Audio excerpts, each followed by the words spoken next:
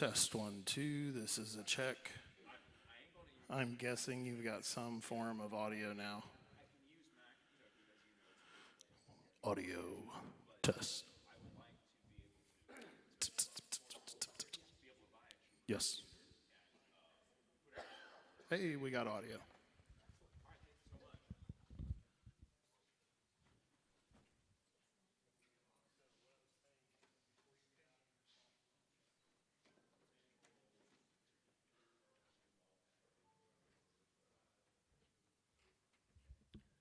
Check, cash, Venmo, PayPal. No, I'm not a geek. I'm sorry. I can't help it.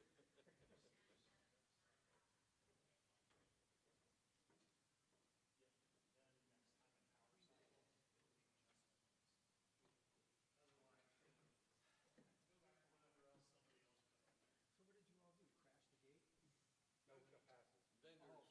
Oh, okay. Excellent. And I had waiting for my lanyard to come. This is only my second Hamvention. Last year was the first. And I got the same time slot, 9:15 the first day. And of course I was wearing my Linux shirt, and last year was nice and warm and sunny, and I'm hanging out under one of the few shade trees on the property. And some people came over and said, Andy, we wanted to come to your presentation, but the line to get in at 9 a.m. was an hour long, and we missed it. We're sorry.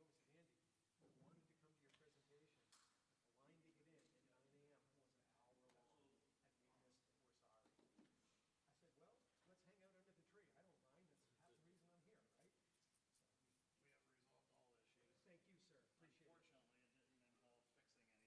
It just Okay. is replacement. But you have audio and you have video. All right, one last check before you run away. Andy? Yes. I have spoken in this room before. Yes, I did last year as well.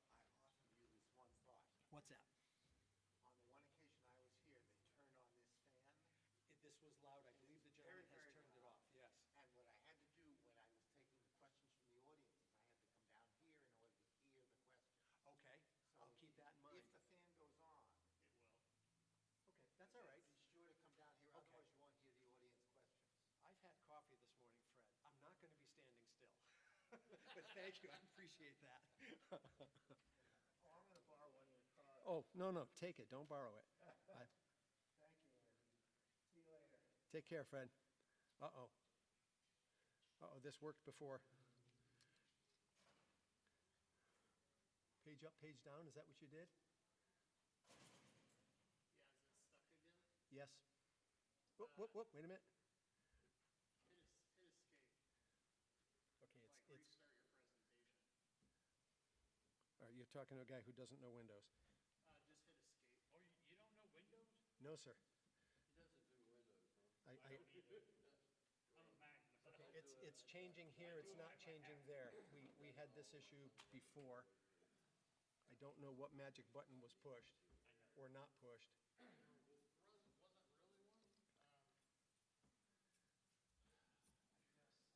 This is probably my lack of Windows acumen, but. Oh, okay. If you need help, I can help. It is the equivalent of towing a camper with a Volkswagen Beetle.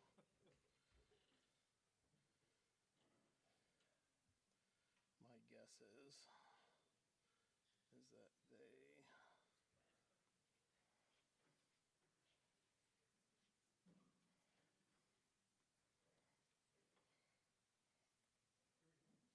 yeah. So I'm guessing they have some sort of power save function on right now. And that is what is happening. If this should happen in the middle of the presentation, is there something I can do other than yell for you? Throw the laptop as hard as you can. If it's broken, they can't use it again. I mean, don't say. I heard that.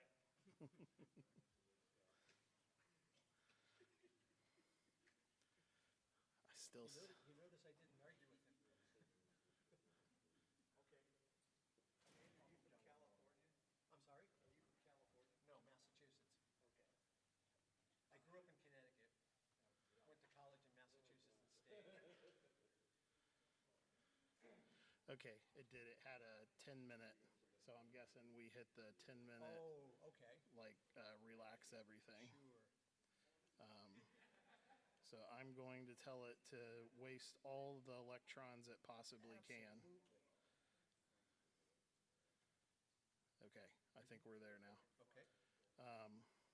I will tell my assistant to, he's got to pick a place to hang out. He'll hang out with you. Okay.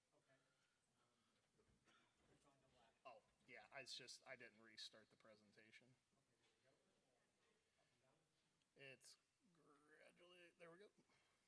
Okay, that looks good. All right, Thank you, sir. cross your fingers. I will. Does anybody have incense and their favorite deities to whom to make offerings? Well, and Bill Gates in his infinite wisdom has discontinued the application-based PowerPoint. So that's an old version. Ah.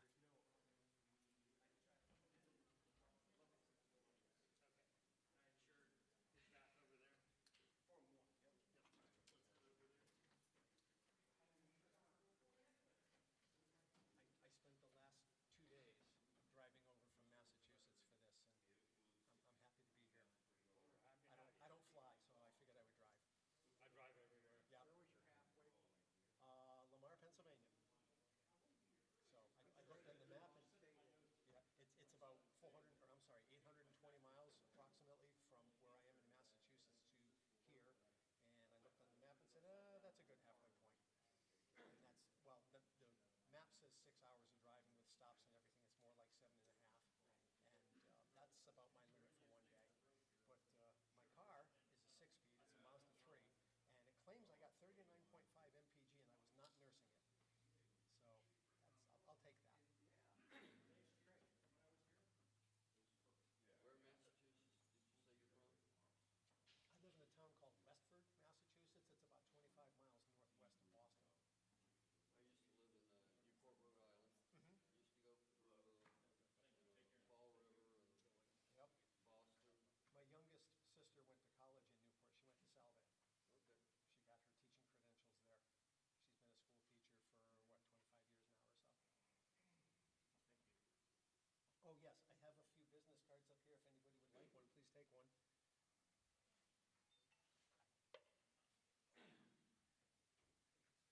Westboro. West Ford. Westboro's down the road about 25 minutes Yeah, I from me. was at a wedding in Westboro. Ah.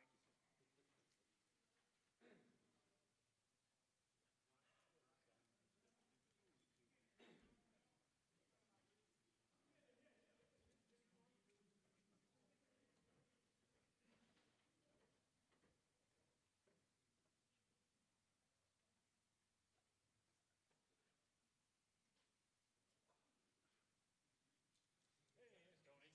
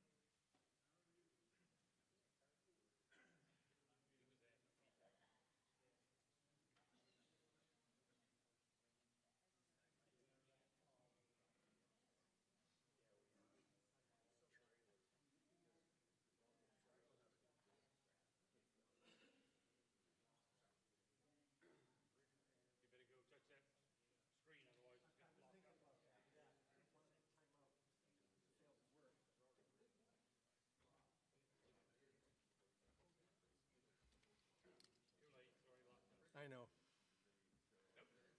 Nope, still working? You just restarted the timer again. Good, you hate Windows. I promised this wouldn't be a political talk, but yeah.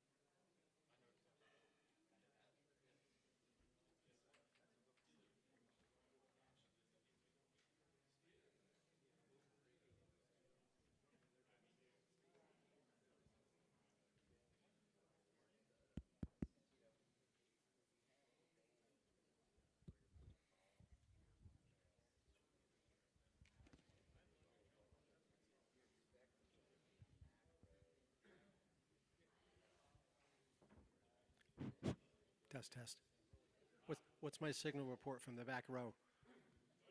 5.9? Okay, thank you. I don't like to be tethered.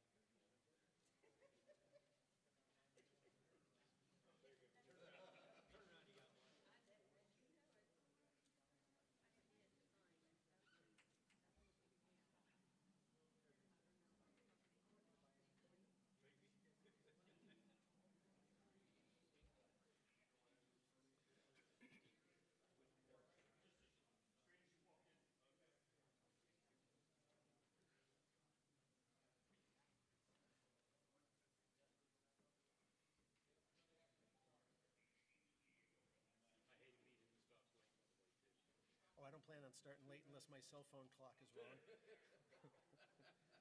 I want you to get your full 50 minutes worth. Not,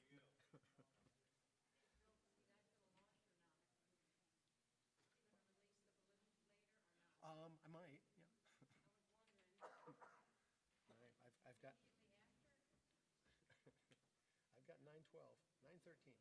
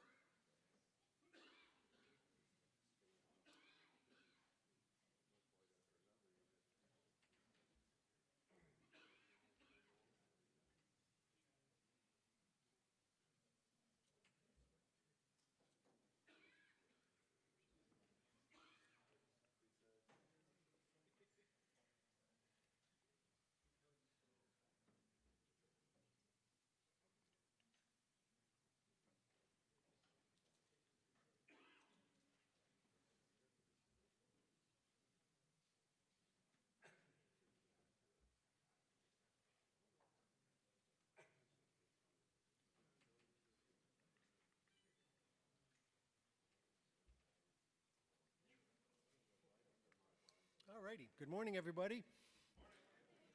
Everybody had their coffee this morning? Stay dry? You picked the right place to be. Thank you for coming to my talk. My name is Andy Stewart. I'm here from Massachusetts, and I'm here to talk to you about something that I created called Andy's Ham Radio Linux. How many people have installed it and are already running it? I see a few of you. Thank you for doing that. How many people are here because you're interested in Linux and you're thinking about it? Okay, very good. How many of you people are here to stay dry and didn't care for any other talk? No, don't answer that. don't answer. Line-based, and the documentation for those is available.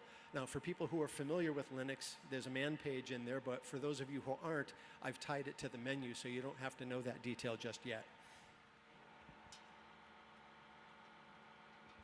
Okay, so AHRL, Andy's Ham Radio Linux. I put a link in there for the documentation. So when you click this, it'll automatically bring up the Firefox browser, and it will show you some documents that I've created. And they're, how to this and how to that. It's just based on my experience, how to get certain things working. So, for example, somebody who wants to play with the WeatherFax satellites and so forth, there's some information in there how to do it. Or Digital Radio Mondial is another one. And there are several others that are available. Some of these you might never have heard of, and this might be a chance to jump in and see what those are all about.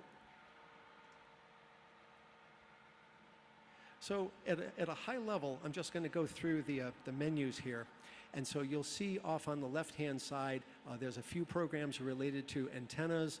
There's some programs related to CW, digital modes, and so forth. And I'm just going to do a real high-level walkthrough. I'm not going to touch every item, but I want to give you a feel for what's in there.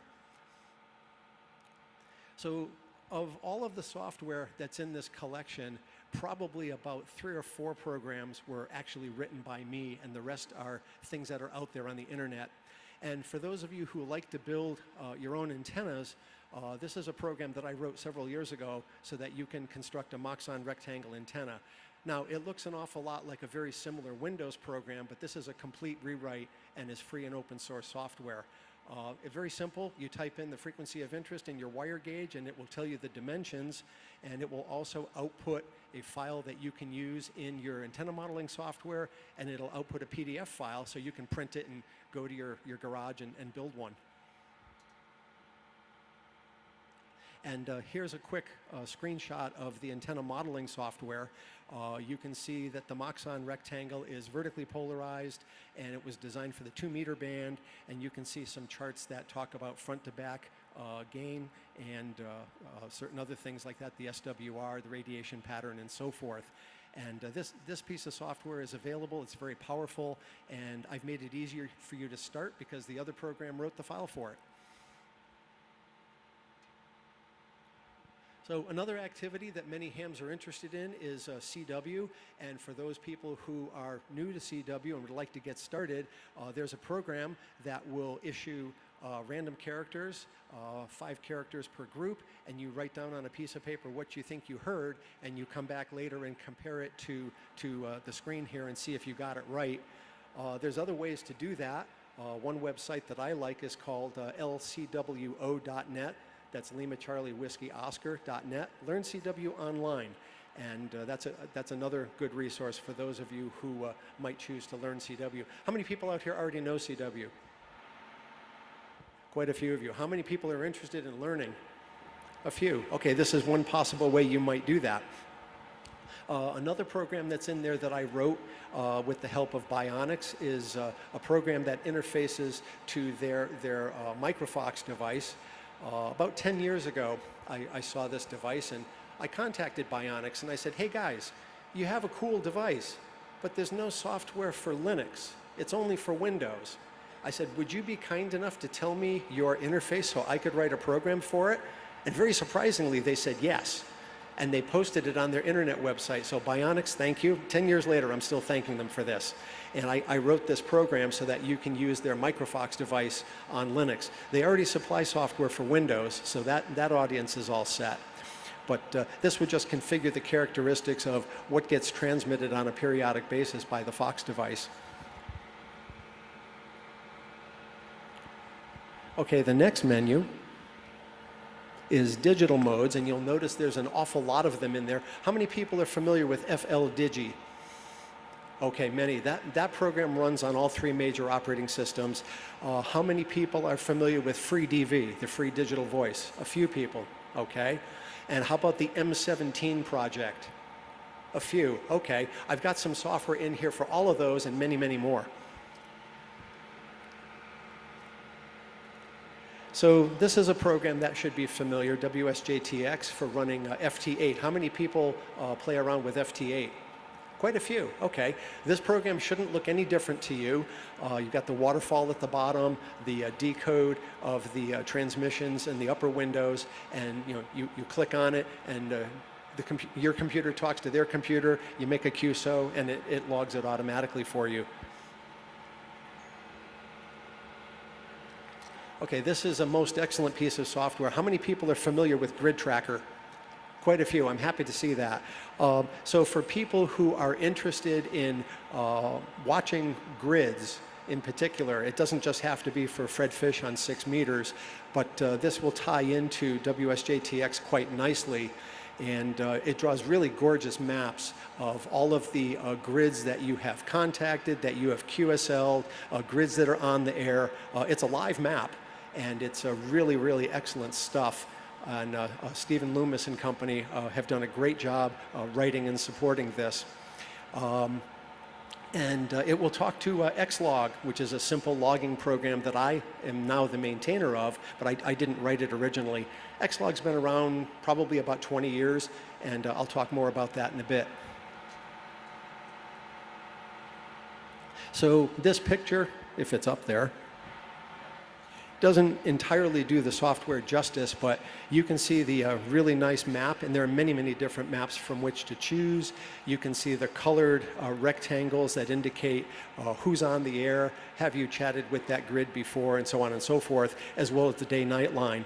There are many, many customizations you can do to this as far as filtering. So you might say, I only want to see stations calling CQ that are grids that I do not yet have. For example, you can slice it and dice it any way you want. It's really a very nice software to use. I recommend that you have a large monitor somewhere handy to really do it justice. A small laptop screen, it just won't do it.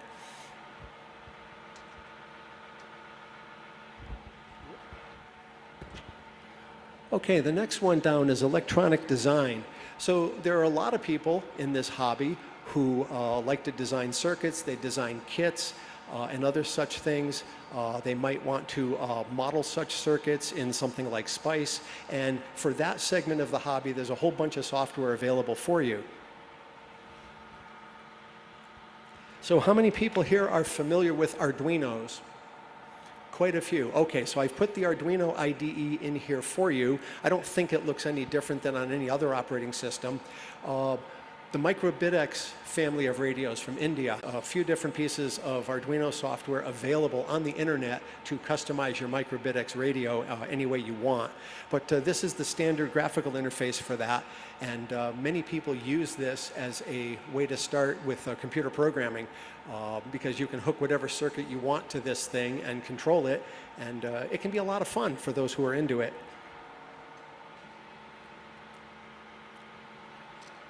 So when I was building my replica 1920s regen receiver, I needed to wind a couple of coils.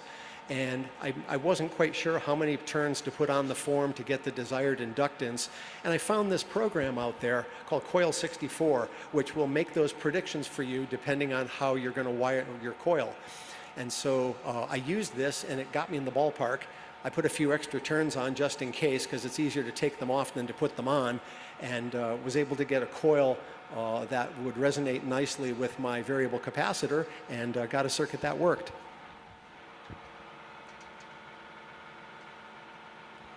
So I don't know what this schematic represents, but for those of you who are drawing schematics, may think I've drawn a schematic in a couple of decades, but the software is available, so I put it in here for you, and hopefully if you're into that aspect of the hobby, it will be useful to you. Okay, HF propagation, that's something that should be of interest to all of us, and there's quite a few programs on here that will assist with that. So this top display is a GIF file that a gentleman puts out there, and you've probably seen that on many, many different websites. It lets you know in brief what's going on with solar activity, how good the bands are going to be by some measure, and so forth. And I spoke to the gentleman who creates this, and he said it was okay to put a link in here so that people can get a hold of that information quickly. Now, the screen does not update dynamically. It's a snapshot, but a program called QGrid is a quick program that will allow you to type in a couple of grids and figure out what direction to aim your antenna, if you have such an antenna, and that kind of information can be quite handy. Now, this one here isn't a Linux-specific program, although it used to be. This is a website called VOA Cap. How many people have used it?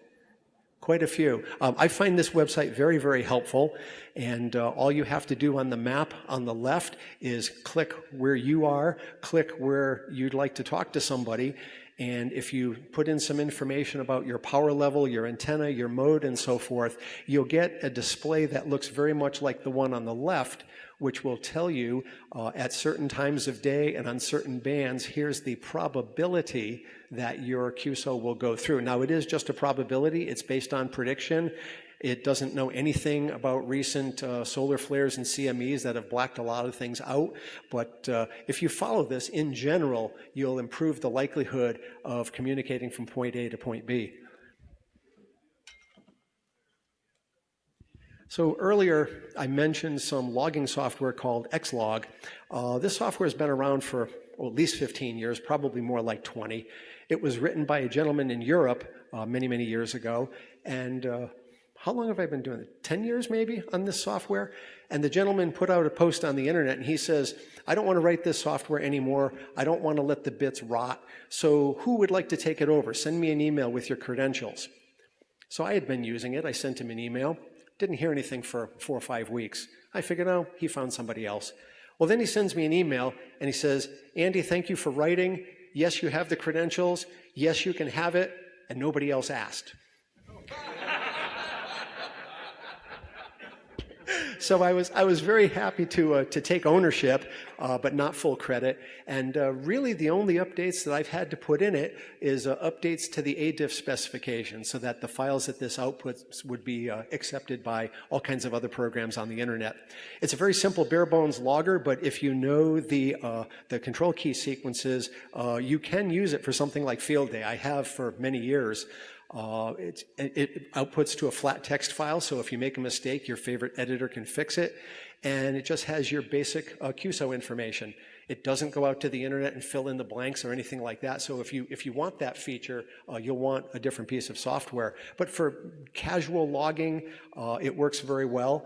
But I have used it. So several times I've operated as Kilo 2 Hotel for 13 colonies out of Massachusetts, and I've put over 2,000 contacts in this log in a week. So if you know the shortcuts, you can do it. But it wasn't quite intended for that purpose. This is the program you would want for that, is CQR log. It uses a database as the back end. It talks to the internet, fills in the blanks for you, does all that kind of stuff. Now, I can't compare it to what might be equivalent Windows software. I often hear the name N1MM. I've never run that software, so I don't know its capabilities. But if you're going to explore the Linux world and you're into Sirius DX, you might want to check out this logger. Possibly it'll do the trick for you. So the next menu down is, what do we have here? Oh, NBEAMS. So let's see, I always forget what that acronym stands for. Narrowband Emergency Messaging System. So some people out there may be familiar with WinLink. And the name WinLink by itself is exclusive to the Windows community. So folks that run Linux can't really play in that space. I find that unfortunate, but the narrowband emergency messaging system exists, and there are MCOM organizations across the country that are using it. It's an open source software suite. As far as I know, it runs on all 3 major operating systems, and it requires no existing infrastructure to work, unlike WinLink, which requires certain servers to be up and running in order to function. I've also tied it in with an email program, so simple text emails can be sent back and forth. And this is an alternative for folks who might like to see something other than WinLink. So there's also a few RIG control programs on here, which would come in handy from time to time. For folks who have newer Icom radios, who has like a 7610 or a 7300, both excellent radios, this program might be something for you to consider. It's called WFView, and it doesn't show every capability of the radio. I don't think any RIG control program does, but it shows an awful lot of different things that are commonly available. I don't know if you could use this in a remote radio situation. Possibly you could, but it's available for you. You can do the standard things like change volume, change frequency, band mode, and so forth, as well as the waterfall. So it might be something to consider for those of you who have more recent Icom radios. The gentleman asked, how far back does that go on Icom radios? And honestly, I don't know, but if I honestly don't know how far back that goes, but I'm sure at their website they would have a list of supported radios, and I would recommend checking that. I don't want to speak out of turn.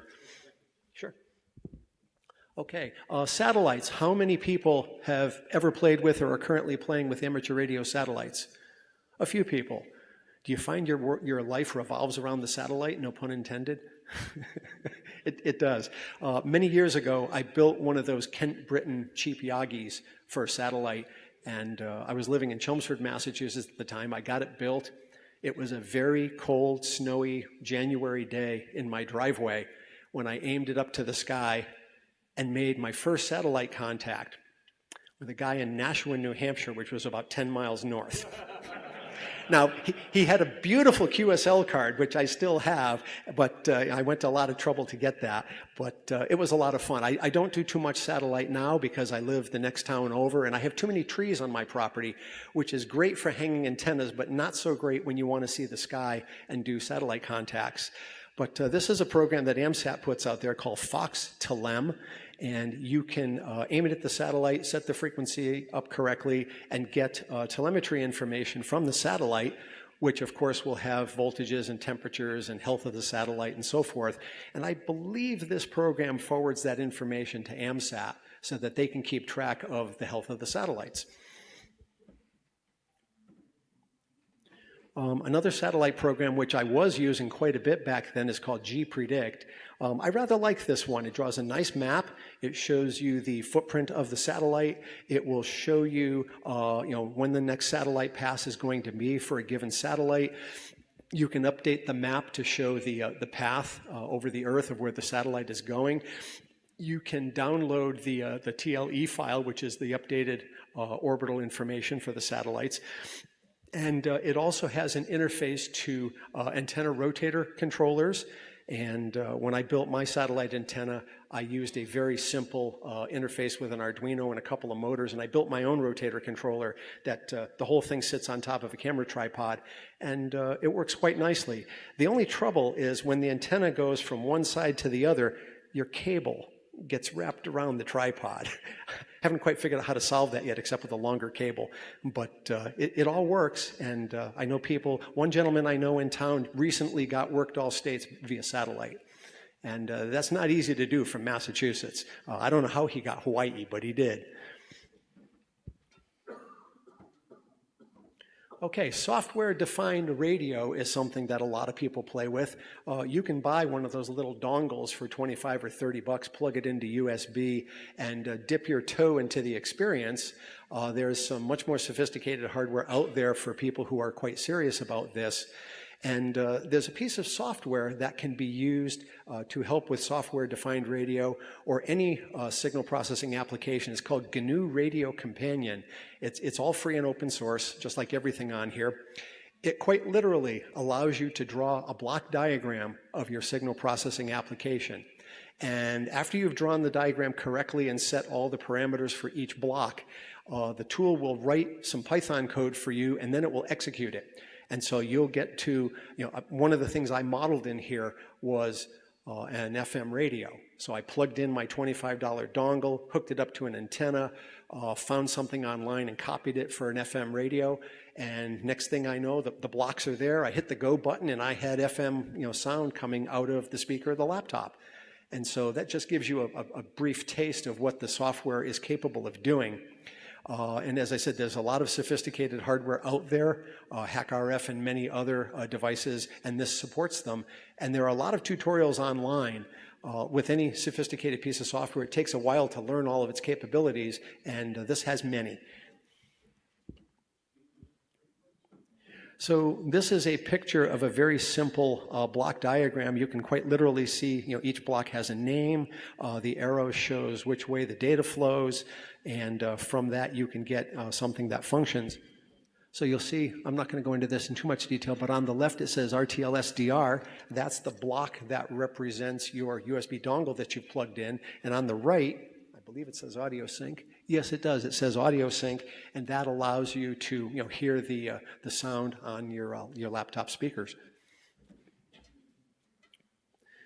So this is a quick application that I slapped together with GNU Radio Companion, and it's an FM radio receiver, and I have a drop-down menu for 3 or 4 local stations, and you can see there's the waterfall display where the audio is in the middle with bright red, and you can see the solid rectangular bands on either side, which is the digital information. So if you have an appropriate radio, you can see where they put advertising and the name of the song and the artist and all that sort of thing. That's what that looks like on a waterfall. And then, of course, the lower display showing you the station itself.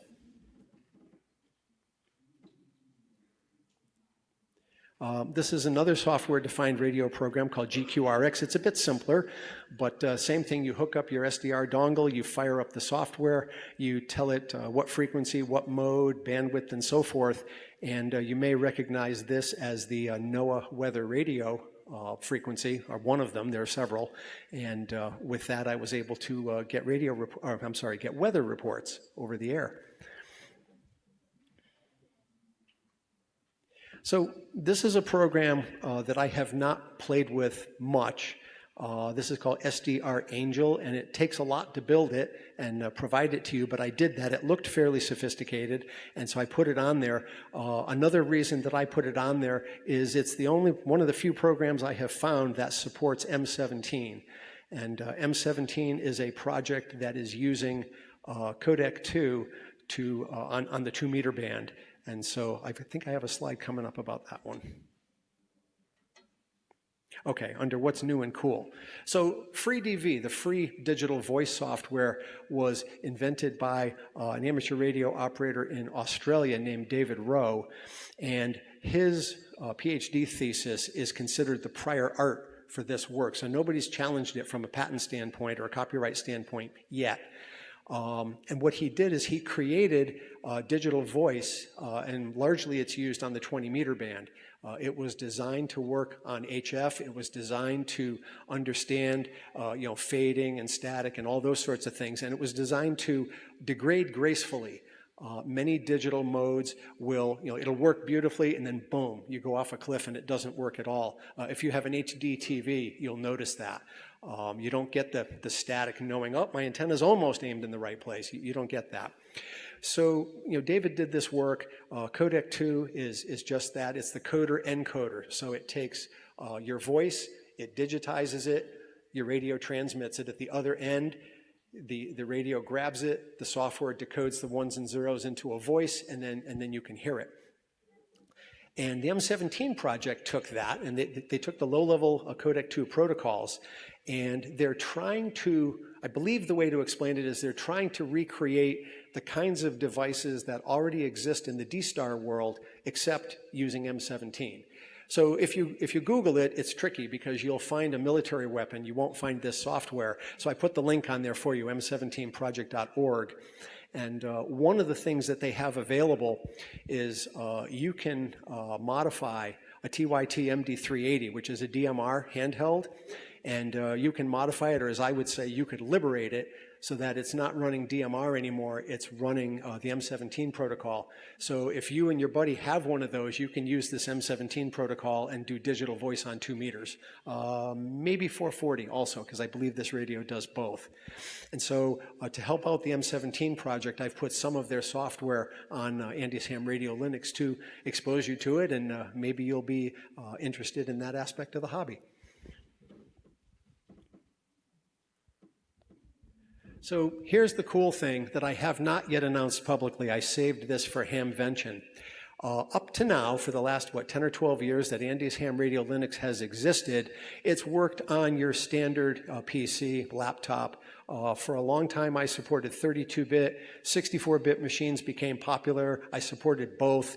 And then I noticed that the 32-bit downloads were only about 10% of the overall download count. So I stopped supporting the 32-bit, but the last version I created is still available for download. So everything's 64-bit now. But for the longest time, people said to me, Andy, why can't we have this on Raspberry Pi? Well, part of it was because I just didn't have the cycles to do it. And part of it, honestly, I don't think that earlier versions of Raspberry Pi had enough compute horsepower and memory to do this. But I stand here willing to be proved wrong on that. I recently purchased a Raspberry Pi 5, and I think it does have enough memory and enough compute power to make this work. So what I did was I tried to handcraft Andy's Ham Radio Linux on the Raspberry Pi and then gzip it and compress it and distribute it. That ended up being about 6 gigabytes. And I said, no, that's too big. I don't like that. So what I did, instead of using New England hand craftsmanship, I decided to write a big program, which was a little over 2,000 lines long, to do all of the installation for you. So if you start with Raspberry Pi OS, 5. What are they up to? 5.2 nowadays. If you start with that and run my script, it will do all of the installation work for you. I supplied a few source tarballs to make it easier, but I could put wget in there just as well. So the idea is the download of that is only 200 or 300 megabytes as opposed to multiple gigabytes. And I have it working on the Raspberry Pi OS 5.1 or 2. Friends of mine have tested it on Raspberry Pi 4 or 5. I tried it on a 2B, that's a 32-bit version, and It seems to install, but I haven't hooked it up to a radio yet to see how well it behaves. Now, other configurations might work. I have functions in there that check for supported configurations, but if you try it, comment out those functions and tell me where it works. And if this works the way I think it should, when, well, Ubuntu 24.04 is already out, there's no reason that I can think of why this script shouldn't work on any Ubuntu-based Linux distribution, of which there are many. So the cool thing that I like about this is it's not limited to Xubuntu. It could open up a whole world of different Linux distributions on which this software could work. And so I'm looking forward to that. And it also serves as documentation. A lot of times when I handcraft it, I forget what I did last year to make something work. Now it's documented, and if somebody wants to take that and make a better version of Ham Radio Linux, I say go for it. That's what free and open source software is about. So there's a quick screenshot of Andy's Ham Radio Linux running on a Raspberry Pi 5. It's real, it works, and this was only in the last 3 weeks that I got it to work, so I haven't yet had a chance to try it with my radio, but I believe a Pi 5 probably has enough compute horsepower to do it. It certainly has enough memory to do it, and so I'm eager to give it a try. How many people have played with Raspberry Pis in one flavor or another? Many of you. Okay, so this might be a vehicle for you to try it out, try out Linux, and see how it works with your radio. Okay, so here's where I want to thank the user community. There has been a huge amount of support from the user community in terms of downloads, and version 25, which has been out for about a year now with various updates, has got something on the order of 18,000 downloads. So thank you very much for that. I appreciate that. And over the years, it took a while to gain traction. The Raspberry Pi version has not gained traction yet, mostly because I didn't tell anybody about it. So I'm hoping to see some downloads there. And I was very pleased a couple of years ago to get an award from SourceForge. We hit 100,000 downloads. Thank you very much. Appreciate that. Now, I'm not sure if that's that many hams across the world downloading it, or if some of you have really bad internet connections and you're persistent.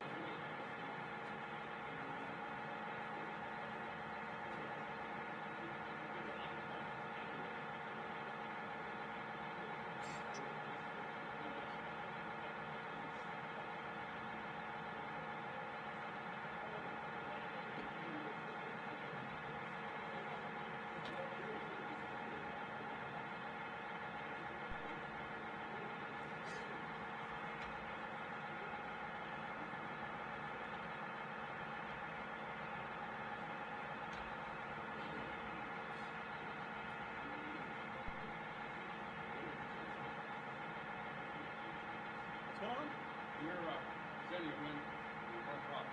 Okay. And I want to know what the HDMI. I'm at 1020. No one said anything to me. I just pulled the HDMI out of this machine and put it in mine.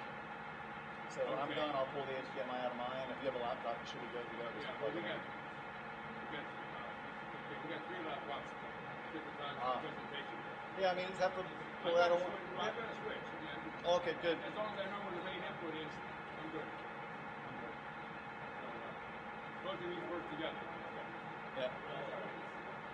Looks like I'm all set. Yeah.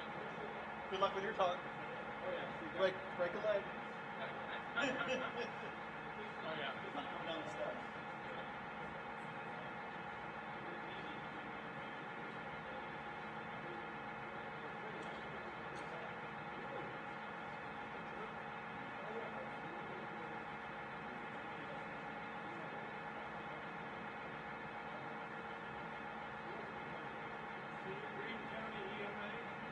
That's Grape. I'm Tom Johnson.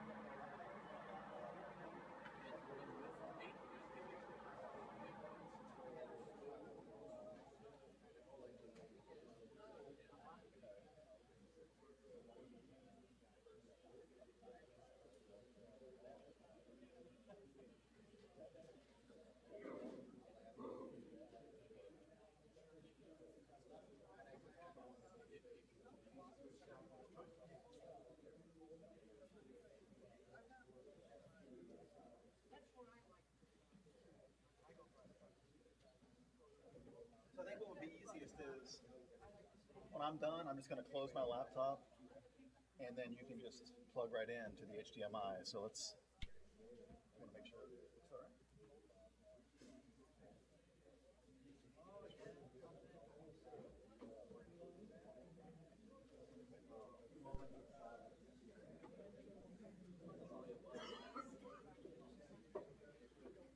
get our card? Feeling good? Card from Logan County, all our signatures. We did get it. Thank you. I put that up for everyone to see. It said, thank you for your presentation. Please leave the live demonstration. Yes, we saw that. There's supposed to be an internet drop somewhere.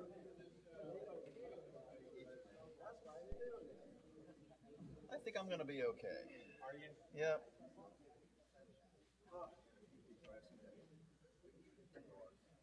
What you needing? I'm just checking make sure. So now my Good to go, guys? well my slides aren't showing up here anymore. Pull the HDMI. Is it just duplicating the screen or is it extending? It's good now. Just needed a reboot. Anything Yes, one. That's why I'm you could just face fast. You just forecast it. That's a good start. make sure I'm still internet connected. If you can just I go am. to like volume and just hit it real quick. There's no volume on the video. Oh no. No volume. Nope. That works. Mic check.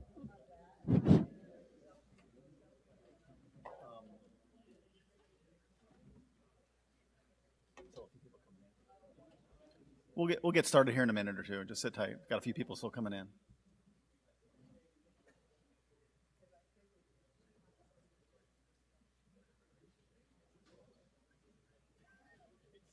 You got that one again.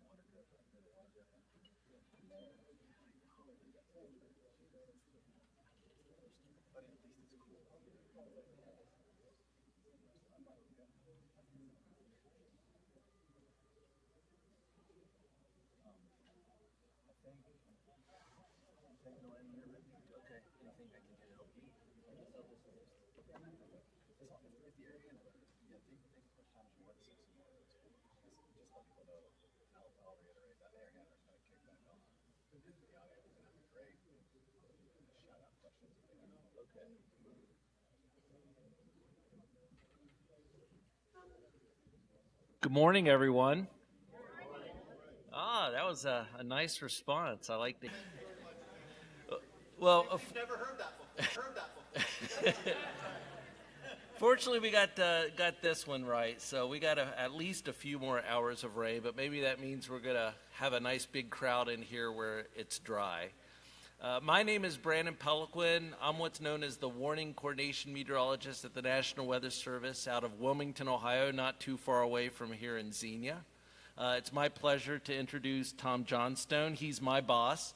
He's the meteorologist in charge of the National Weather Service office in Wilmington. And, you know, Tom's had a long career working in a lot of different parts of the country. He's originally from this area, the Cincinnati area, so this is kind of a homecoming for him to lead the Wilmington office. And he's got a fascinating presentation here. I think you can see it on your screen. Talks about the super outbreak, that 1974 outbreak of tornadoes 50 years ago, kind of looking back then at what happened, why it happened, and also looking at how things have changed over the last 50 years, especially with regard to technology and warnings. So that's a really fascinating presentation. He's given it a few times already this year, this being the 50-year anniversary year, and I think this is going to be the last presentation. this is the swan song. So I think you guys are in for a treat. Gary Clark is sitting over there. He's with Dayton Skywarn, and Gary's going to pick up after Tom, and he's going to talk about the beginning of Dayton Skywarn, including and especially how that 1974 tornado outbreak affected Dayton Skywarn, and how they have changed and evolved over the years as well. So we've got some really good stuff. The air handler is quiet now. It may gear up at some point in time. I know Gary and Tom are going to talk as loud as they can, and certainly the microphone will help. But once we get to the question and answer period, could be sort of a challenge. So Nate McGinnis is back there. He's with the National Weather Service as well. He and I will kind of be out in the audience during the Q&A time frame and make sure that Gary and Tom can hear the questions and that you all can hear the answers as well. With that being said, I will give it to Tom. Well, again, I'll repeat. Good morning, everybody. Yeah, this is exciting for me to talk about this event. It's exciting to kind of close this chapter in remembrance. This is a personal event for me, the super outbreak of April 3rd, 1974. As Brandon mentioned, I grew up in Hamilton County. I grew up north of Cincinnati. And on April 3rd, 1974, we had a EF5 tornado hit just west of downtown Cincinnati. I have memories from that. I was a young child. I won't say exactly how young to completely date myself, but I was a young child. I remember the sirens. There were civil defense sirens in Hamilton County that were activated for that tornado, and I can remember that sound clearly to this day. It was a formative event. My mom was at work at Avon, so she was actually at work in the evening. So it was just me, my dad, and my basically baby little sister down in the basement for a long time. And when we finally came out, my dad said, "Oh my gosh, look at all that." And our backyard had a bunch of debris from the tornado that hit Sailor Park and also hit Rising Sun, Indiana. And we found in our yard an envelope and a letter addressed to someone in Rising Sun, Indiana, 50 miles away on the north side of Cincinnati, almost 50 miles. That was a really powerful thing for a young child to kind of see, wow, that's way cooler than dinosaurs. That's way cooler than being an astronaut. The next day, the Cincinnati Enquirer had a huge center spread. The Sailor Park tornado, which I'll talk a little bit about in this presentation, was one of the most photographed tornadoes ever up to that time. It was certainly the most photographed tornado of the event on April 3rd, 1974. The reason was it was a very high base tornado. It wasn't one of these rain-wrapped tornadoes that we can't see. The air was actually relatively dry around it, so it was visible from most of Hamilton County, certainly right in downtown from the Enquirer building and other areas looking off to the west. The tornado was clearly visible for a long time. Most of its lifetime as it crossed the Ohio River and before it weakened as it went up towards Dent was captured in camera. And that spread was in the Cincinnati Enquirer. And I remember my mom helped me cut that out, and I put it on my wall. I was hooked. So there was a big blizzard in Ohio in 1978. That really helped cement that. I remember walking across the fence line to the neighbor next to me. The snow was so deep and so drifted, you could walk yard to yard right over the fences, no problem. So those were events that kind of stuck with me. But this event was really the reason that I became a meteorologist. I've been in the Weather Service. This is my 32nd year. Brandon said I've seen some things. I've worked at 8 different National Weather Service offices. I've worked in Cincinnati at the office before it closed, South Carolina. I worked in Texas. I worked in Florida at the state capitol there in Tallahassee. Worked in Nashville, where we had more tornadoes and flooding than I like to think about. Worked in eastern Kentucky at the Jackson National Weather Service office. Took the landfall of Hurricanes Michael and Hurricane Harvey in back-to-back years at the weather services I was working at. So incredibly busy time throughout my career. But one of the constants was the involvement and the relationship with our amateur radio groups at the National Weather Service. So before I get into this outbreak, I am going to take just a few minutes to show my thanks and highlight our amateur radio groups, which go so far above and beyond to help keep our part of the world safe from the severe weather. My co-author on this, he's not here today, but he's been with me for most of the presentations that we've given, state emergency management conferences, other places. Ethan Raby, relatively new, Greene County. He works right here, right in downtown Xenia. Relatively new emergency manager. We got to know each other through this process of remembrance. He was far too young to remember this, but it sparked a journey of interest in him where working with Greene County Archives, the city of Xenia folks, he really learned a lot of the stories and the devastation that hit this very town that we're in right here. So we'll share some of the data, some of the stories, some of the photographs that Ethan pulled together as he learned about the tornado. First, appreciation for our hams. So Paul Geringer is someone I've worked with for a long time. I'm at the Wilmington office now. It's my second tour at Wilmington. When I came back in the late 90s to work at Wilmington, Paul was one of the stalwarts there in terms of keeping our local amateur radio group involved. They never say no. They are always willing to come in and help. And more reports than I can think about have been passed on from our amateur radio operators. They coordinate with 4 primary groups around our county warning area. You're going to hear all about the Dayton group from Gary. I think, Gary, this is the old digs, right, on the slide right now. This is the old TV station digs. I don't think you guys operate here anymore. Oh, you're still current. Okay, good. The Cincy group. So my first National Weather Service office was at the Cincinnati Airport. And I started there in 1993. And we had severe weather right out of the gate. My first and second day as a new meteorologist for the Weather Service, we had severe weather. And these guys came in and sat in this little room off of our operations area and just magically pulled reports out of the air as the storm, severe weather, cruised through the Cincinnati area. All those guys they're all gone now. But it showed me the power of amateur radio and what we can do when we engage that incredible network of folks that want to help. By the way, you might have noticed I'm a ham as well, KJ4FYN. Please help my staff understand that they should get their license. It's a great way to, it's a great interest. It's a way to show our support for the amateur radio community by becoming one ourselves. And so if you see Nate around and Brandon, kind of rib them a little bit about not being hams. Let's try to get the Weather Service amateur radio numbers up a little bit. There's a Columbus group that for a long time operated out of the old National Weather Service office at Port Columbus. Eventually that building, I think, got torn down. They had to move. But 3 big cities, all with amateur radio groups that activate and funnel reports to Paul and his team at the National Weather Service in Wilmington. And last but not least is our West Union group that serves northern Kentucky and the south central part of Ohio. So these 4 main groups, all linked together through all the repeaters and all the magic of amateur radio, keep us in tune with what's happening out there in real time.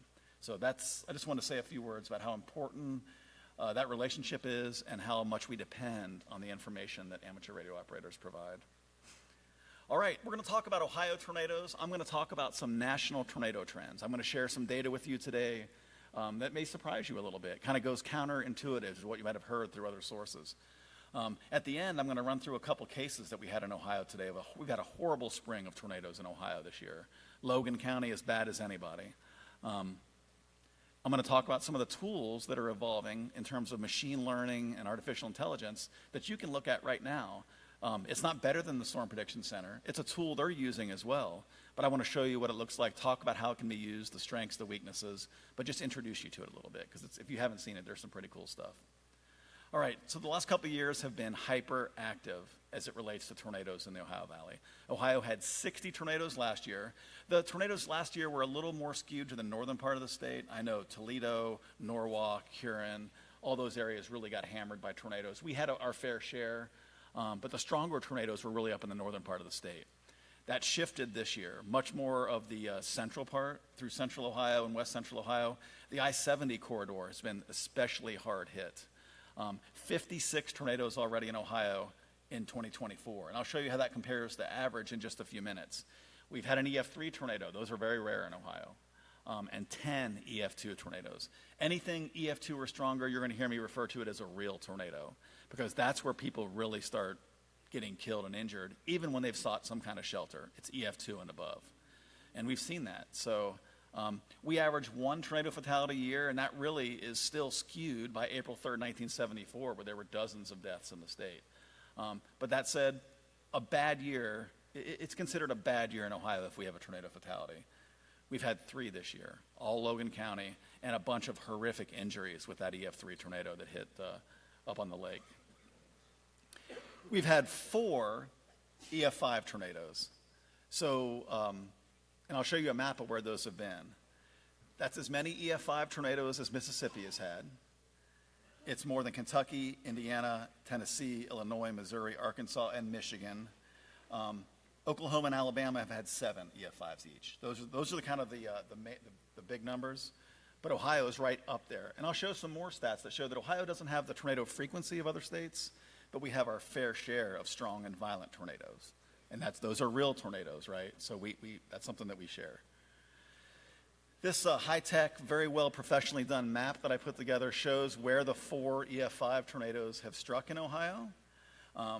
Have not had an EF5 in Ohio since 1985.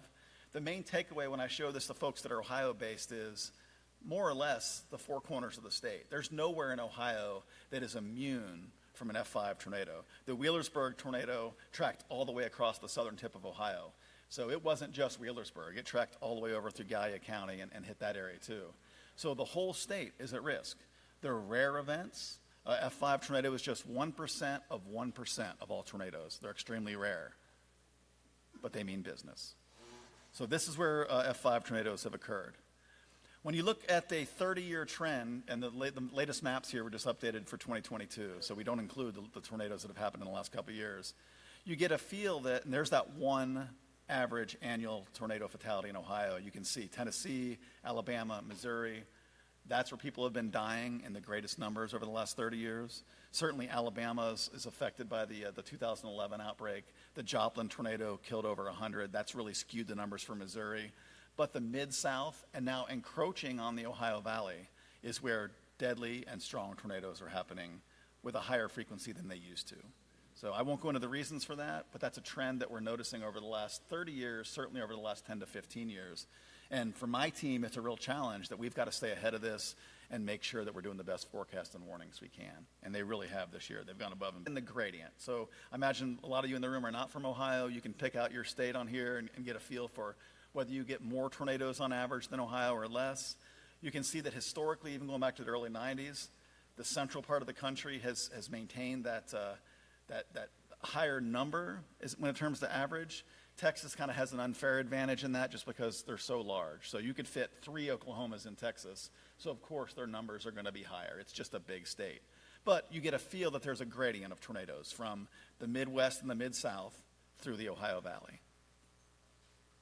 When you look at real tornadoes, and this is the SPC has not updated this graphic in several years, but this is a trend that we're seeing continue. The tornado frequency is higher in the South Central Plains and the Mid-South, but when you look at where people are having the stronger tornadoes, it's much closer to the Ohio Valley. Western Kentucky, Tennessee, Missouri, Illinois, parts of Ohio now are where tornadoes are happening. Strong tornadoes are happening with the greatest frequency. So that's a real call to arms for us to be aware.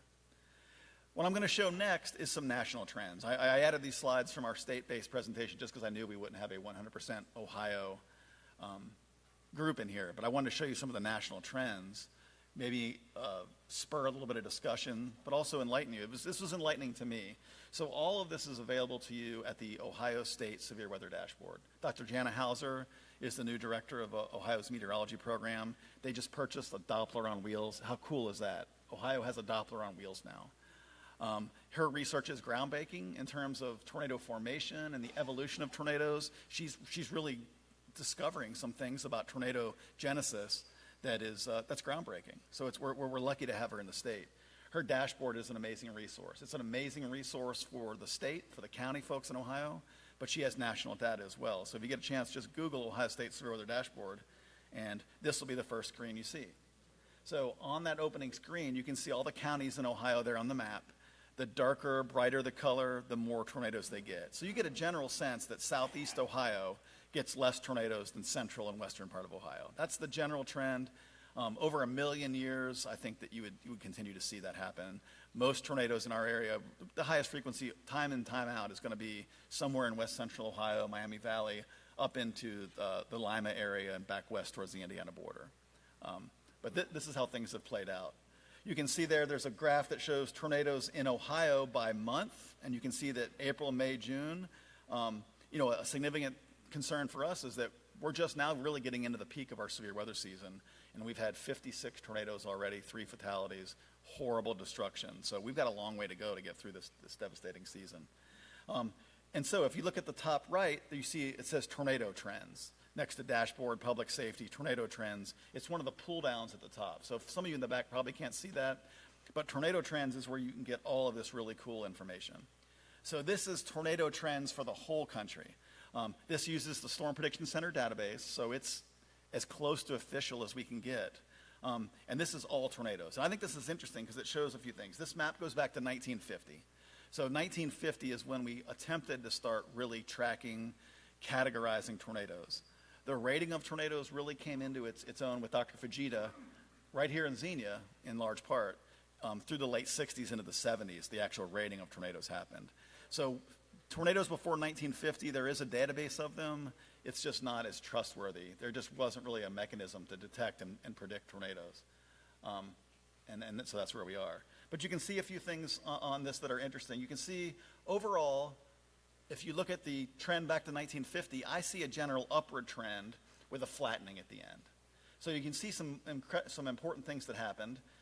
In the early 70s, real-time damage assessments began. So the 1974 outbreak was one of the first outbreaks where the Weather Service and experts actually went out and looked at storm damage.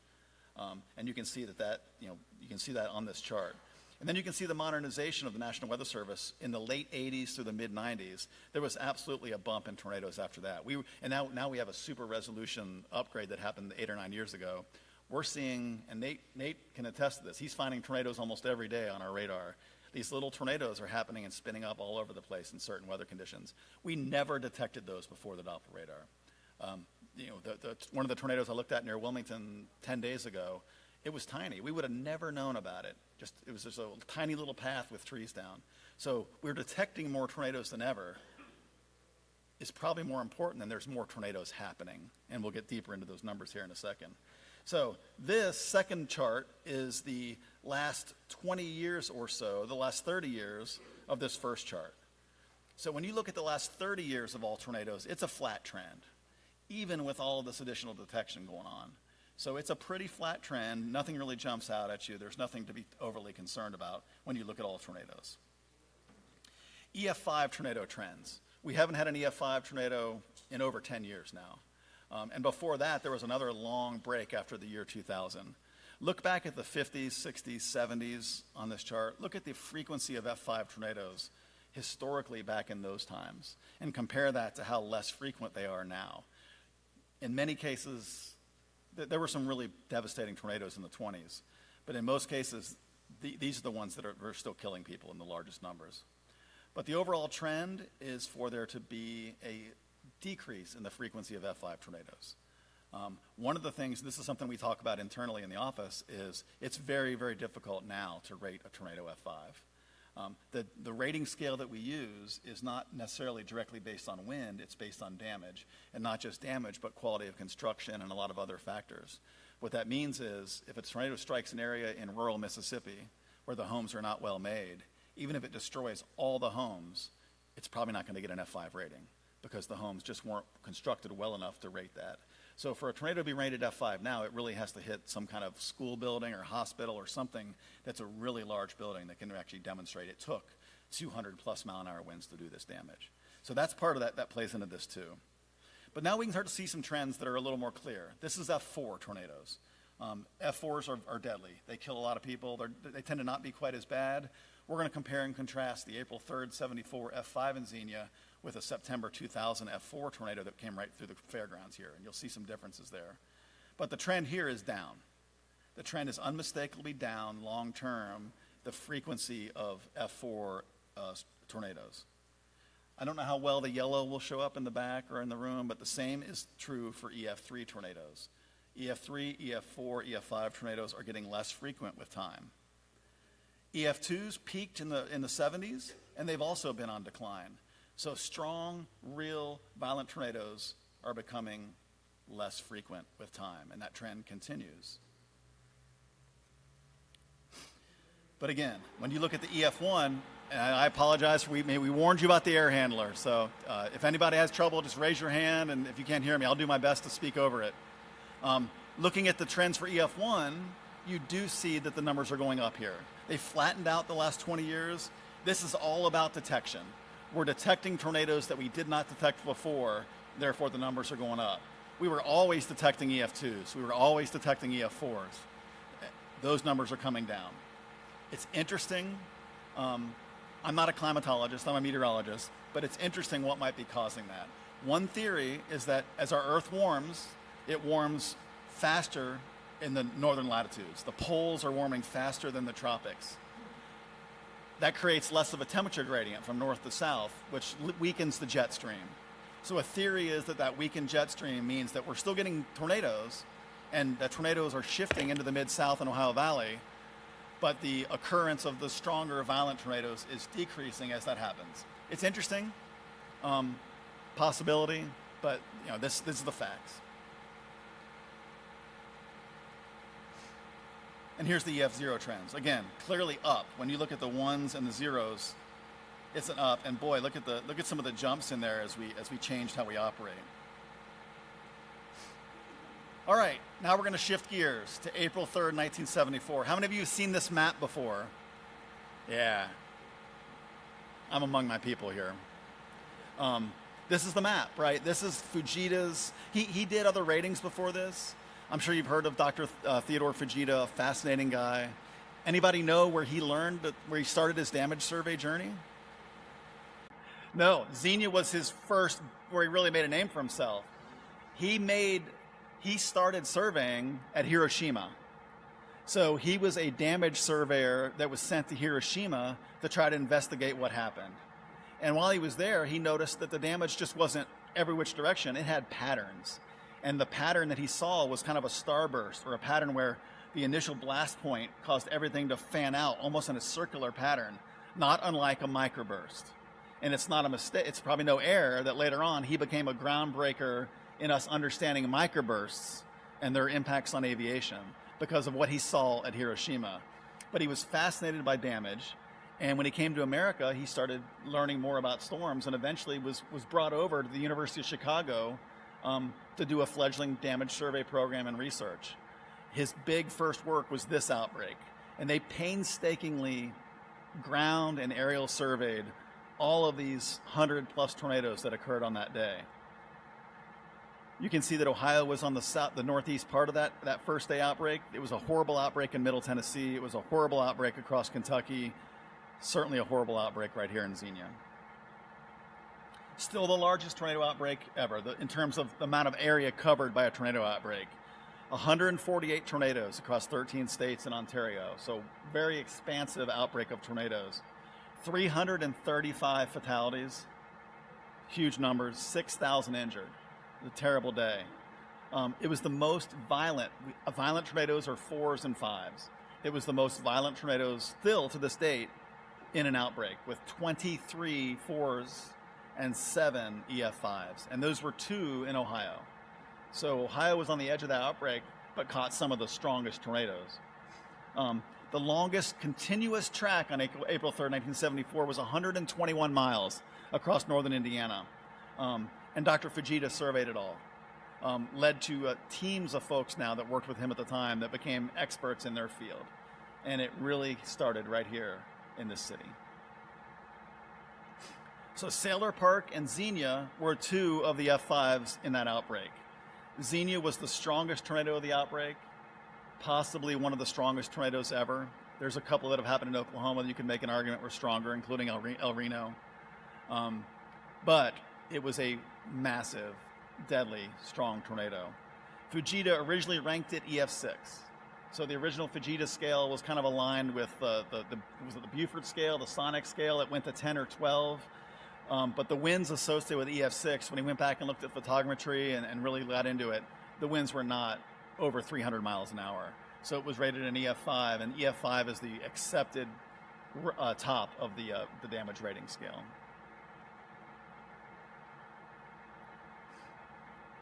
So make sure the internet stays connected here.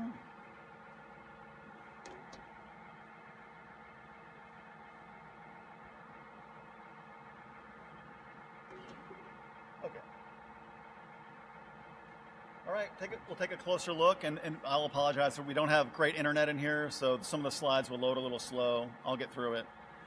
Looking a little closer into home, my tornado was tornado number 43, down in the far southwest, the bottom left part of the screen. That tornado touched down near the Ohio River in southeast Indiana and lifted about 8 miles before it got to my home in Springdale, the north side of Cincinnati. The Xenia tornado was number 37. These are numbered sequentially.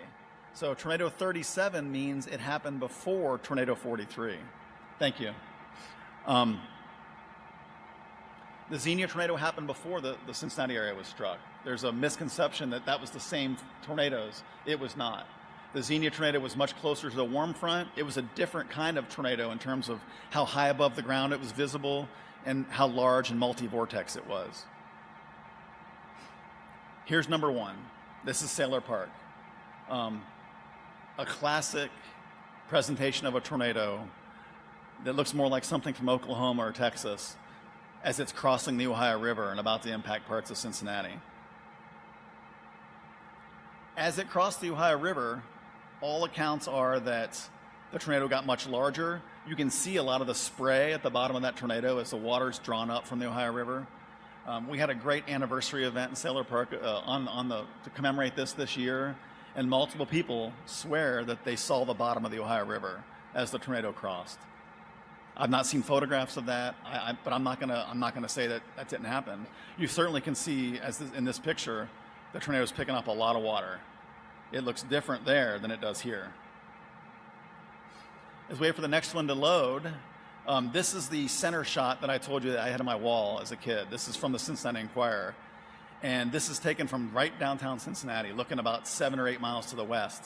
And you can see the evolution of this tornado as it approaches the river, becomes much larger. And then on the right side of the screen, you can see the tornado weaken and it ropes out.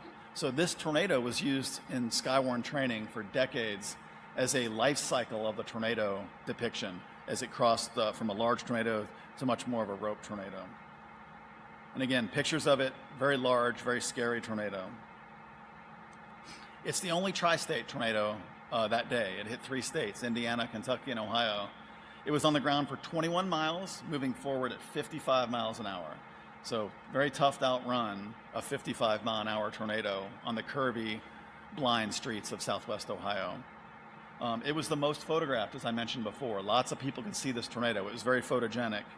Dr. Fujita measured around 160-mile-an-hour wind going up in the tornado using photogrammetry and about 180-mile-an-hour wind speed swirling around the tornado. A monster. Let the next slide load here. So here, I mentioned our ceremony that we had. So this is the man speaking there to the right of the screen is Bill Bunting. He's the Deputy Director of the Storm Prediction Center, basically runs their operations at the Storm Prediction Center. And it's the day that got him interested in meteorology as well. Not from Xenia, he was in Virginia, but this day still hooked him. There's a lot of meteorologists in the Weather Service that go back to that day. I want to show off some of our team members in this picture. This is the Sailor Park ceremony. In the middle, you might notice Brandon Peliquin there under the E in Sailor. Next to his right is Scott Hickman, Matt Campbell to Brandon's left, and sitting down there is Kristen Cassidy. So any of you that work that are in our service area, you've probably seen correspondence or talked to some of our people on our team. But the team here did a great job putting this commemorative event together. And there's Bill speaking. And there's a group including our Hamilton County Emergency Management, State Emergency Management partners, Bill Bunting, myself. It was really a good day. Now we'll come a little closer to home. So the Xenia tornado did start small. It started west of Xenia. Homer Ramby was a resident at the time and got a bunch of amazing photographs of the tornado. How many vortices do you see in this tornado? More than one, right? The Xenia tornado was one that really opened people's eyes to the likelihood that tornadoes were not just one funnel of air, but in many cases had multiple vortices, smaller tornadoes rotating around them. This was proof of that. This is how it started. It's just a small couple vortices dancing around each other. But it didn't take long before it became an extremely, extremely large, very dangerous tornado as it bore down on the city of Xenia. Look at the scope. It'll probably be hard for some of you to see in the back, but look at the scope of damage and destruction on the ground in this picture. At least a half mile wide, blocks wide, impossible for people to find their homes because all the street signs were destroyed, all the homes, all the landmarks were destroyed. A massive, massive tornado. Compare that to a tornado in September 2000, which killed someone right here on the fairgrounds. This was a killer tornado right here at the Xenia Fairgrounds.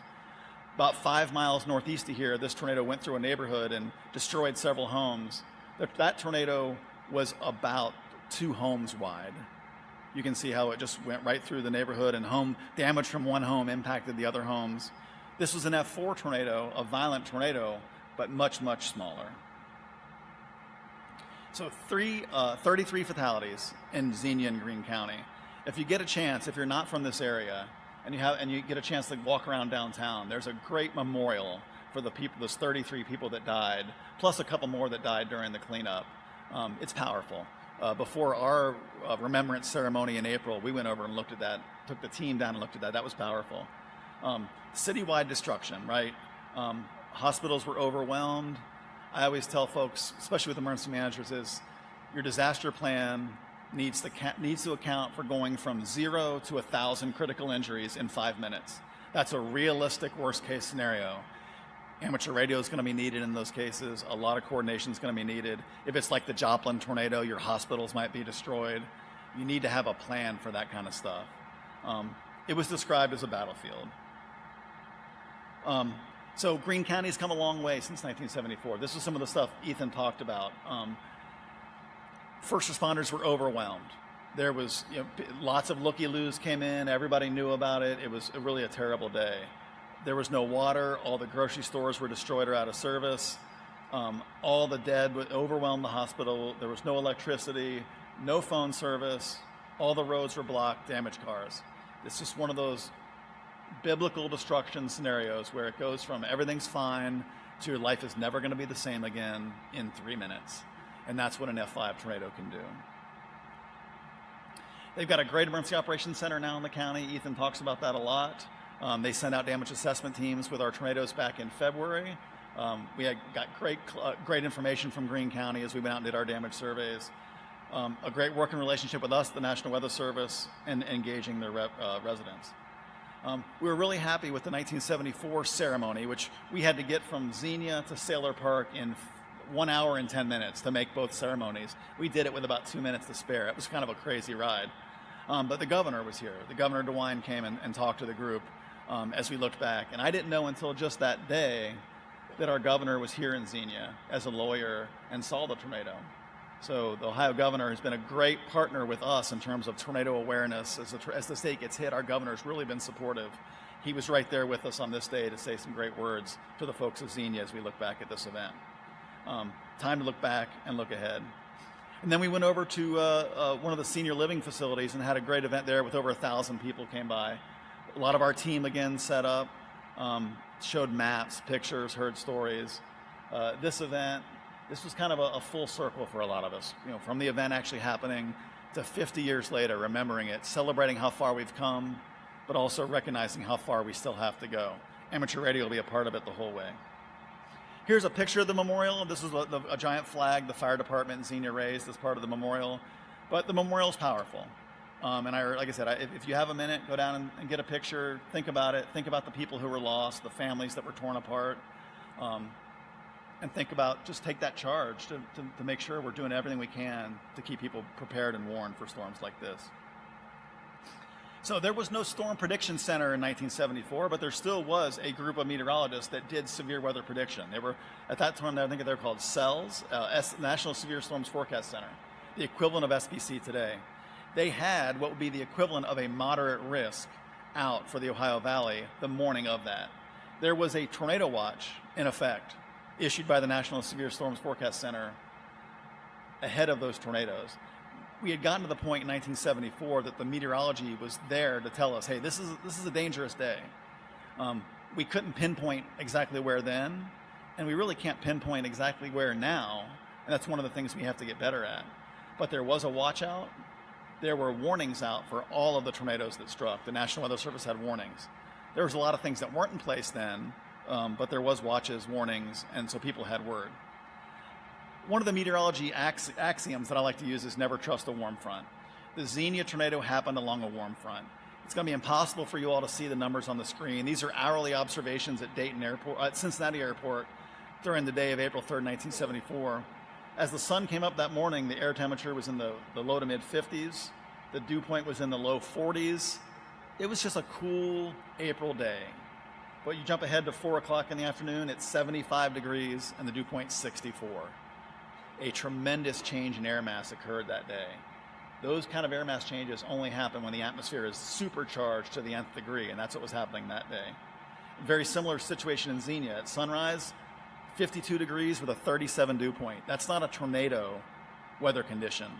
But by 4 o'clock in the afternoon, by the time the tornado struck, mid-70s with low 60s dew points. So the ingredients on April 3rd, 1974 were not in place to start the day, but by the time the storms arrived, moisture, instability, humidity, all that wind shear you've learned about in your spotter classes, all that stuff had come together right here. There was radar in 1974. So when I got to work at the Weather Service in Cincinnati, we had a radar system called the WSR 57. That 57 stood for 1957.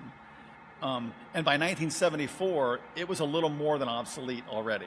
There was only one country in the world that could supply us parts to keep our radar network going, and that was the Soviet Union. They were the only one that still had the vacuum tubes and the parts that nobody in America was making anymore to keep our radar network going. But from the Cincinnati radar, there was a very clear, has heard about that hook echo, that cyclonic-shaped hook at the end of a big, massive storm that can be associated with a tornado. I see multiple hooks on this radar scope right here. When I took radar observations at the National Weather Service in the mid-90s, it wasn't like it is today where we had fancy apps to display the data. We could put it on a TV screen, but to issue warnings and to make our observation of the radar, we had to do it by hand. So we actually put an acetate up on the radar scope as it's beaming electrons into your head and drew the shape of the echoes that we were seeing, coded it up, and that's how the rest of the world could see what our radar was seeing. But again, you can see at the bottom that there's hooks, multiple hook echoes. Just a scary day to be a radar operator, I'm sure. So there's a lot of lead time, 30 plus minutes lead time. The Weather Service was not able to even issue tornado warnings until 1950. They were illegal. As we got better and better and better, we started realizing, hey, we can predict, we can detect these things, we've got to have a chance. So the first tornado warnings were issued in 1950, and sadly they verified with some fatalities too. The Weather Service office in Cincinnati was knocked offline. So they'd been pushing at CVG office for years to get a backup power system. They could see, the meteorologist that was working at the desk, the observation desk at the Cincinnati office, could see the tornado as it crossed through northern Kentucky from the window at the National Weather Service. He was on the air with one of the radio stations there live, talking about what they're seeing. And then their power got knocked out. So the tornado knocked their power out. They completely went down. The radar went down. They had no ability to issue warnings anymore. Fortunately, they already had warnings out at that point for everywhere from Cincinnati northeast. So no warnings were missed, but the Weather Service was dead in the water for the last half of this event.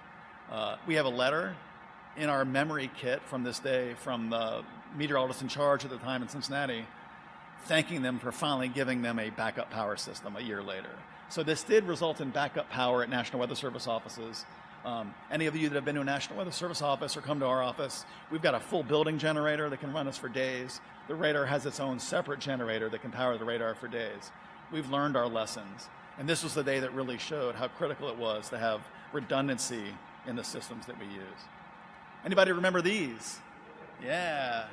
So my uncle lived in Mount Healthy, a Cincinnati suburb, and he got one of these. Weather radio came to Cincinnati, I think, 1975. There was no weather radio in Cincinnati, or Dayton, for that matter, for the tornadoes on that day. But again, this pushed the Weather Service to take what was a fledgling marine warning, starting to be a national warning system, to push us out into having an actual radar notification. The Weather Cube. I would go to my uncle's house, and I'd just sit down on his couch, and I'd just push that button.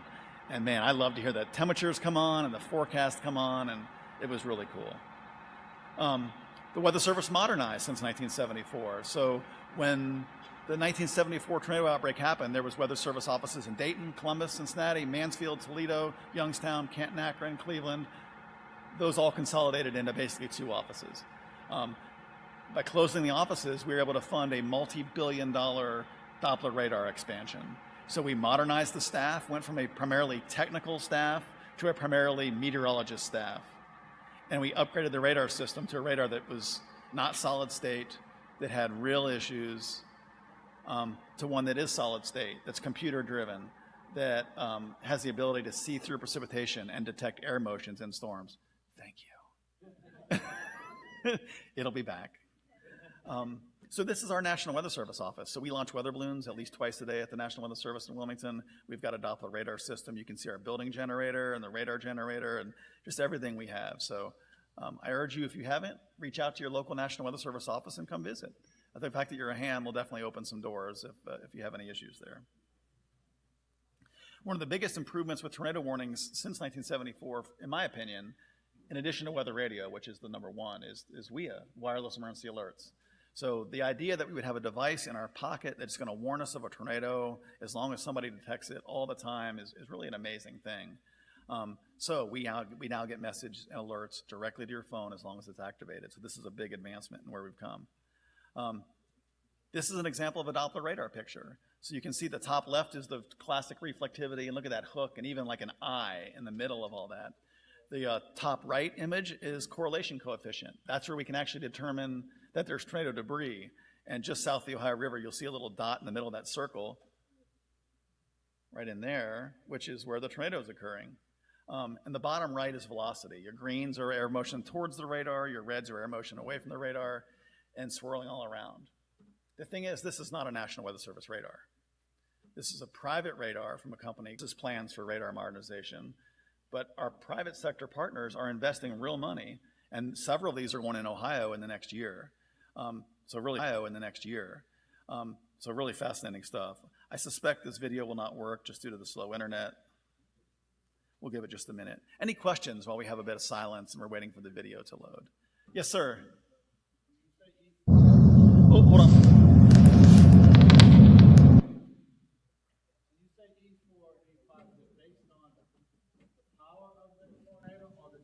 The damage. So what they try to do is take the damage and then retrofit back what the wind speeds were. But it's a damage scale primarily. So this is a live shot of what was happening on that radar picture that I showed you. Look at the tornado crossing the Ohio River there. Look at the swirls of wind as this thing comes across. Really amazing, and amazing to see it with that much detail on a radar that was, this is a private sector radar that was just 25 miles away from that tornado. Pretty cool stuff.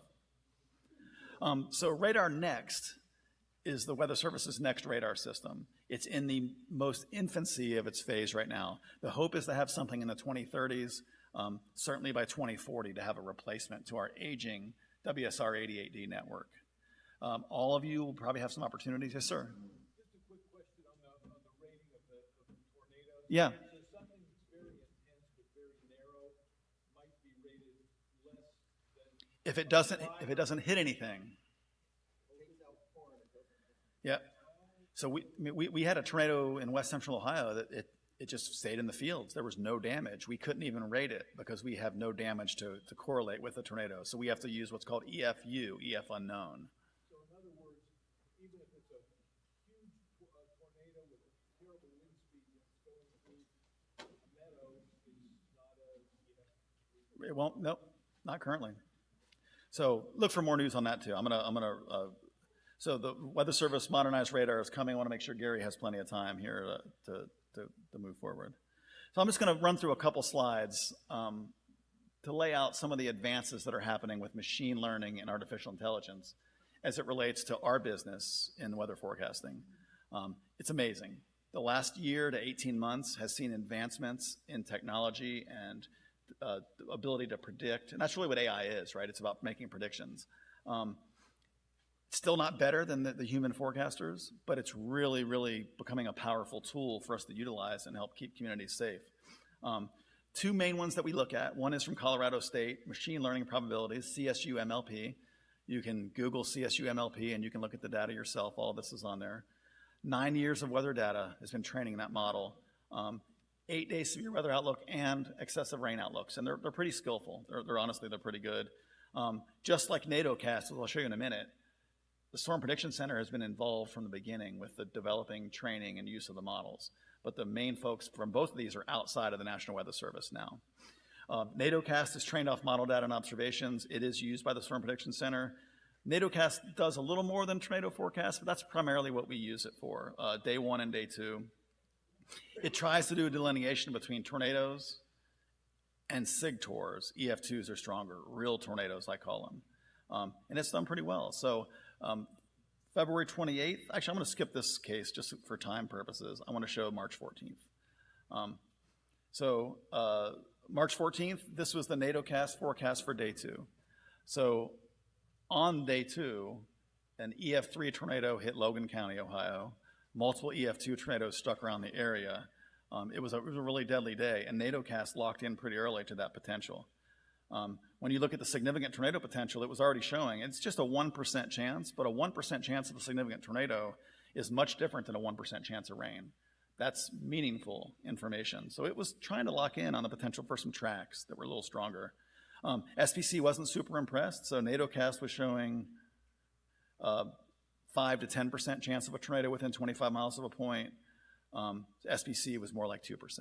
This was a case where SPC was a little slower to pick up, but SPC is the experts. So you still use SPC, just be aware of some of these other tools that are out there. As we got into day 1, now look at your tornado potential. 15 to 30% chance of a tornado right along the I-70 corridor to include just touching Logan County. So NATOcast locked in, and when you look at the significant tornado potential, more than a 10% chance of a significant tornado along the I-70 corridor. It was a little too far south, but man, this really highlighted the potential for not just regular tornadoes, but strong tornadoes on that day. So we're looking at that. SPC had upgraded to a 5% chance of a tornado, and their map was a little better aligned, just being a little further north.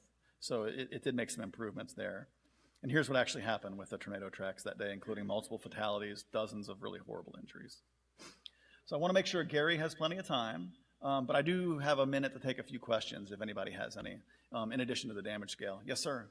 Real quick question. Has global warming changed the tendencies towards storms? I've not seen any research that says one way or the other, so I would just be speculating. So it's a good question. Yeah. You mentioned the 2030 delivery of a new system. What's the dollar amount? We're trying to determine if it's going to be a mix of smaller community radars or if it's going to be a National Weather Service radar system. So the cost, it's even too early in the game, and it won't be 2030. It will be the 2030s.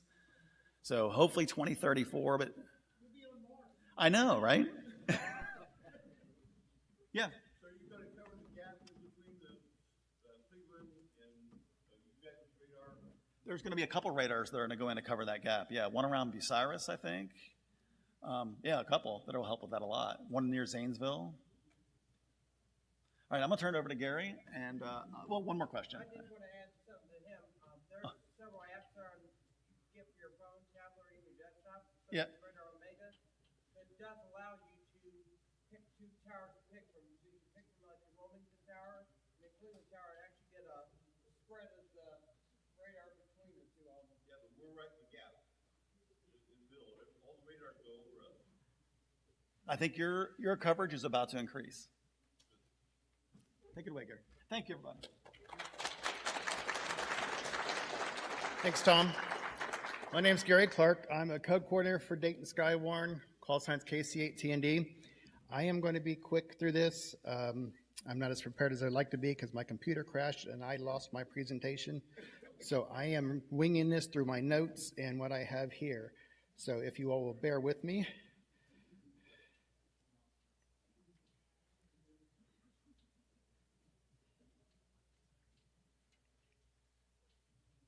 All right, so the start of Skywarn. So many of you may not know this, but the actual concept began in 1956.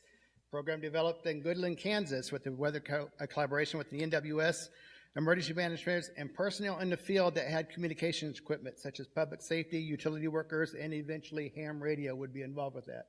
So basically it was a collaboration with telephone workers and electric linemen and NWS and emergency managers, anybody who had those communication equipments in 1956. When you think about that far back, how we communicated and got those storm reports That's how it first developed. So 1965, the super outbreak of 1965.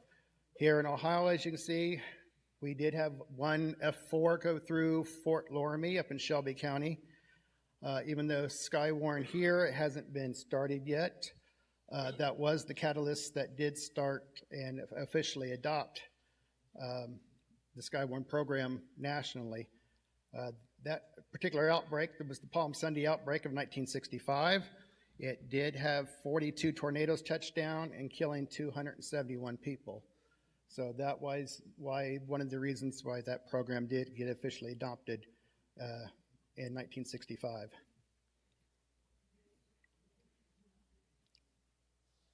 Bulletin from WHIO's Instant Weather Radar station. Instant Weather Radar now shows a tornado developing in northeastern Warren County. Let's take a look at it. At 50 miles, the tornado is indicated by that strong echo to the southeast corner of the center of the screen. That familiar 6 hook now developing off the bottom of that tornado, thunderstorm rather. The track apparently is taking it from northeastern Warren County into southeastern Montgomery County into central Greene County.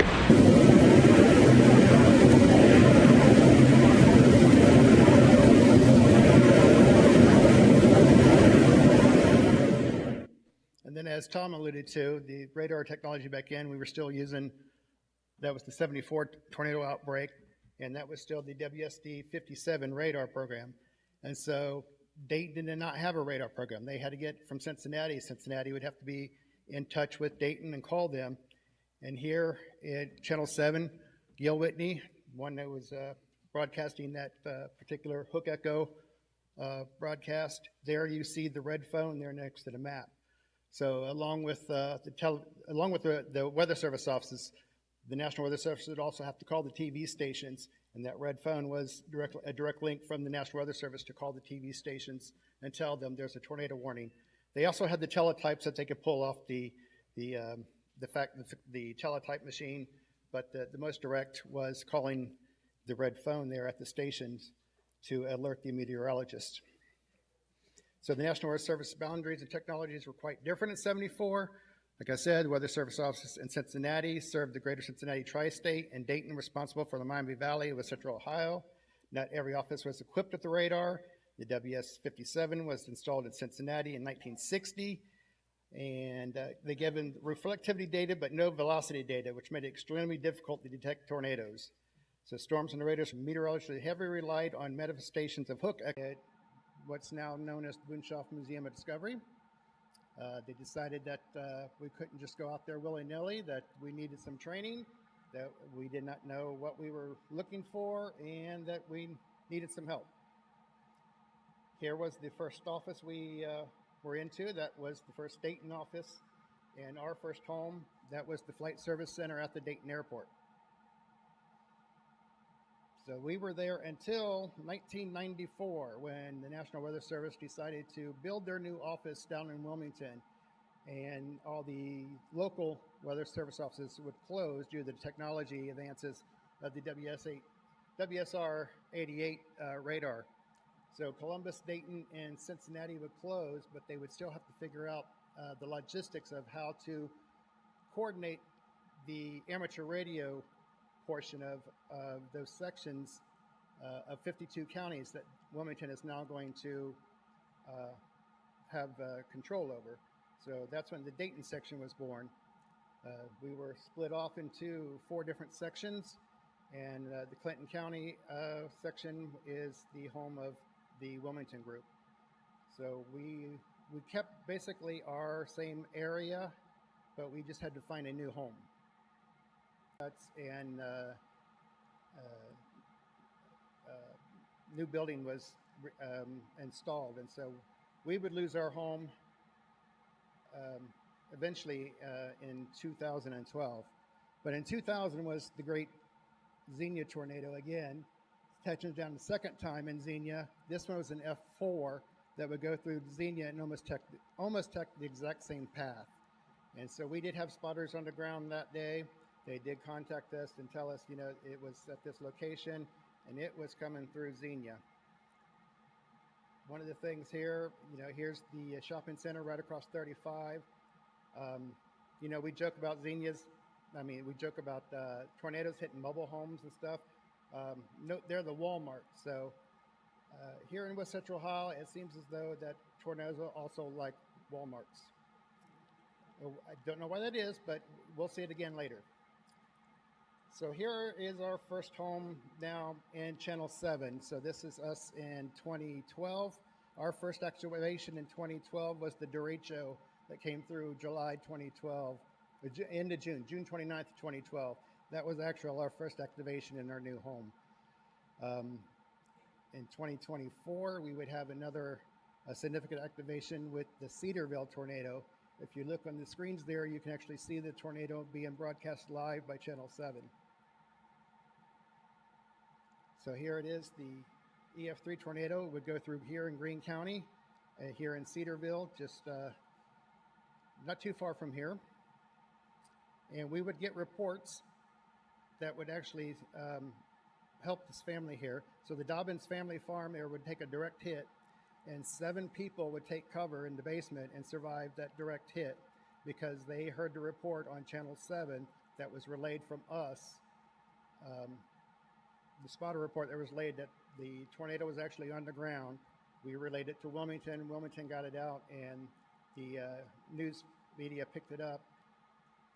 Mr. Dobbins actually was watching Channel 7 at the time and heard where the tornado was at on the ground and realized that was close to his house and got him and his family down into the basement. Like I said, and they all survived a direct hit in their home. 2014 also was significant for the I-70 flood. This was a flash flood that, as you see, just flooded completely I-70 corridor just east of Huber Heights. It also did some pretty significant flash flooding up in the Tip City area. I was actually sitting in the hospital at the time. The joke being that I was actually there to get the HT surgically removed from my hand. So, but at the time, I was actually in the hospital, still coordinate some of the messaging going out until Lou could respond, and Lou took over and was getting those reports there from I-70.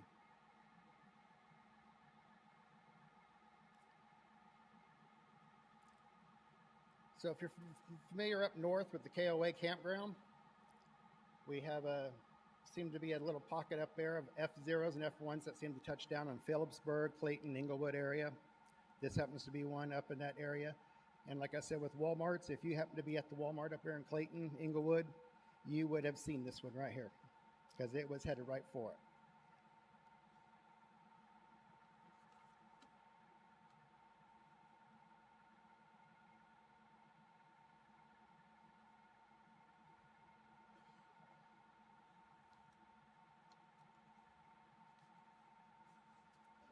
Another one would also touch down later in 2006 in Franklin, Carlisle area in F1. It also would cross the 675 area and the former Walmart parking lot on 741. It would actually go through the parking lot there. So like I said, here in West Central Ohio, it seems that tornadoes do like Walmarts here. So just go to a Walmart and wait. So here, our former home of Hamvention, Hare Arena. This is 2019, the Memorial Day tornado that came through.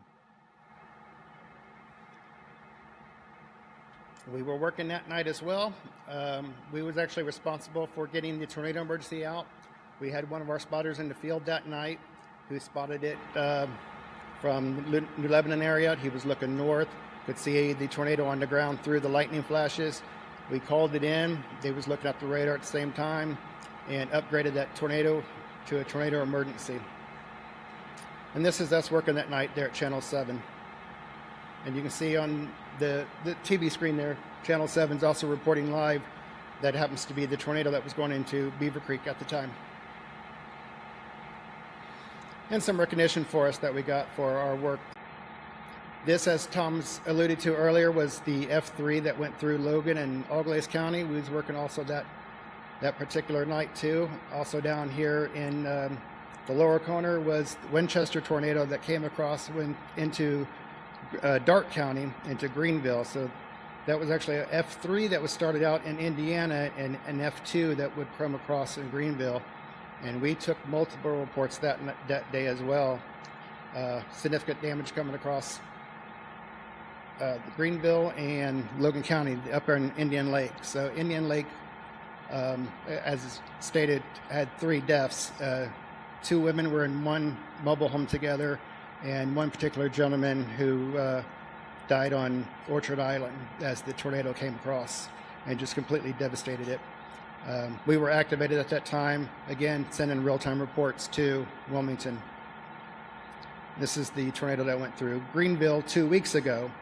Again, our activation was up, running, and that was an F1 that went through, resulting in about 8 to 10 major structures, homes that were impacted. And of course, this is our 50th year anniversary for Dayton Skywarn. So since this was our birthday, being born from the 74 tornado, we are also celebrating our 50th year here as the Dayton Skywarn section. And we will continue to our operation, as you see this year. We have already up to 56 tornadoes so far this year for Ohio. And most of them, as you see, is right there in West Central Ohio and Central Ohio. So we are on track. Right now we're at the top 3 for the year. 1992 is the all-time high, and we are on pace to beat that. And so that's why we are so important to the National Weather Service. So, any questions? All right, thank you.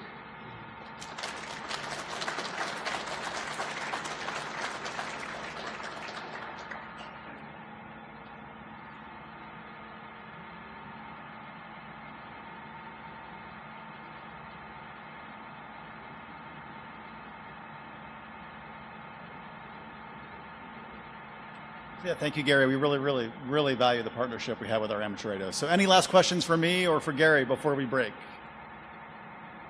Yes, sir.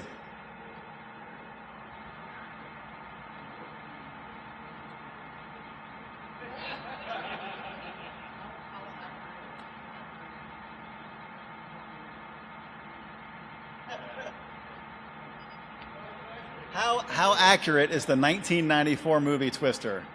Not very. I'm hoping that the sequel gets it a little more right. That's coming up here soon. So, good question. Yes, sir.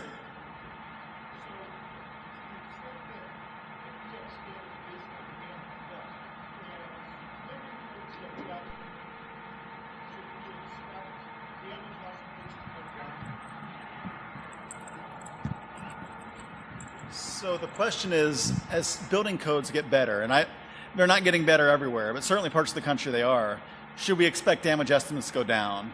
Actually, with better built structures, it'll be easier to rate something EF4 or 5 because you can meet that standard of threshold that you needed at least 190 mile-an-hour winds to destroy this, where a rural house in Tennessee might fail at 110 miles an hour.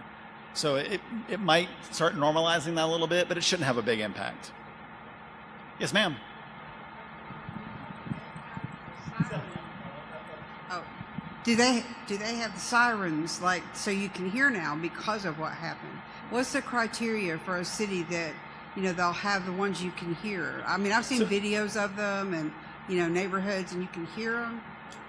So there were sirens, civil defense sirens in Cincinnati in 1974. I don't know if there were in Xenia or not. Certainly they've expanded a lot. Those are community decisions. So we as the Weather Service, that's what I was wondering. we try to stay out of those just because the communities know best. And we understand they're outdoor warning sirens. So they might want to target their parks and their schools. And we just let them do what they think is best. And if they ask us questions, we help them with the sirens, but it's a community warning thing. Yes, sir.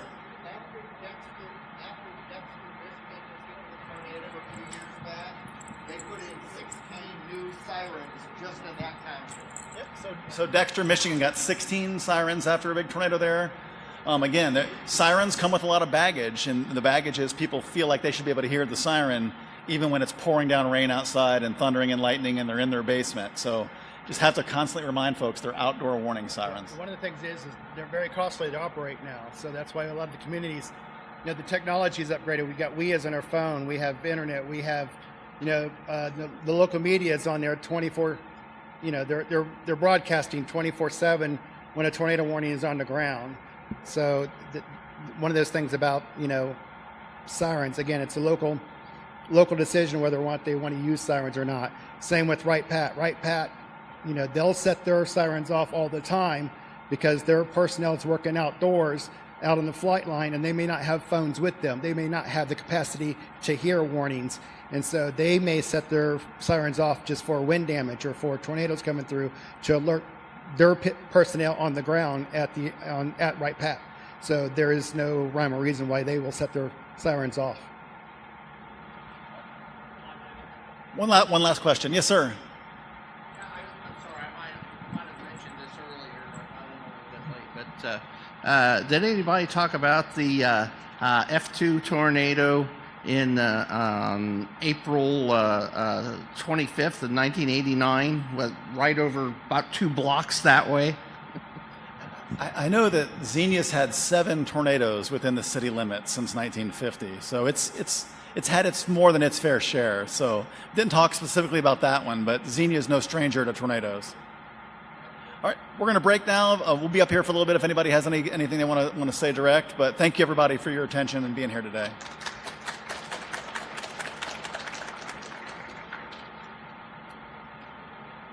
Just going to make sure that this is back up.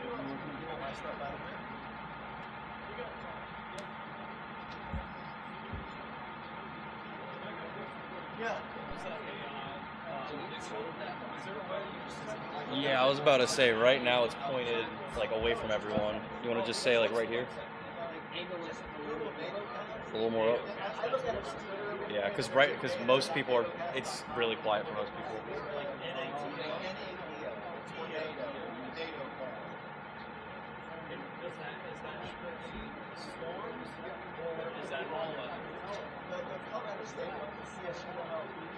That's all severe weather. Okay, yeah, I love AI.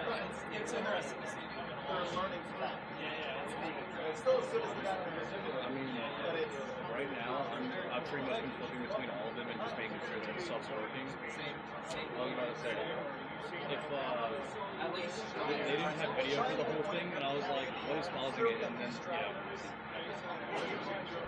personal equipment does that all the time. Where is the setting? You see Icom and not all of that.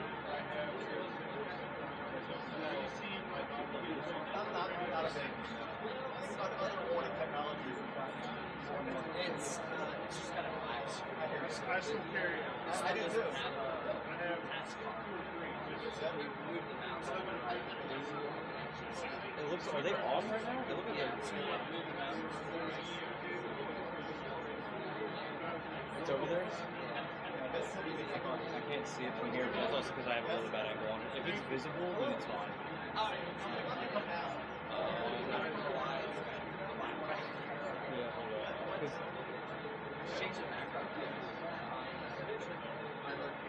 Actually, yeah, that's probably the better way to check it. Do you guys have like a logo on your Just go to right click Oh, was it really? Well, yeah, but like, You can you set want it to just use one of the default ones? Yeah, you can set it as a software. All right, time to turn on light mode. Could you imagine that? I'll just do like a beige so we can tell. There we go. So that way we know.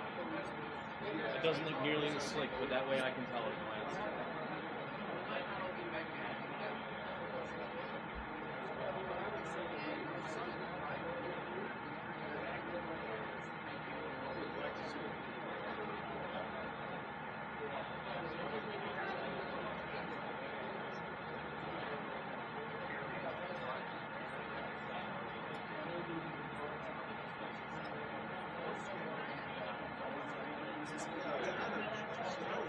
Yes. Yes. Are you one of the next presenters? Yeah, I'm the next presenter. Okay. Yeah, this one should have internet. Yeah. Your name?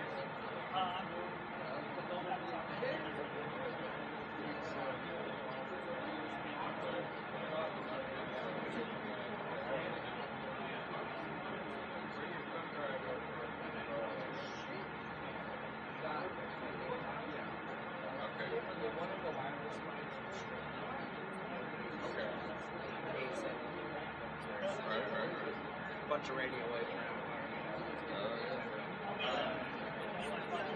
Yeah, yeah. So if the A-frame is set to anything from 60 hertz, it doesn't auto tune. Yep. So that's why the last people, because we caught that. Can I see if my thumb drive?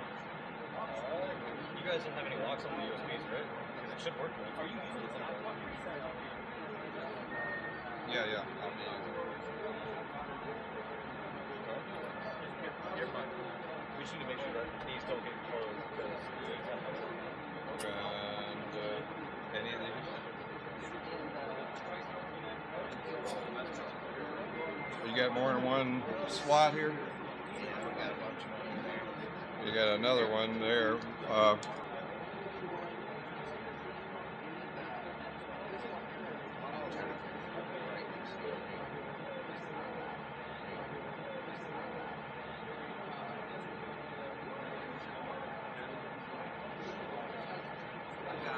This is a Q name mic, so you guys can amp it out.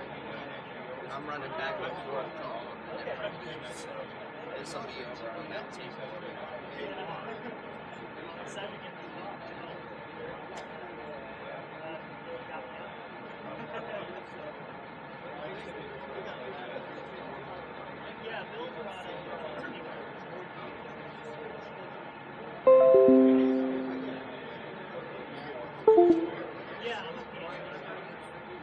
Now, where did that go?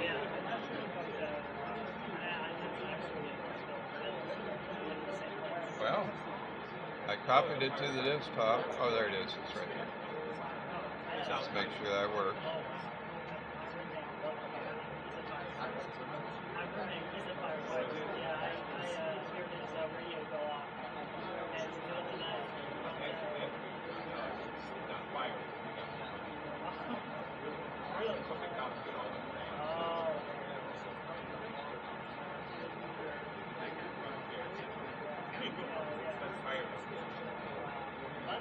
It's saying activate.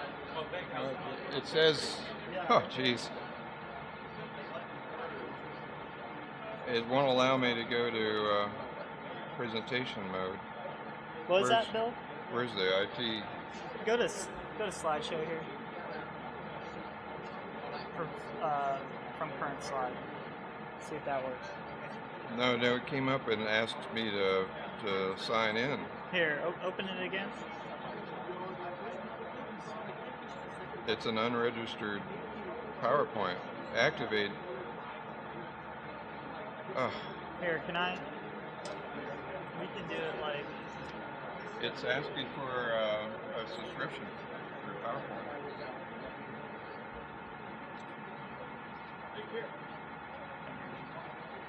We can always just do this if it's having issues.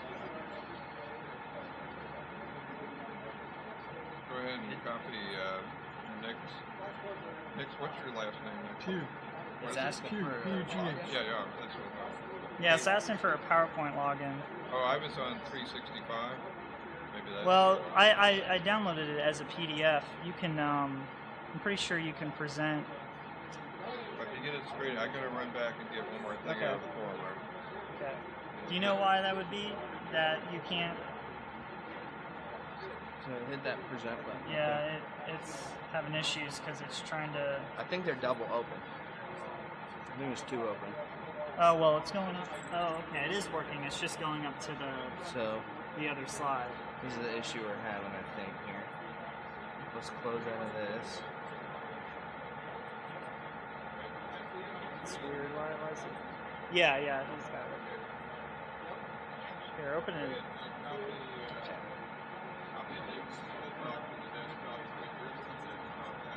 Yeah. Which one was it? Go back. I think Bill, did you take your flash drive? Did you put it on the desktop? Oh, okay. It's it's let's do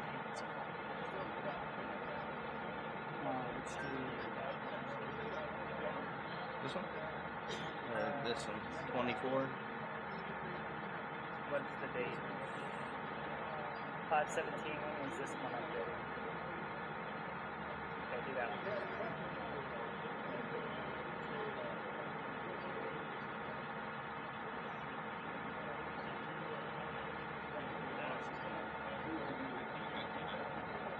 My name is Nick Q.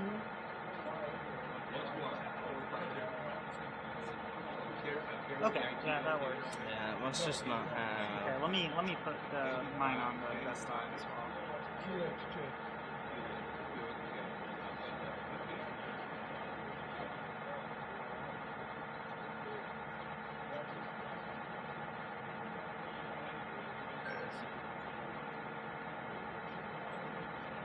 It's showing up on there. It's just.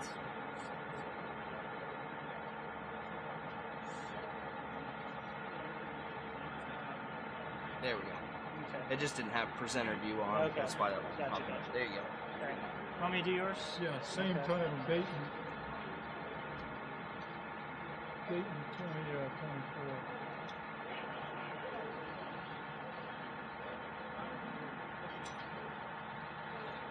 This one right here? Yes. Alright. I'll put it right in the corner right here. Is that the only one you have? That's it. Okay, there we go. See if it'll open. Yeah.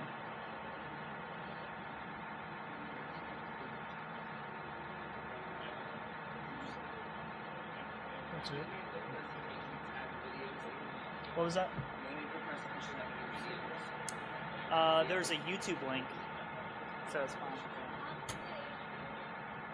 All right, that looks good. Thank you.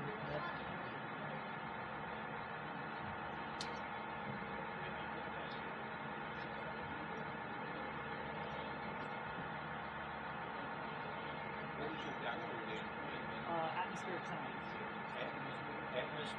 Atmospheric science. It's like meteorology. Okay. You could say that. You get weatherman when you're done. Well, I guess. Thank you. Yeah.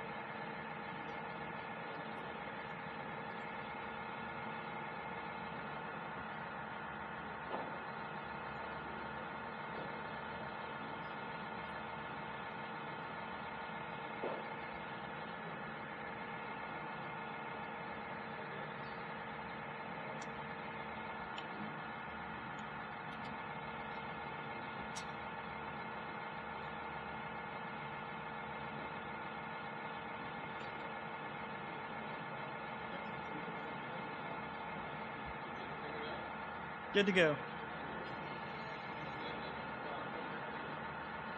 Yes. It's all good. Okay. All right, Bill. So your talk's here, and then the two other talks are over Oh, where's Nick's? The AMSAT It's right one? there. Okay.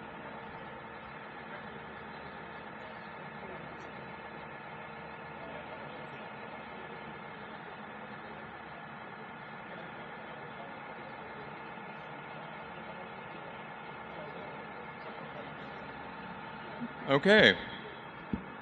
We're about to get started at the BalloonSat Forum for 2024. And before we get started, I wanted to get a poll to see how many of you have ever seen or participated in an amateur radio high-altitude balloon launch. Very good. How many of you have done the traditional latex balloons with a parachute and the big payloads? Now, how many of you done the small Pico balloon payloads?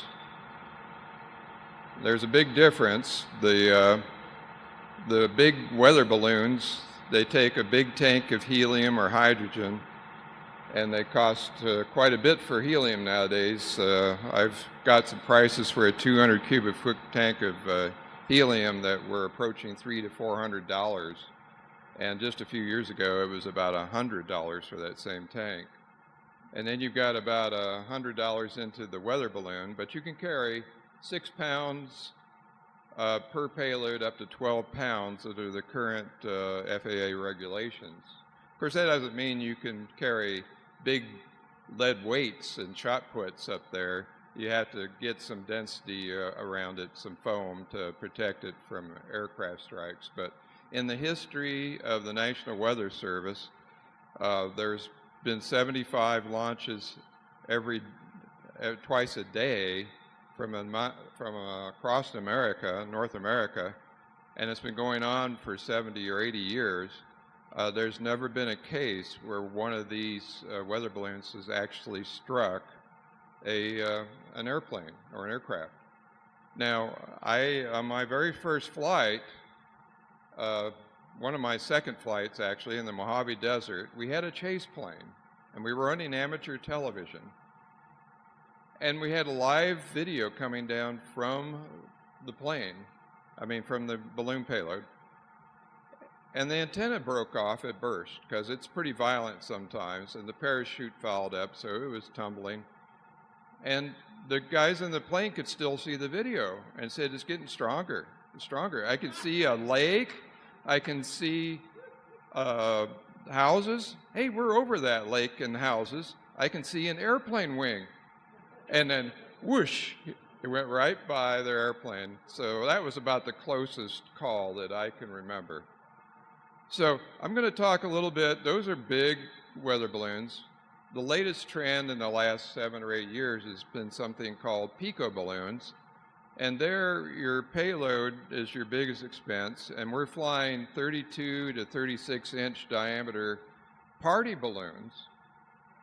The trick is to keep the payload under a half an ounce, and to do that, they're totally solar powered. Some of them do fly little lithium batteries, but I wanted to show you some of the latest advances in the last year for small economical whisper payloads on both 20, 15, and 10 meters, and some on 30, and what's out there right now. And I'm going to start out with the Triquedo Jetpack. Can everybody see the screens okay? They're a little small, but and that air conditioning unit sounds like I've got a city bus sitting parked right next to me. Can everybody hear me okay? All right. The Triquedo, and it's got the SI5351A clock synthesizer that most people use for whisper, and he's got the GPS and a power supply, but there's no microcontroller on this. He mates this with a Raspberry Pi, the RPI, and so you buy this board by sending in the Gerber files and the parts list to JLC PCB, and he'll send you all the information you need to send it to JLC PCB, and it's $15 a board. And about 10 days later, you'll receive finished boards, all soldered. Because how many of you love to do surface mount soldering? Yeah, there's a couple. Well, the way I do it is I have a big magnifying glass, a very small tip soldering iron that costs $1,000, and that's about the smallest diameter solder you can find, and even then it's difficult. When I get down below an 0402 part, they're like a grain of sand, and if you sneeze, your project's over. And God help you if you've got a cat. So this really neat thing, it mates right to the Pico, so there's no jumper wires or anything. He's designed that board to just mate right to it. And like I say, it's using the ATGM336H, which is a low-cost version and almost pin compatible with the U-Blox Max series of GPS. So, and he's got a TCXO on there, which is the reference to the SI5351 clock oscillator, and it produces about 17 to 20 milliwatts of power. And you say, milliwatts? Well, how are you going to get out with that? With whisper mode, I can get to the other side of the world on 20 milliwatts. Believe it or not. It's a 2-minute transmission, and we use a second transmission to incorporate telemetry with a call sign that begins with a 0, 1, or Q. It's an invalid call sign, and we can embed the telemetry in the call sign, the grid square, and the power field. And that way we get things like temperature, battery voltage, and that kind of stuff that you would normally not get with a typical whisper transmission. Now, the other innovative thing about this fellow's Traquito is that you program it from a website through a web serial interface. You just hook a serial port to the board once you've got it built, and put your information on his website, and it downloads the program right into the Raspberry Pi. So I thought that was pretty cool. You still have to put solar panels on it and antennas, so it's still a do-it-yourself project. Another outfit, which I believe they're here in a booth, I haven't seen them yet today, but QRP Labs, you may have seen them in the building, and they make something for Pico balloons called the U4B. Now, the innovative thing about this, besides its very microscopic size, is that it has a USB connector on the side, and you program it in BASIC. How many of you have ever programmed in BASIC? Oh, well, very good. So this should come naturally to you. He's got a customized tiny BASIC that he built up just for this board, and so you can program the call sign and the different fields that you want it to produce. And once again, you'll have to put solar panels and your antenna wires on it. We use, I typically use 34 gauge magnet wire taped with Kapton tape to 15-pound braided fishing line for the antenna wires.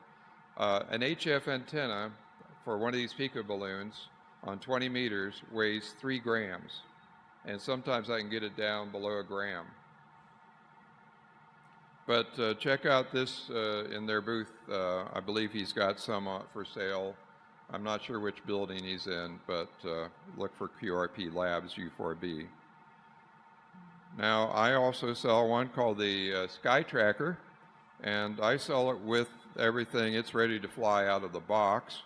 It's got a GPS, a little microcontroller, the same that's on an Arduino Uno, and I have an RF section and a power supply. I use power film solar panels because they're very flexible, and these are launched by a lot of schools, sometimes elementary schools, and the kids love to come up and play with the solar panels. And if you did that with a monocrystalline cell, they would just snap right in half. And of course, when we launch it, they often launch in a wind, and it crashes into the ground and breaks. It would break the monocrystalline cells. But these, they're not as efficient, but they're very sturdy, and they will handle all of the above. So we're working on a new addition to the Sky Tracker Whisper boards. Todd McKinney, who will be speaking here in a little bit about the Eclipse balloons and the different STEM activities they do for a database. Todd McKinney, KN4TPG, Mason Mills, KQ4GQB, that's a lot of Qs. They developed something called the PTH sensor board. It weighs 0.8 grams. It's got a thermistor, that little tiny speck in the middle that looks like a piece of dirt. That is the humidity, the complete humidity sensor. And then there's a pressure sensor on there as well. It's all interfaced through an I2C. There's power, ground, and an I2C bus. So anybody that wants to incorporate this into their tracker can get in touch with Todd, and he'll tell you how to get in touch to get one of these boards. I put it onto my Sky Tracker. Then PTS stands for pressure, temperature, humidity. I put it on my Sky Tracker prototype. I'm working on a little smaller Whisper board, and you can see it stuck right in. I have an I2C port already on my board. It just plugs right into that, and all I do is I add a third telemetry frame to get the higher res precision of these readings. But we get the kind of readings you would get from a weather service radio sonde. High quality sensors on an amateur radio Pico balloon that you can send around the world that will go places that the Weather Bureau and NOAA can't go. And Todd will tell you how NOAA is using our amateur radio Pico balloons that fly around the world in the jet stream. And they're in the upper jet stream, about 40 to 45,000 feet typically. They use this data to refine their weather models and their wind prediction to improve weather forecasting. So amateur radio actually helps the weather system for forecasting. Now, how many of you saw this? Went right across my hometown of Findlay, Ohio. I now live in Alabama. I took this with a Dwarf 2 digital telescope. It's a little tiny telescope. It sits on a table and it automatically tracks the sun, and it did a great job. Well, there were literally hundreds of ham radio balloons right along the Eclipse path taking images of the eclipse from the stratosphere. This is one done in 2017 by Paul Verhage, KD4STH over Idaho, and you can see the entire umbra shadow from the moon from the stratosphere. And Todd, I believe, has, if you can get the video to run, he's got a great video they did with a 360-degree camera from the stratosphere. So with that, I'm going to have Nick Pugh, K5QXJ, give a little talk about a little tiny tracker that they've developed from their group that will that you can fly on a party balloon, similar to what I just showed you. So welcome, Nick, K5QXJ. Nick Pugh.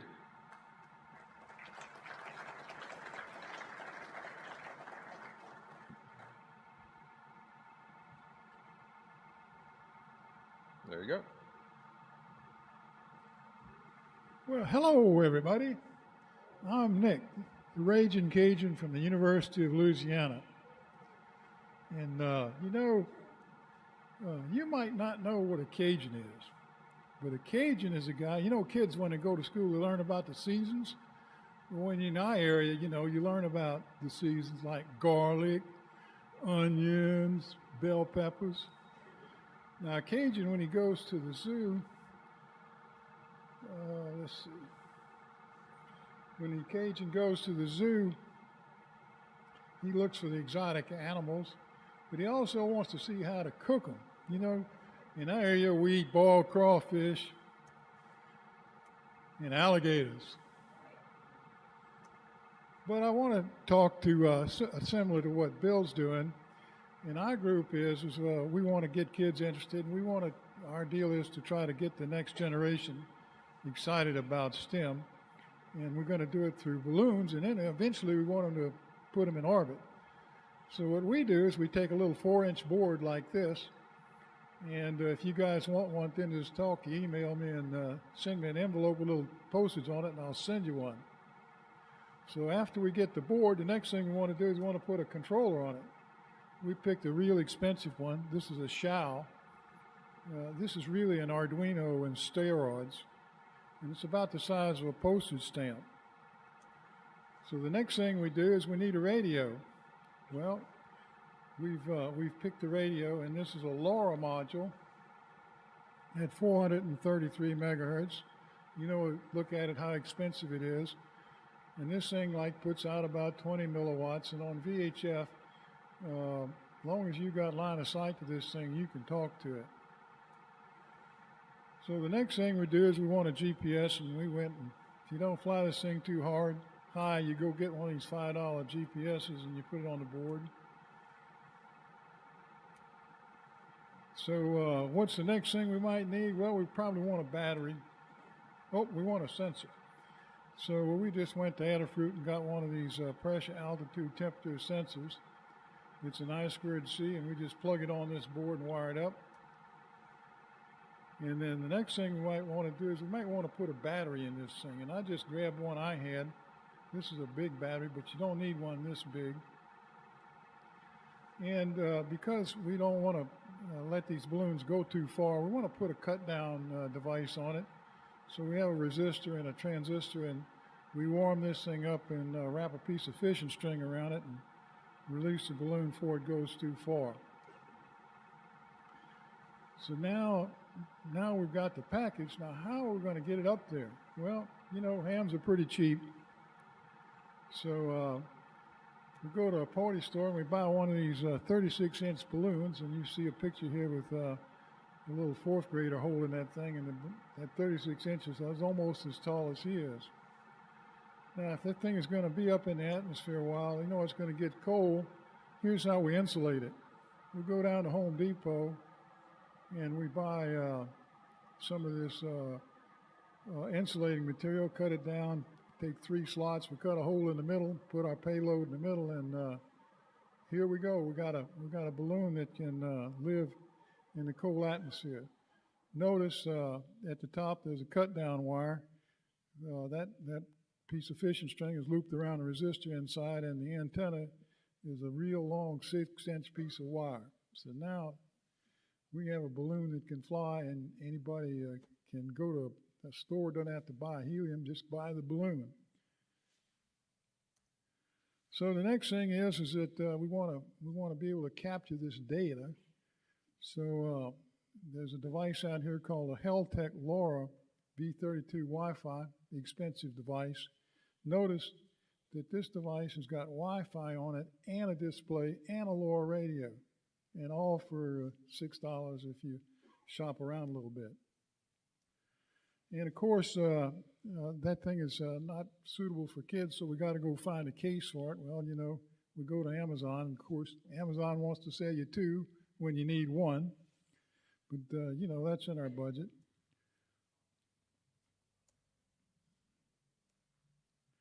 So here's what it looks like, and there's a display on there.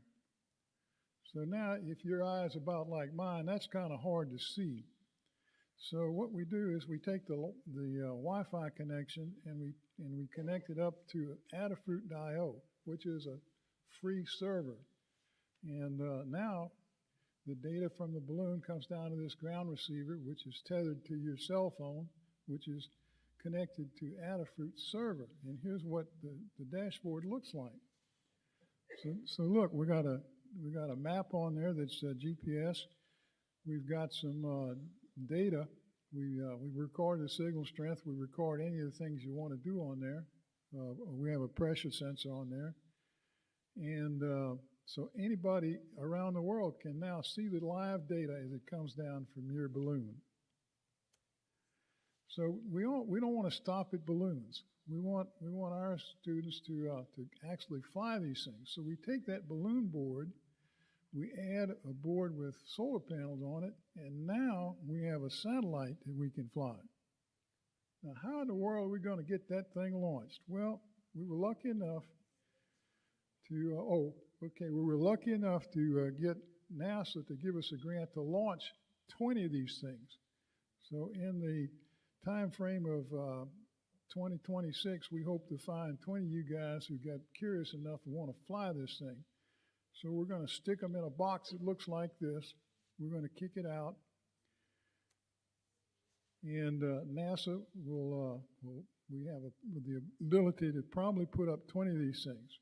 So if you guys will get excited and want to get your kids to fly in satellites, send an email either to Bob Twiggs, Melissa Poore, or me, and we'll talk to you about being one of the 20 lucky guys to go fly a satellite.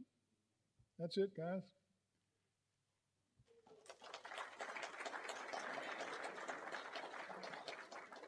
How heavy is The balloon is only 5 ounces with the battery.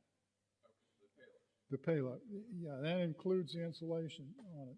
So that 36-inch balloon, if you inflate a balloon to about 36 inches, it'll pick up about 10 ounces. And how high do you typically think they would go? Well, Bill, we don't know exactly. They kind of hang. We've launched a few of them and we've lost them. They got too far away from us before we got our, but they will definitely get up to 20 to 30,000 feet. At least in the jet stream. That's why we need to cut them down before they get too far away from us. Anybody else got any questions? Way in the back.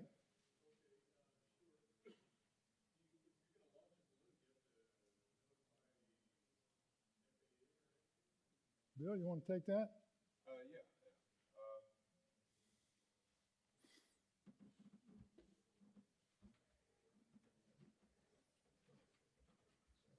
Typically, you want to be, if you're within the confines of a control zone for a major airport, you'll want to talk to the tower 20 or 4 hours in advance and file a notice to airmen.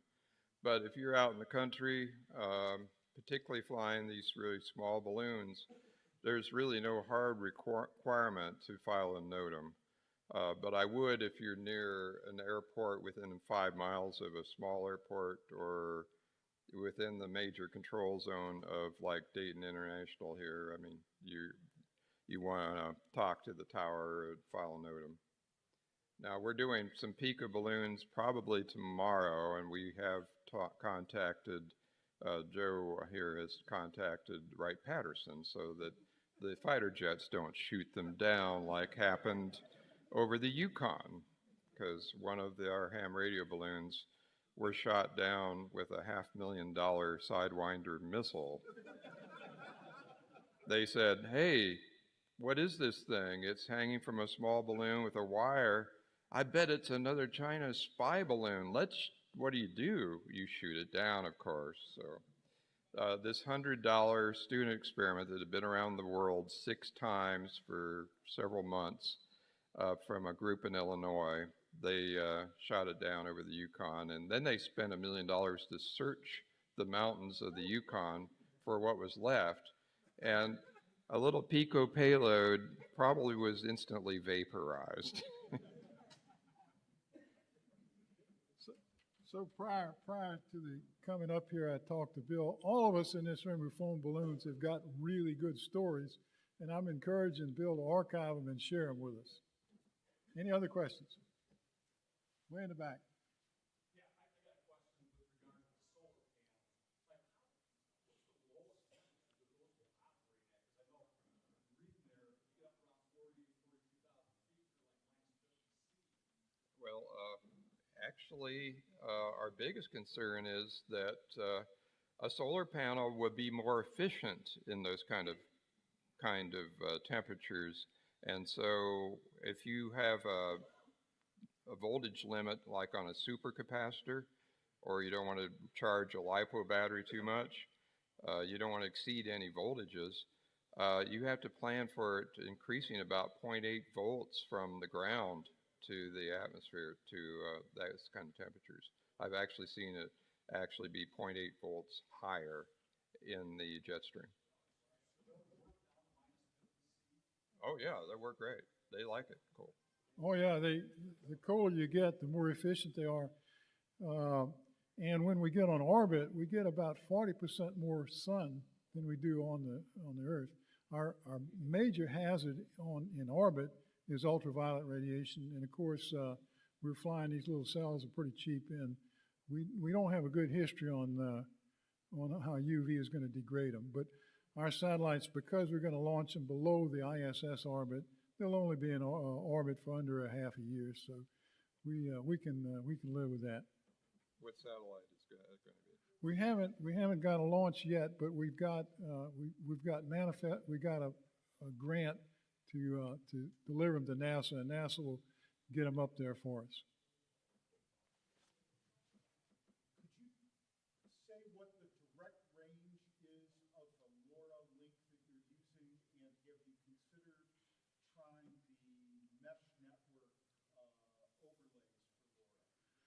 Yeah, line of sight, we can easily get out 1,500 miles when the satellite's over the horizon, and we are, when we get these 20 up in there, we're gonna have a mesh network.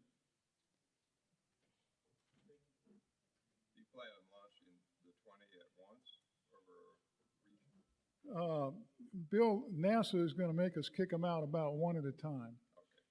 We initially asked them to if we could just turn them all loose at once, and they weren't excited about that. So we had to redesign our dispenser, and we have a way to kick them out one at a time. Yes, sir.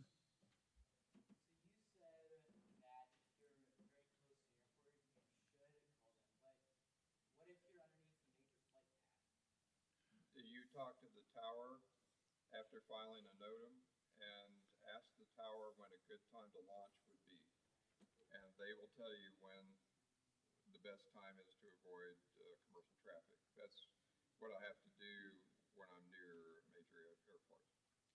Yeah, it's kind of interesting. Our school is about 3 miles away from the airport. So we call them up and tell them we're about to turn it loose and said, why are you calling us? Well, there's a weather brief number that you call. It's called 1-800-WEATHER BRIEF, WX brief. And when you get to them, you have to tell them it's a highball. You want to talk to the highball person, because otherwise they won't know. And say, I want to file a highball note. Yes, sir. I just want to point out that I used to file notices to airmen at the Greene County Airport, which is only 3 miles from here. And 3 years ago, the airport manager said civilians are not allowed to do that. That's when I switched to the airport. Now, I will say, this guy has been in the stratosphere in person. Oh. What did you used to fly, Joe? I flew Voodoo 69,000 feet. 69,000 feet. Way in the back.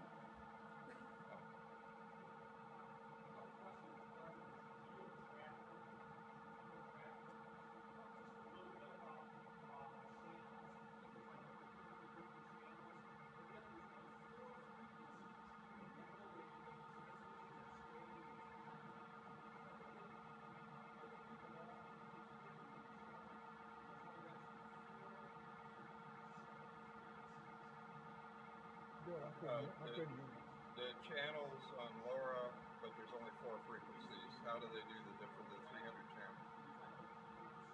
There's 300 some LoRa channels, but the ISM frequencies in the U.S. is 433 megs, and so we just fly them on 433.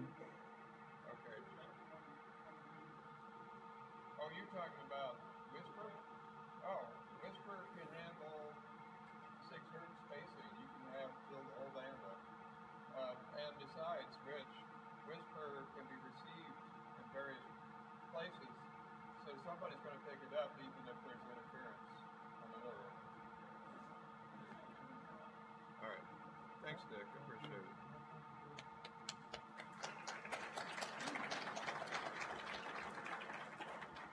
So Nick wanted a story. Okay. We launched a 25-pound igniter to test how it operated in the stratosphere on a very large balloon in Huntsville, and we had to get an FAA waiver that took 3 months to get, and we had to be in the constant phone contact with the flight centers for something that big. It landed in a woman's yard. Now, this is a big plastic balloon that's about 50 feet long and a silver-coated payload. It landed in her backyard in her kudzu patch. She called the TV and radio stations and the police. A UFO landed in my yard. Now, 5 minutes later, my chase crew, which were ham radio operators and many of whom looked like space aliens, they arrived on the scene, and so she finally let them go back and recover it. But we did another flight that landed in a tree on a farm in Georgia, and the guy said, we had 20 people on our chase crew, and the farmer said, yeah, you can go back in there, way up in the tree. He said, let me get a chainsaw. I'll make it easy on you. So we cut the tree down. He said, do you mind cutting it up about this wide and stacking it up next to the house? So we had firewood for the season. And on our way out, how many of you have eaten okra? How many of you like okra? There's a different number there.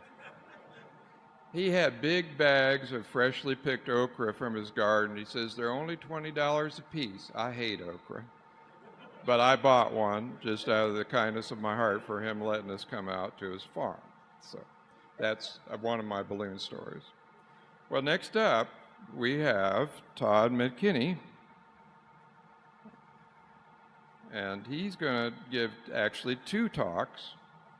One about Eclipse balloons and one about a Pico balloon database that he's working on. Let's see, why isn't that going? It's showing up. Okay, good. So, welcome Todd McKinney, KN for TPG. He's a grad student at University of Alabama, Huntsville. All right. So I'm going to change some settings real quick because I have some videos to show.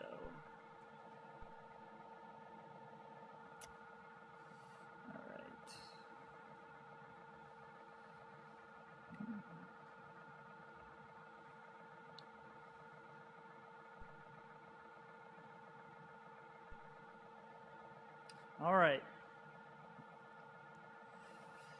All right, thank you, Bill. As Bill said, my name's Todd McKinney. I'm from the University of Alabama in Huntsville. It's really great to be here. I've been involved in a lot of different ballooning projects, both Pico balloons and latex balloons, which I'll talk some about.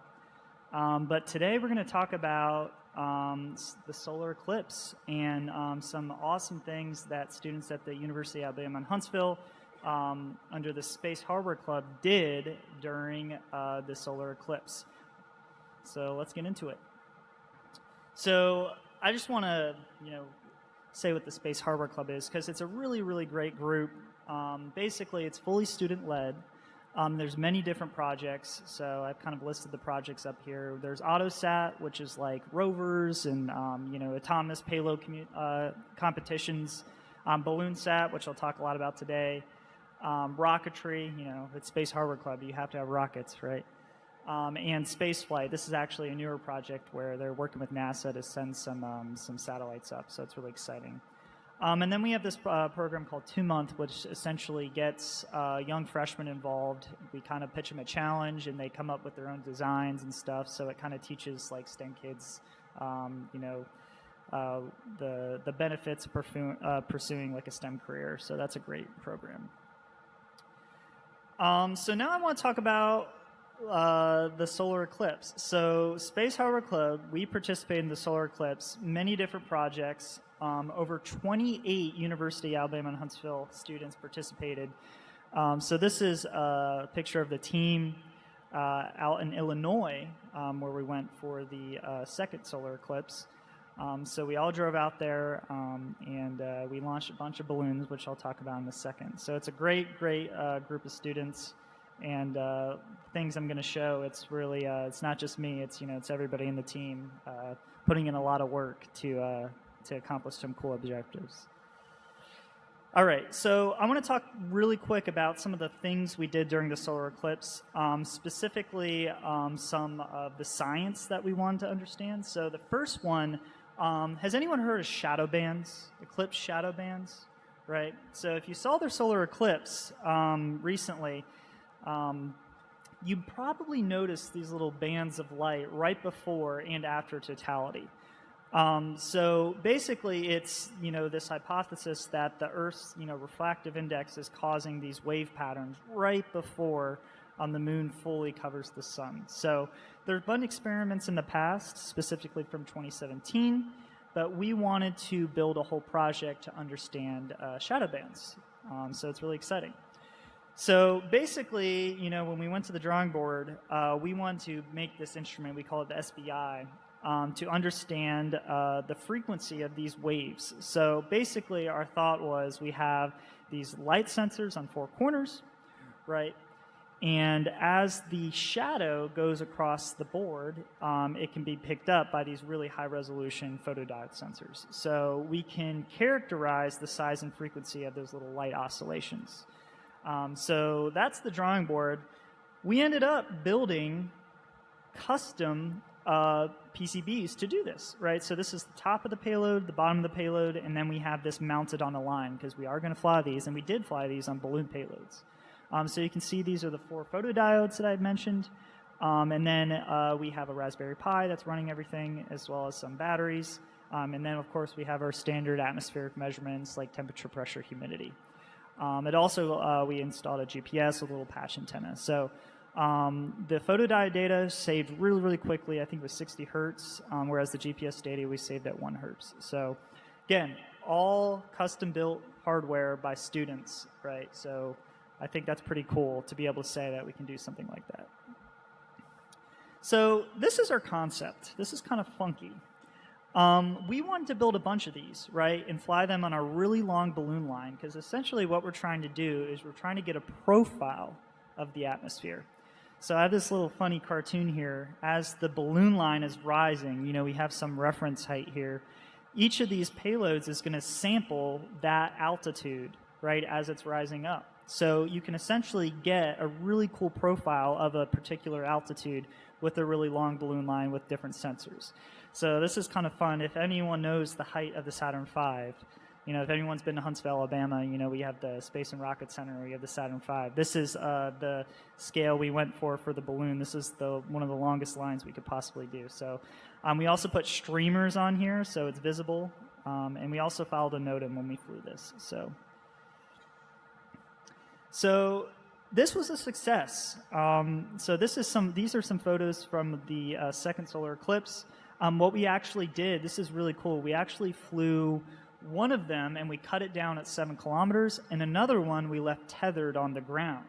So you can see right here, this is the balloon with the little streamers up here, and we actually had this little triangle platform that was holding the tethered balloon.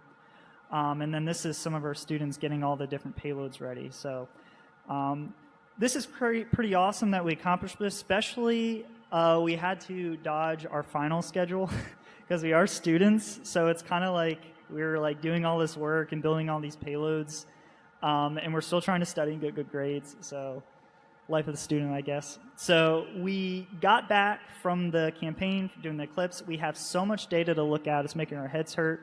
We just got down with the finals, so we're really excited to look at the data to see if we can look at these shadow bands in more detail. So those are some great photos. Again, I want to give this shout out to the team. They're great people. So I also want to talk about this. Me and a fellow student, Mason Mills, he couldn't be here today, but we built 4 radiation detection payloads. And essentially what this is a Geiger tube, right? We also flew a UV sensor, and as Bill kind of mentioned before, we have this PTH sensor here. So we flew 5 of these during the solar eclipse. We actually flew 4, and we left 1 on the ground as a reference. So we built all of these in 4 weeks. We were kind of just sitting around a dinner table, and we were like, what if we flew Geiger counter in the solar eclipse? And then we rushed and we built them all, so it was kind of fun. So here's some data. It's probably a little small to see, but you can see right here, I want to point this out really quick. So these 2 plots right here are the UV and the light readings, and you can beautifully see right? This is a time series plot when the totality happened. You know, you have all 4 payloads were in the path of totality, so all the light readings went to 0, so that's a really good sign. We have some interesting radiation data, so we did see some spikes after the eclipse. We need to look at this in more detail again. Launch, but we had a deadline. That moon was coming, and if you miss it, like, you missed it. You gotta wait. When's the next one? I don't know, 20, 30 years. Yeah.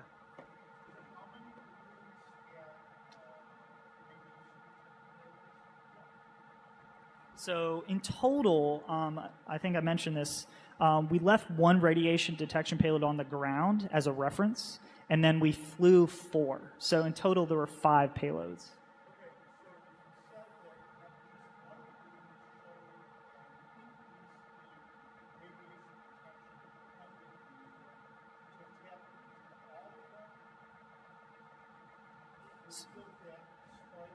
Yeah. So that's a really good point. I'm glad you noticed that. So, you know, the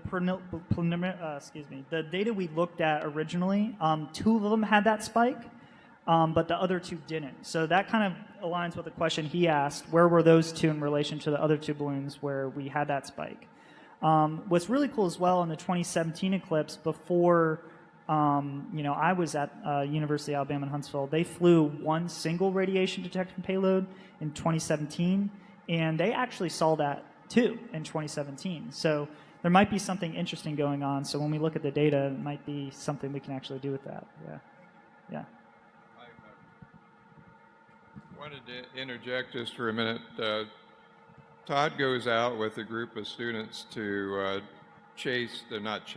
study tornadoes, hurricanes, and they launched with this big $1 million van filled with radar equipment. If you see Todd's vehicle with the radar in your front yard, head to your storm shelter immediately. Yeah. But they launched a weather balloon with APRS in the eye wall of Hurricane Ida. And I clocked, the first reading I got from APRS-FI was 80 miles an hour, and it was 200 feet above the ground. And when they launched it, they brought it out of the van and let it go, and it went, it just disappeared instantly. It was like a mile away, like in a minute. I figured, you know, I'm young. You might as well live a little, right? All right. Well, is it okay, Bill, if I go on to the next talk? You got 30 minutes. 30 minutes. Excellent. Okay. So this is really exciting. So this is, you know, I just talked about the Eclipse. You know, we had 28 other students working on that project. This is kind of my personal project that I've been working a lot on. So the way I actually met Bill was through Pico ballooning, right? So I've always kind of been interested in ballooning. But I love the Pico balloons because you can launch it and, you know, you can watch and see where they go, and they can stay up a while, and it's kind of personal, right? It's like, oh, my balloon's over Europe, or, you know. So it's really fun. So I wanted to essentially, as an atmospheric science major, PhD student at the University of Alabama, Huntsville, you know, the Pico balloon hobby, you know, right now it's a hobby, right? So you fly these and it's fun to watch, but can this data be used for science, right? Can it be used to improve weather models? And those are the questions I kind of asked myself. So I ended up building this resource that is specifically for Pico balloon data and getting data out to people and to scientists and to students and stuff. So I think we all already know what Pico balloons are, you know, as Bill talked about, but this is a great photo that kind of compares. You know, Bill was comparing it to the latex balloon. You can see the difference. You know, you have your nice, you know, National Weather Service latex balloon, and then I call this the Walmart bag whenever I show this photo, because it literally is like a Walmart bag. So the obvious difference is, you know, this balloon goes up, bursts, comes down, and then this balloon stays up at one altitude and floats, right? So these balloons can remain aloft for a very, very long time, you know, years, sometimes months, of course. So that's kind of useful, right, if you can track something and know where it's going in the field of atmospheric science. So So I want to introduce this. This is really exciting. So this is a website. I'm going to put the link right up here. This is the peekabaloonarchive.org, what I introduced. And I'm going to do a little live demo of this website in a second. But this is designed to use Peekabaloon data for weather research. So, people, all around fly these balloons, and data's just sitting out there, right? So let's grab that data, put it somewhere, and do some stuff with it to make it usable for research purposes. So, this is a great figure that I did of how does this website work. So this is kind of your classic figure. You have your Pico balloon floating between 9 to 15 kilometers.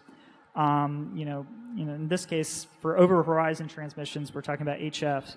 So you have all these whisper stations, right, that are listening for these frequencies. They can decode your frequencies, post that data to the internet, and then we have some other scripts that can process data, push it to a website called aprs.fi or SondHub Amateur, which is kind of like a really big ballooning site for a lot of different people that are into ballooning.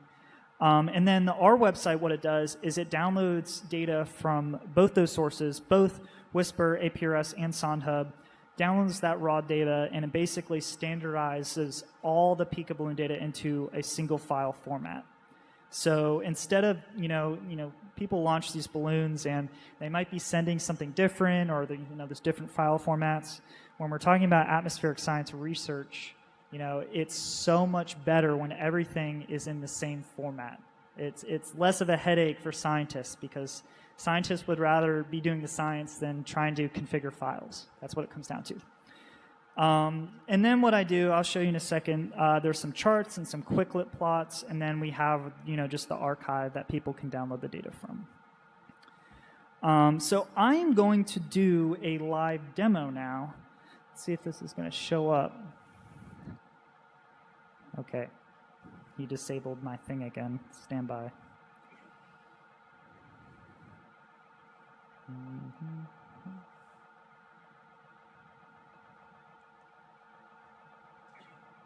Hold on a second.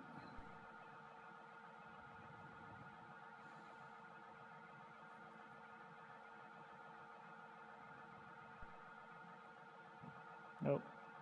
I think I broke it. Stand by. Okay. All right. Duplicate these displays. Here we go. All right. Always the tech.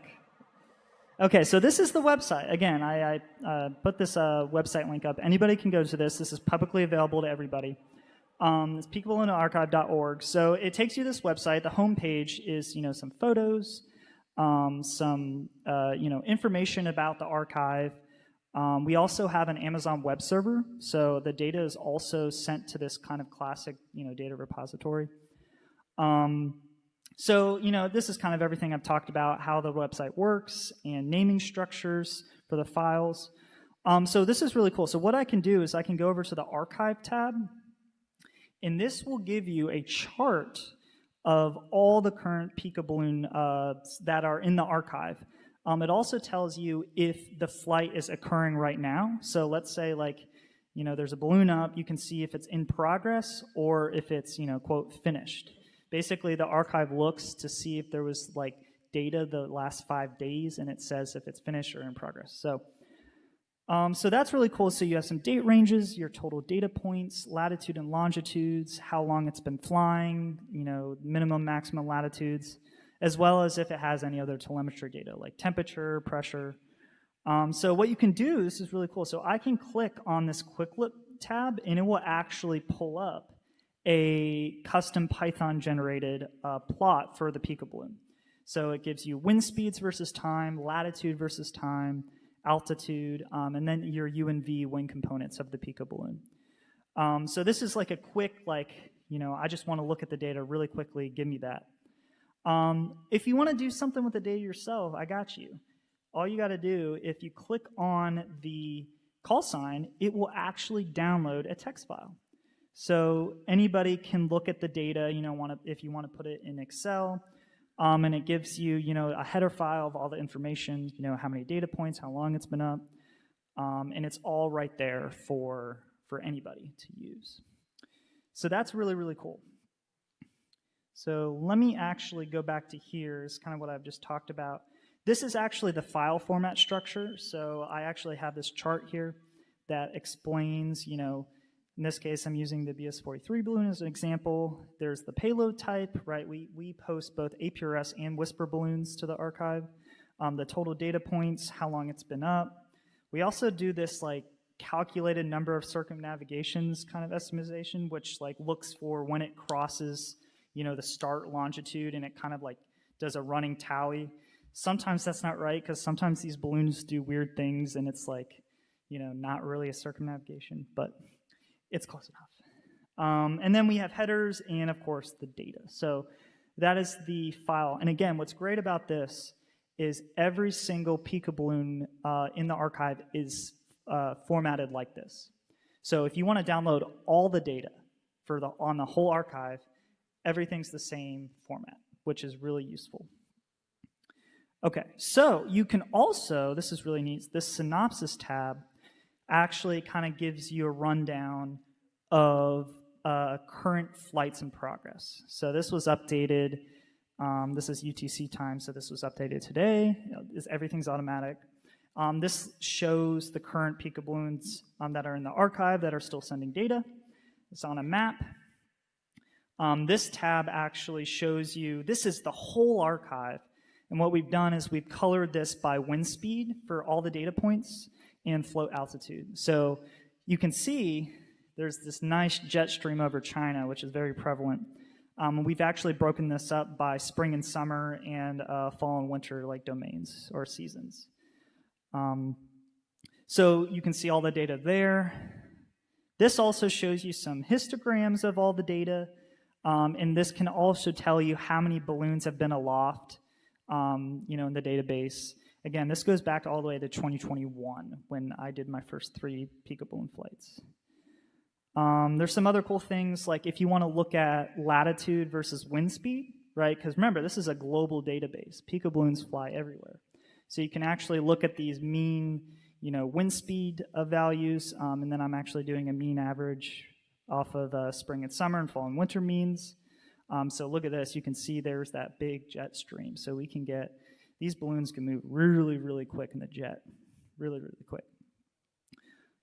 So that's the synopsis tab. Again, this updates every day to show the current, you know, status of the archive. So I like to call it an operational product, which is really, really, really great to have. All right, so let's continue. So I also want to talk about this because as a atmospheric scientist, as a scientist in general, we really want to see how well our measurements are doing. So what's unique about the Pico balloon archive is, as we all probably know, the Whisper grid system is not as, you know, small as like a normal GPS point that might have like 10-meter resolution. These Whisper grids are pretty large, right? Especially a 4-digit grid's really large, but a 6-digit grid is still pretty large, right? 2 to 3 kilometers. Are you flagging me?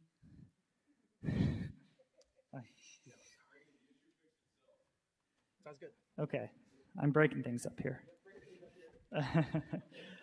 So what we actually do is we calculate a position error for the Pico balloon, because think about it, if you want to use this data for atmospheric research, let's say we want to look at like wind speed and wind direction measurements around the whole globe, we have to know and quantify how well that calculation is to be used for science, right? Because we all care about how right our answer is. So this is a calculation we do in the archive, which essentially gets a position error that looks at the width and the height of the grid squares as a function of latitude. And based off of that, we can actually calculate a velocity error, right? Because if we're looking at how fast these balloons are moving, we're assuming that's the wind speed. I want to know how accurate that wind speed calculation is. So this is the equation we use. This is the position error divided by the time, the change in time. And then we also get a wind direction error, which is basically the arctangent and the position error divided by the distance between those two points we're using for the calculation. Fastest I've seen, let's see, let me convert to miles per hour. I think it was 192 miles per hour and it was over South Korea. 102 miles per hour. The thing was cooking to get home. All right, so I also want to show this because this is more the science side on my part. So we have all these weather balloons around the globe. So I kind of wanted to see how well that calculation from these Pico balloons for the wind speed and direction was to the radiosondes. So I wrote a lot of code that it basically says if there is a weather balloon that has been launched within like a 50-kilometer radius, as it goes up, the Pico balloon's coming over, let's look at what those two measurements are and compare them. So I have a bunch of code that looks at all the NOAA data and all the weather balloon data and finds that value. So it's kind of fun. So this is a good kind of one-to-one line showing the differences between the wind speed and direction Pico balloon versus the weather balloons. So pretty good. We're very happy with these results. So the wind direction was really good with the R squared of 0.78. So we're very happy for that. Okay, so I'm going to speed up a little bit because Bill already kind of talked about this, but Pico balloons are great, right? They fly, and you can track them. But what is really lacking is good temperature, pressure, humidity data, right? So we built this custom sensor that's kind of modeled off a radiosonde, and to fly in a Pico balloon. It's really small, it's lightweight. And it can be used to send back pretty good data of the atmosphere from a Pico balloon. So this is our sensor that Bill kind of already touched on. And we actually flew this on a normal weather balloon flight to compare it to a research radiosonde. So this is one of the National Weather Service radiosondes, and here's our two of our sensors. And we flew this just on a normal latex balloon. And we also compared it to these cheaper, BME 680s, which aren't really research-grade instruments. They're surface-mounted temperature sensors, which typically always have some warm bias. This is kind of a side note. I don't know why you would paint your PCB black, right? It's going to absorb all the sunlight. It's going to get hot. I think they just, marketing, it looks nicer for marketing. I don't know. But not good for temperature measurements, I'll tell you what. So this is just a quick comparison. Our sensor is pretty dang good compared to the $500 research radiosonde. In total, I think our sensor costs like $40 to make. So this is temperature, humidity, and pressure. And then we have these one-to-one lines here as well. So, we have R squared values of like 0.9993. So we're very happy with the performance of the sensor. So we also flew one of these on a Pico balloon flight. I just want to give a big shout out to the Bottle Cap Balloon Brigade. They actually flew one of our sensors on the NE9JJ Pico balloon. So this is also on the archive when we actually built a custom plot for this. So, you can go to the quick look and it shows actually the sensor data. So this is really neat. We also included a solar elevation angle calculation and some other things about sun flux to kind of look at the sensor data. So things we're noticing with these sensors, some challenges we still need to address. When you're on a Pico balloon and you're moving with the air, you're typically always going to have some sort of warm bias, right? Because when you're moving with the air, you don't have airflow on your sensor. So the sun is just heating up your sensor package. So we typically always see like really warm temperatures. And you can kind of look down here, this is, each individual day of sensor data. We can have a really wide range of temperatures between like 20 degrees. That is not what the true temperature is at that one altitude.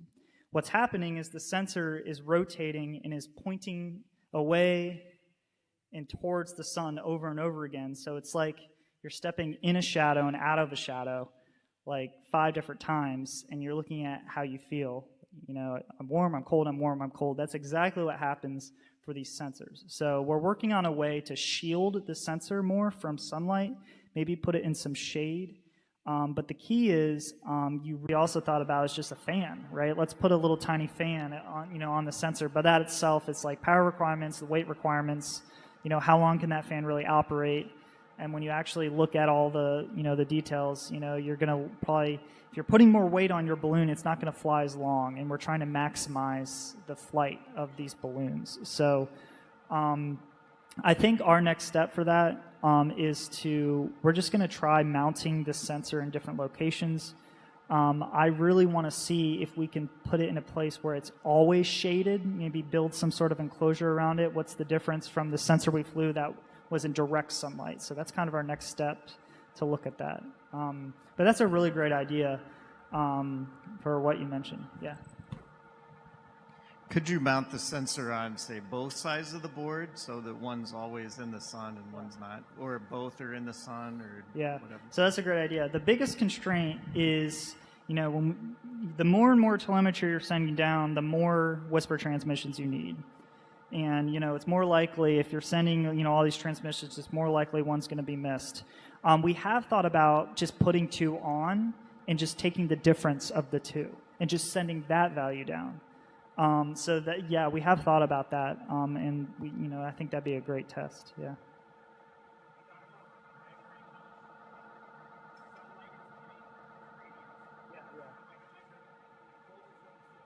Yeah, that's a great idea. So Bill already transmits down solar panel voltage, but we also thought about adding a like a light sensor to look at lux to see, the amount of light and quantify the warm bias as a function of how much light is reaching that sensor. But yeah, we have thought about that, and we're actually thinking of actually doing that. So that might be a future test. Yeah.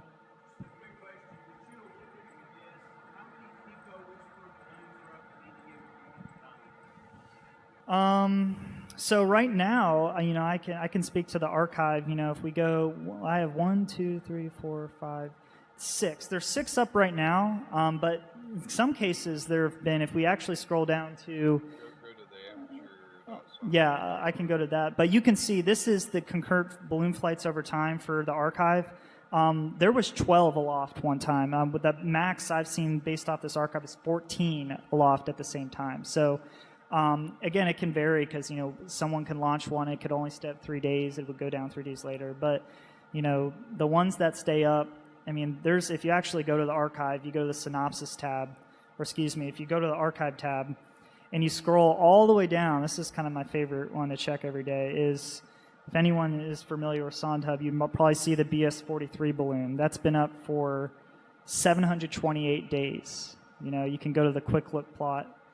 And, you can see it covers, like, the northern hemisphere. It's just flying round and round and round. So, yeah. Oh. Well, that's unfortunate. I'm going to pretend you're looking at it. I don't know why the screen's not on.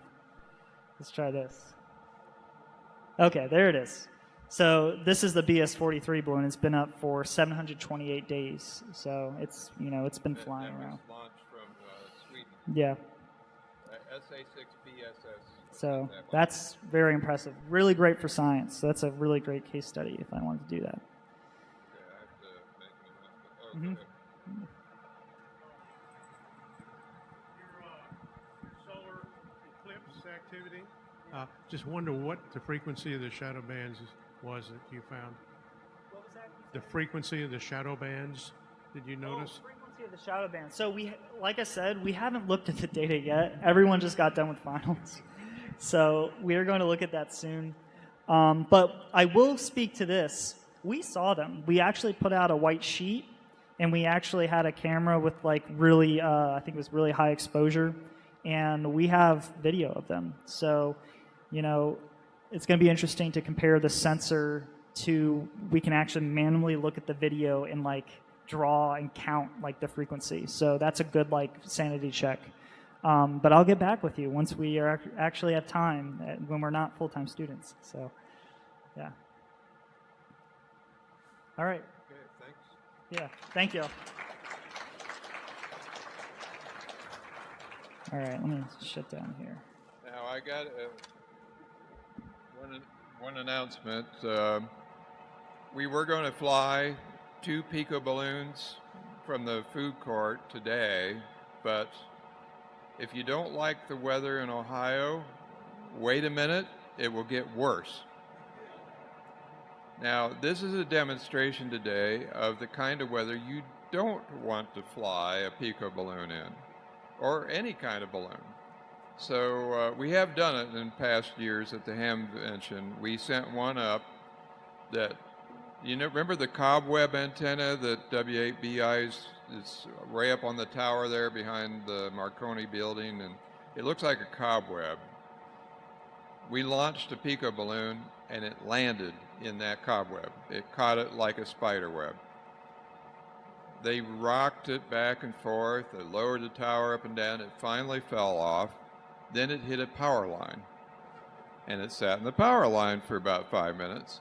It finally got free of the power line, went up to about 12,000 feet, and hit a thunderstorm. It was knocked down to within 200 feet of the ground over Delaware, Ohio. And then it got out of the thunderstorm and went back up to 38,000 feet. And 10 days later, it was last seen over the Black Sea near Turkey.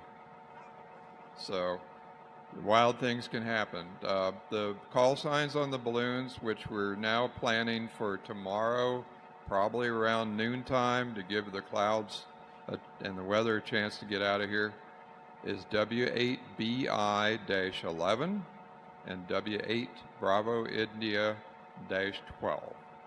If you look there, you'll see last year's flights. But once I launch them, it will update to this year's flights. It's the same call sign as we flew last year. So we had one hit a storm and came down northeast of Columbus last year, and then the other one made it up into Canada. So, but that was a rough year. There was a lot of storms around. We just tried to go between the clouds.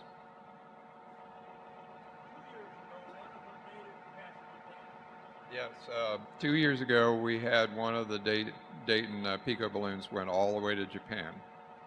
So we're going to try and get around the world this time. So look for it probably around noonish in the food court. And we'll try and have them announce that through the thing. And I'm thanked for Todd for making this database, because now we have something to send to the government and say, if you think it's a UFO or a spy balloon, check here first before you shoot it down with a $500,000 missile. Thank you all for coming, and we look forward to seeing you all next week, and maybe tomorrow we'll get a good shot at launching a couple balloons in the food court.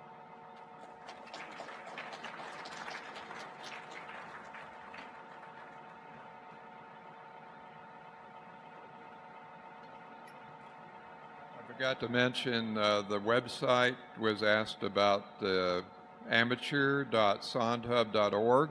Shows all the amateur radio balloons flying around the world at the moment. That's amateur.sondhub, that's SONDEHUB.org.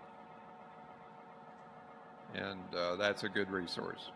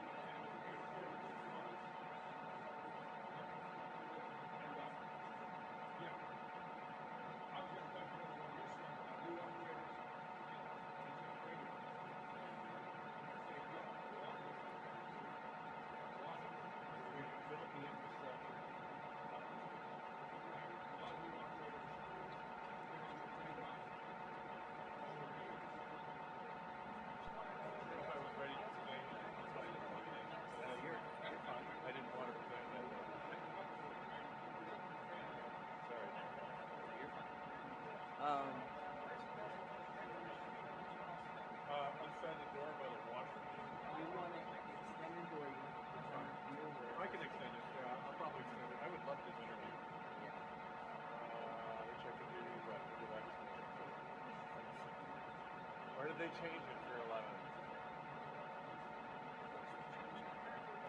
Second. Let me just set it up in the second monitor. I got it. I was not my first rodeo. Except right click isn't working. There we go. No, That's not what I want. That's not what I want. I have to get used to it. So.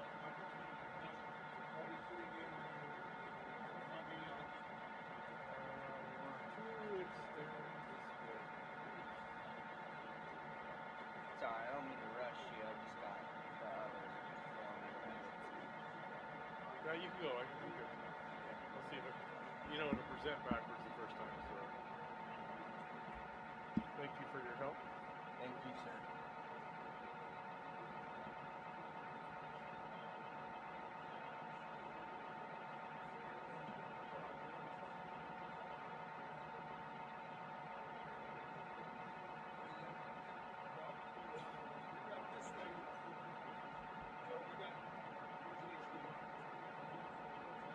Yeah, I'm on it right here.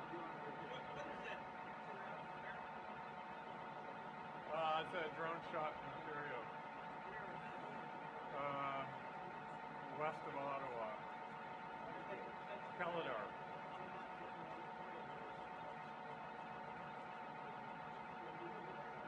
This is somewhere new like this. We can almost stay there. We can make that thing there.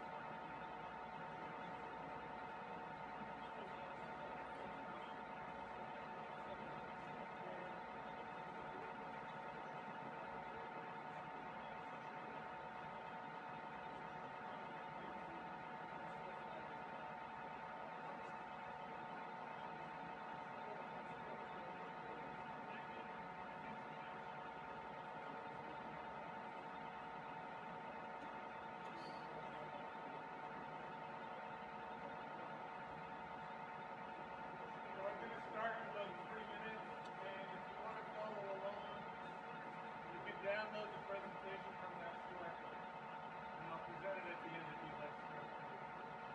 That's all you do.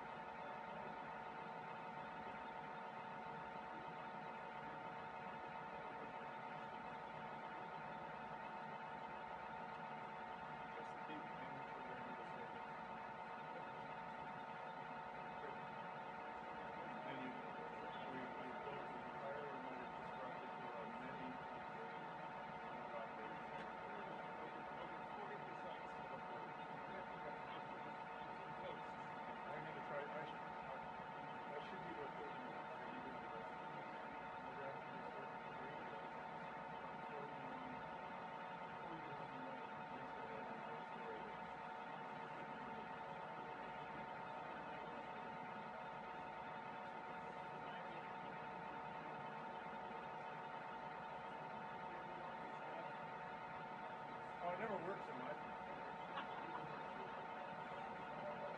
It really doesn't. It works everywhere else.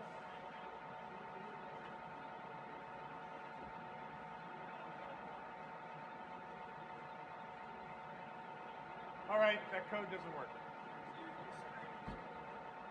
We just realized the mic's pointing directly at the fans? Yeah, we were wondering why it sounded so bad for a second. All right, the QR code doesn't work. I didn't test it. I want to make sure this is actually all the way down. There. That's a one sentence review. Oh, I'm good. I got it. Yeah, that's good. How's everybody? This is a QRO amplifier. And it sounds really good with the air conditioning right up here. So I'm Mike, VA3MW, and I'm Canadian, obviously from Toronto. My presentation today on remote operating, most of my presentations are designed for the new user to get them and understand how hard, or more importantly, how not hard things are to do, and how we do things, and some really good basics in getting things up and running. If you just walked in, don't bother scanning the QR code, it's broken. But you scan it if you want, you'll learn how to scan QR codes, which obviously I didn't read the instructions very well. And I use that QR generator all the time. I've been running remote operating HF stations, and I guess repeaters are remote things too. For a long time, my HF station started about 2015, or 2005 rather, and it actually got me a job because I had so much fun doing it. But first I want to bring up Adrian from 4U1 UN, right? And he's got an opportunity for you guys to, you know, fist to be sent on the air because your buddies know what you sound like. And I'm not a CW op in any real big component. A lot of the solutions have a WinKeyer type thing where you send with your WinKeyer. The WinKeyer decodes the letter A, sends it to the radio, and the radio sends a nice, beautiful, sanitized, machine-driven letter A. Nothing wrong with it, but that's maybe not what you like. What Flex Radio did with their Maestro is they actually collect the timing elements of the A. So say your A was a da-da, and it hung a little longer. They actually calculate transmit for X milliseconds, go into space for another X milliseconds, go back into transmit for X milliseconds. So if you send like crap, it will send like crap for you. And that's only going to get better even from the other vendors. All right, so where do we start? Don't get freaked out, because the first place, if you were ever building any sort of remote stuff, you really want to, maybe if it's just at home and you just want to be able to use your radio while your wife's out shopping for shoes, well, that's okay, because if it doesn't work when you get back home, you can just reset everything. But if you've ever been a repeater operator, anybody, and you know what that's like, right? You avoid trips to go back to the hill because you didn't set the squelch correctly, then it gets a little harder. But let's talk about the radio location. Are you stopping? Antennas, internet, and how do you command and control things? Think of your ham shack right now. Look at all the stuff that's in front of you. And at some point in time, I guaranteed you had to power cycle it to recover or make it work. No. And sometimes things just fail. Sometimes you have to turn it on, turn it off. Sometimes your internet goes out. My remote was, it's a 2-hour drive away. And I don't see it from Canadian Thanksgiving, which is in early, what month is that, Paul? October, to Easter, which of course is variable. And about January it went out. Call the cable company.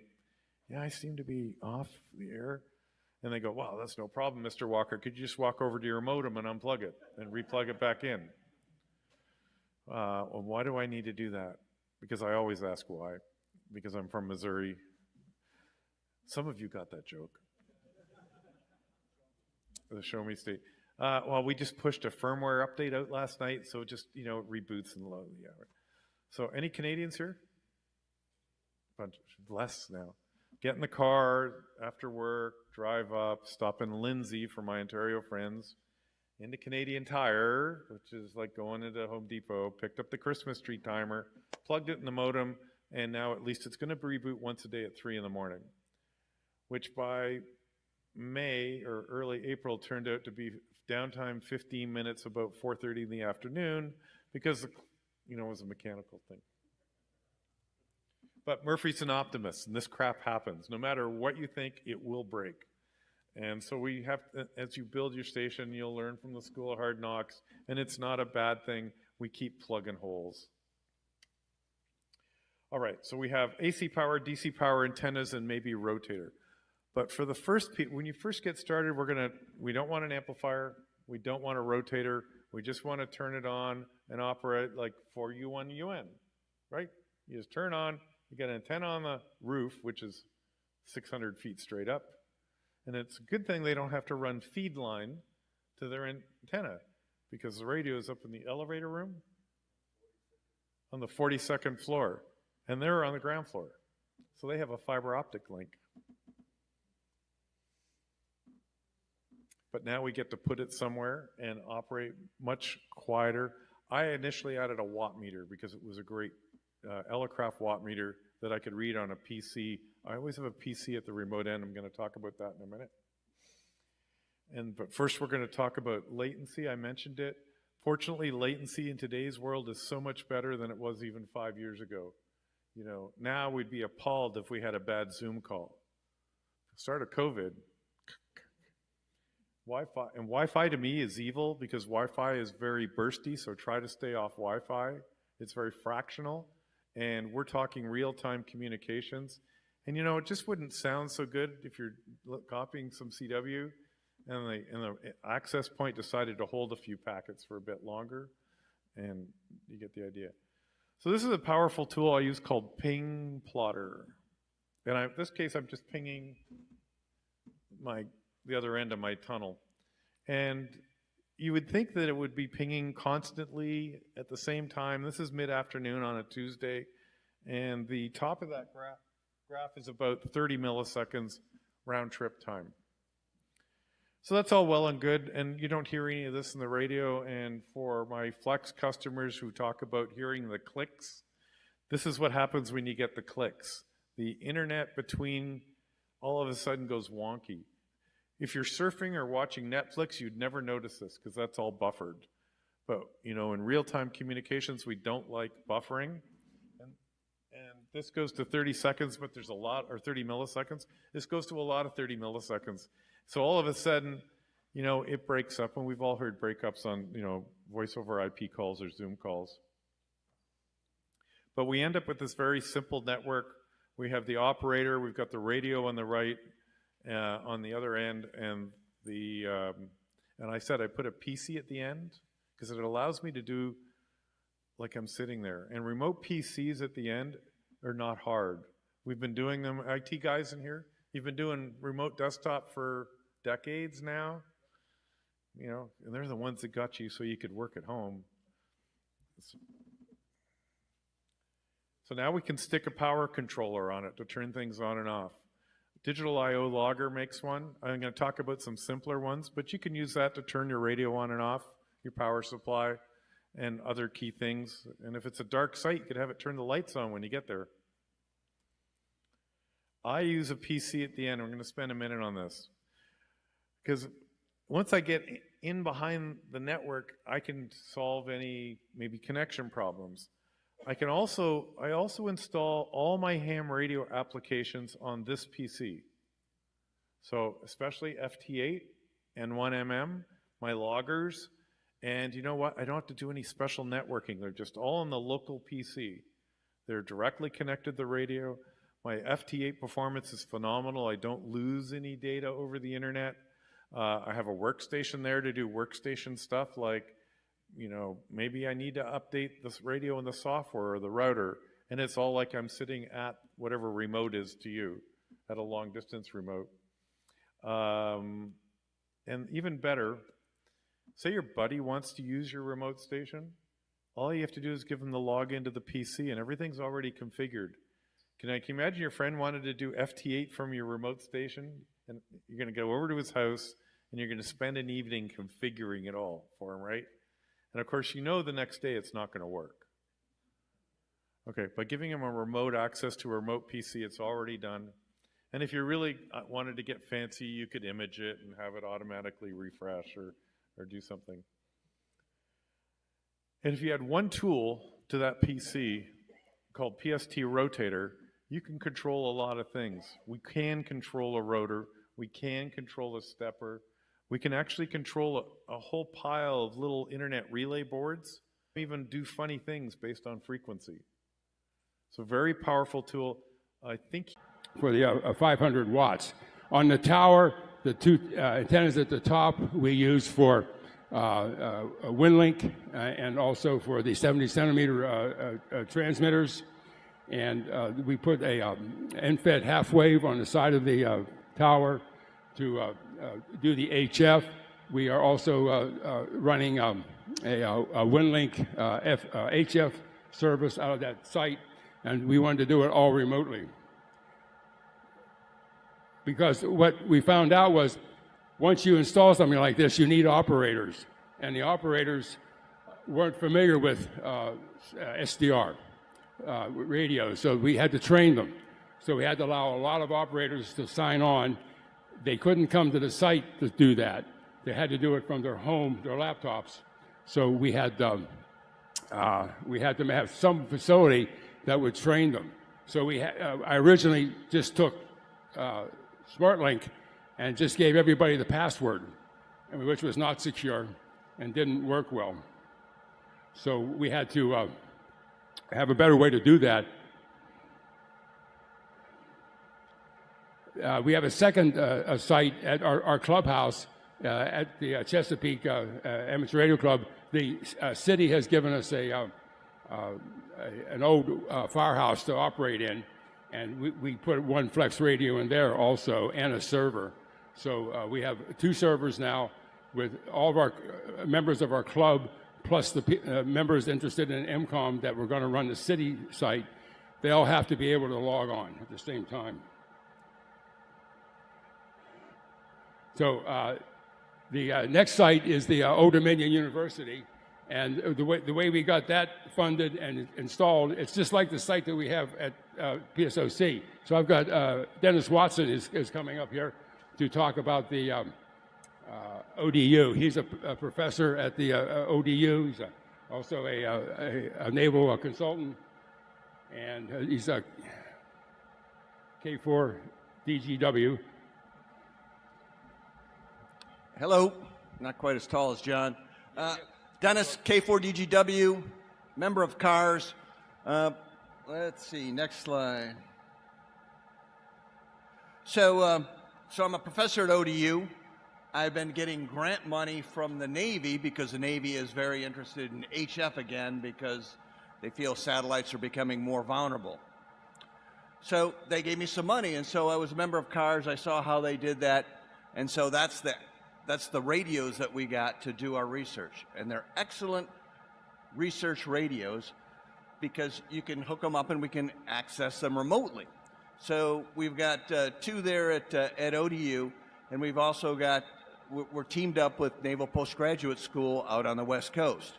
So we're doing back and forth research, and it's nice because you can kind of talk to yourself. So they would come up late at night to do their testing. Well, they could bring up our radios, turn the transmitter on, and see what they're receiving on the West Coast. The other thing that these radios gave us the ability to do was we started an amateur radio club, and that picture in the middle are all the students that are part of the club. And you know, students don't do things in the middle of the day or the evening. They don't really go to work until like 9, 10 o'clock. Well, if you've got a radio lab at your university, you got to have a way to having it open at 9. Well, with the Flex, we have it connected to the Internet of Things so the students can sign on when they're not physically there. So our students, the first year that they had it, they were able to come in first place in the ARRL, what's it called, college roundup. You know, they do a roundup, a student roundup, and there's a college category, and they were able to win that. So that's what we're doing there at ODU. And then we've got this other site down here on the Albemarle Sound. That's actually where I live, and that's not as remote as I'd like, but it's remote enough that we're doing some stuff with JS8 now, and so we've got a little bit of separation, and so we're working from there to communicate. So we got a net going to do that. So the moral of the story is if you've got an idea of getting a radio on the network and your organization would like to join our organization, maybe we could link your radio into our network here, and then that would give you more than one radio to network with. All right. In the chair there is Blair, and he's coming up next, but I just wanted to know why. We're doing Steve next. Okay, so the key to this thing is to get all. We have the same server at all of our sites, at ODU and at PSOC and at the Shack, and so we have to run those over the cloud. So Steve Griggs is here to tell us how he did that, how he got all the radios to run on one site through a VPN without SmartLink.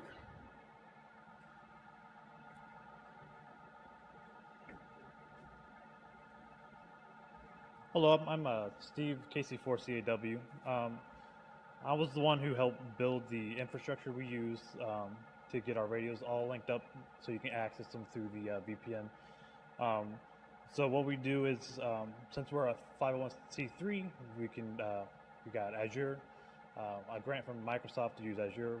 So we have a hub for our network, and then we use at each site we use Ubiquiti Edge routers to create a tunnel to Azure to connect the hubs, and then all the users use OpenVPN to reach each site.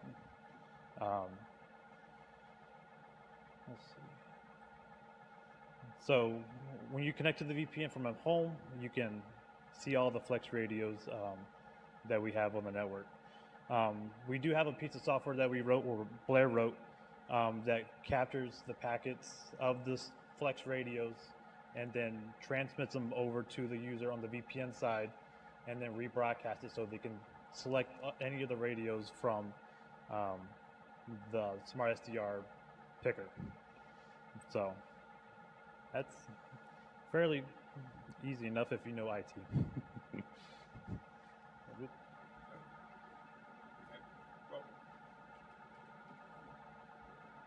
Dave, can we bring? Yeah, I'm not sure how this is going to work. We wanted to talk about how what code we used to read the packets from the Flex Radio. The Flex Radio API is open, and one of our club members put together in Go, the language Go, the packet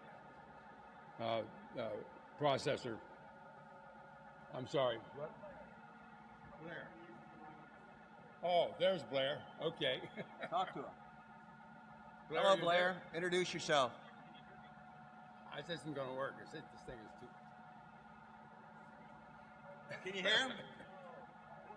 All right. You can't hear him. Okay. All right, Blair. Well, anyway, he's a real person, and he's here. But to make a long story short, what Blair did was to monitor all the packets from Beta 49 from the Flex Radio, and they're on transport level 2 on the they're broadcast packets, and they won't go through the VPN. So he monitors those, and he checks them for their accuracy.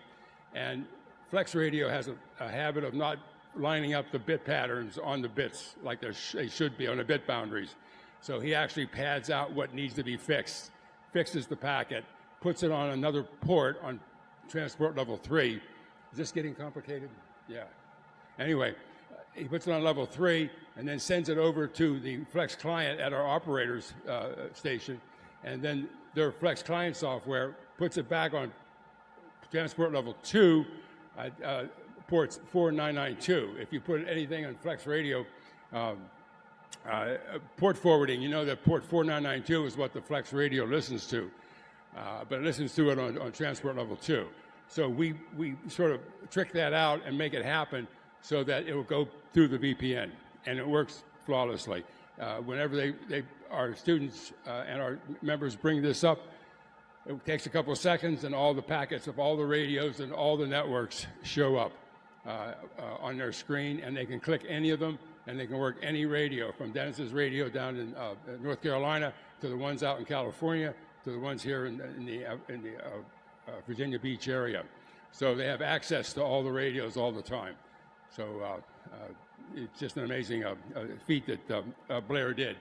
It's kind of not the kind of, you know, I wish you could talk to Blair directly, but this is a noisy environment, and it's really kind of bad to do that. We were looking for a different situation. But anyway, we were able to do it. It is possible, and we can, you know, make this remote operation available to a lot of people over the time. So do you have are there any questions? Yes.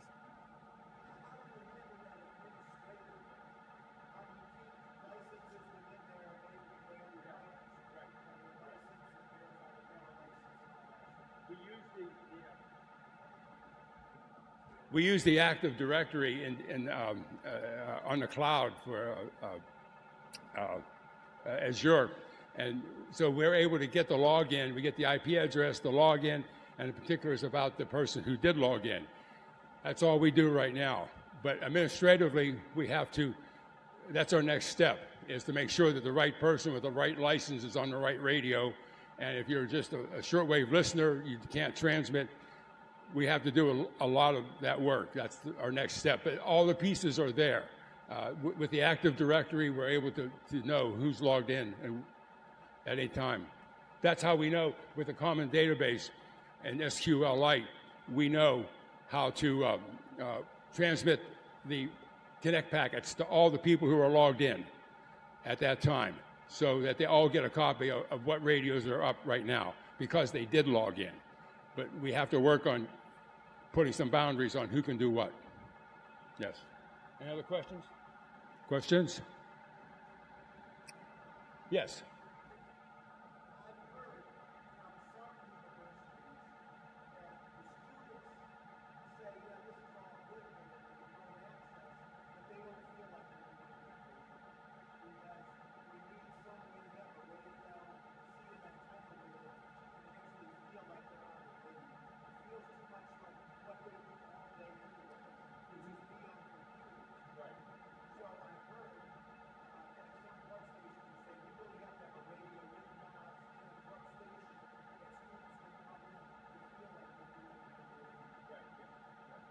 Okay.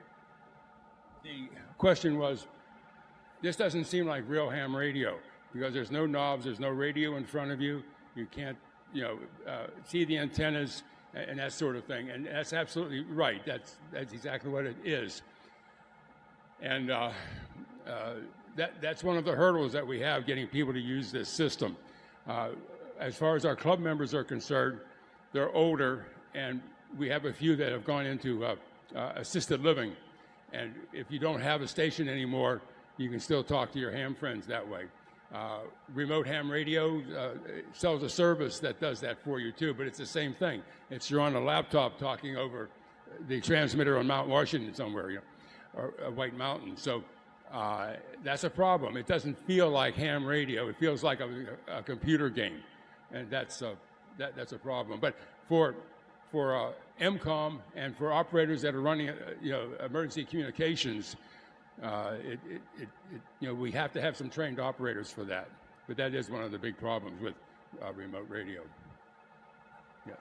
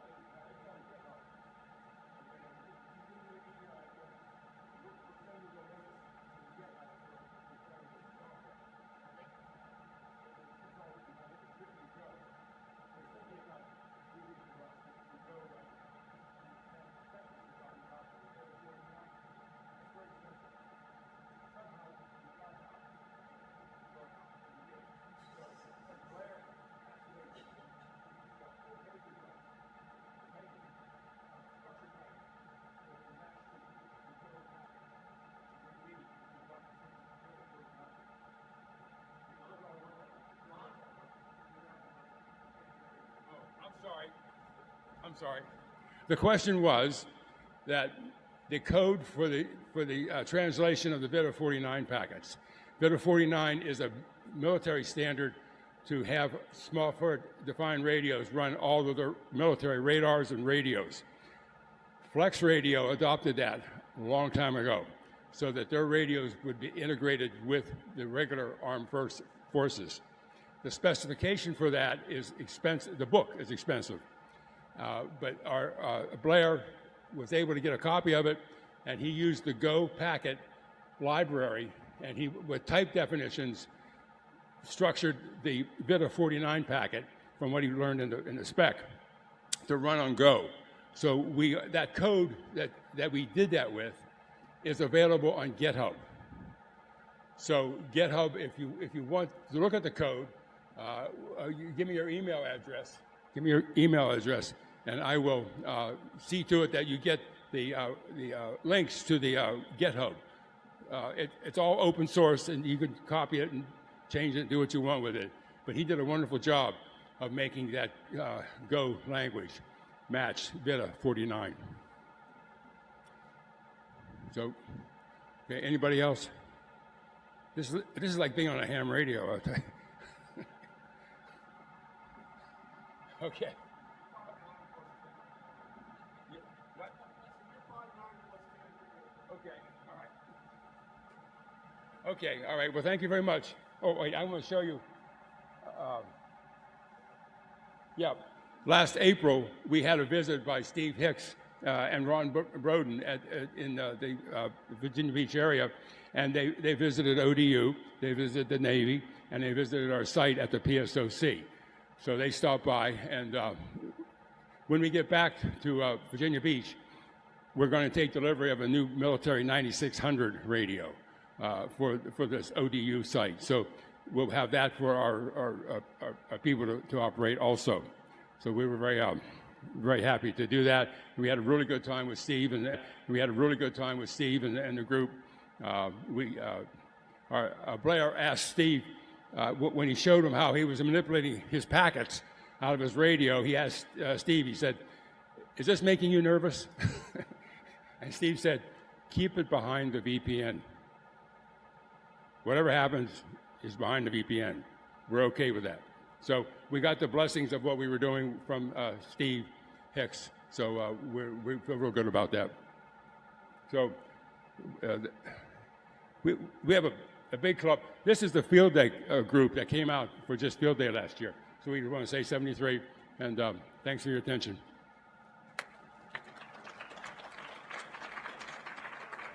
John, thanks for putting that together. No, I'm good. And if you're thinking of an ML 9600, it's not that much more, just add a few zeros. Yeah. 20, yeah.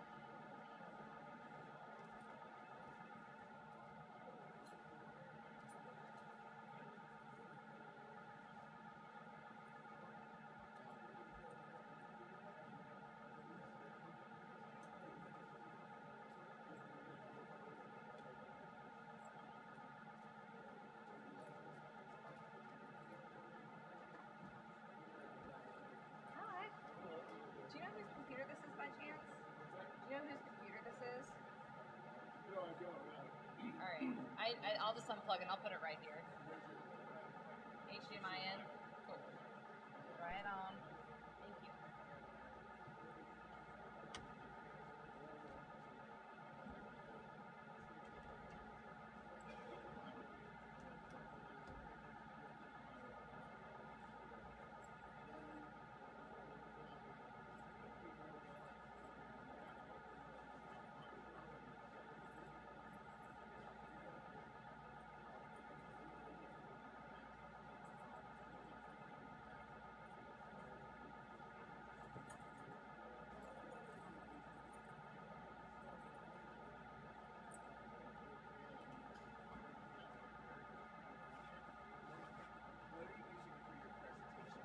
It's just a PDF.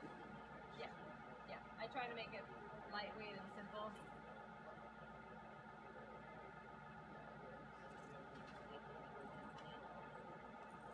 Got a little dongle, and I'm just gonna plug it in here, I believe. And then, does this show up as sort of a? Oh. I think it's. Let me also make sure just to plug it in right quick. That's really fun. Huh? That sounds interesting. Sorry. Hey, we'll work it. Pretty standard, yeah. Today's theme is improvisation. How do I turn this off? You can just move it kind of.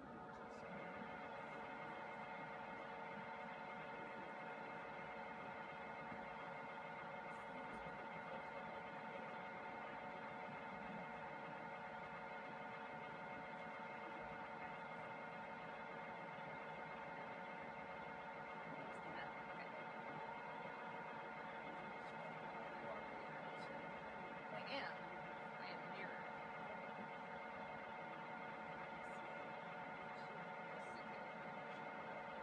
Yep. Different setup. Oops.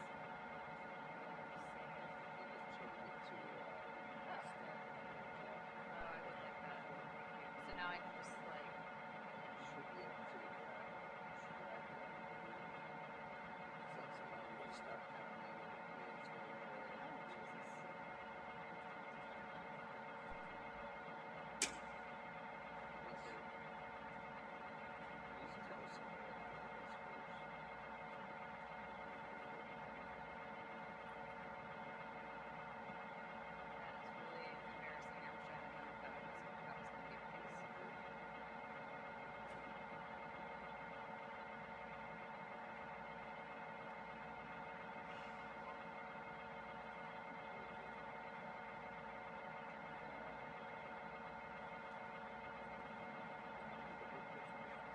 Yeah, it's just on the PDF, and I just.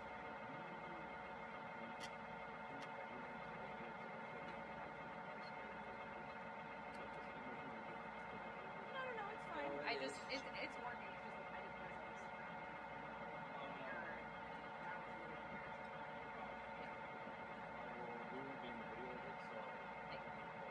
That's great. And if it was for premium, also put that in. Yeah.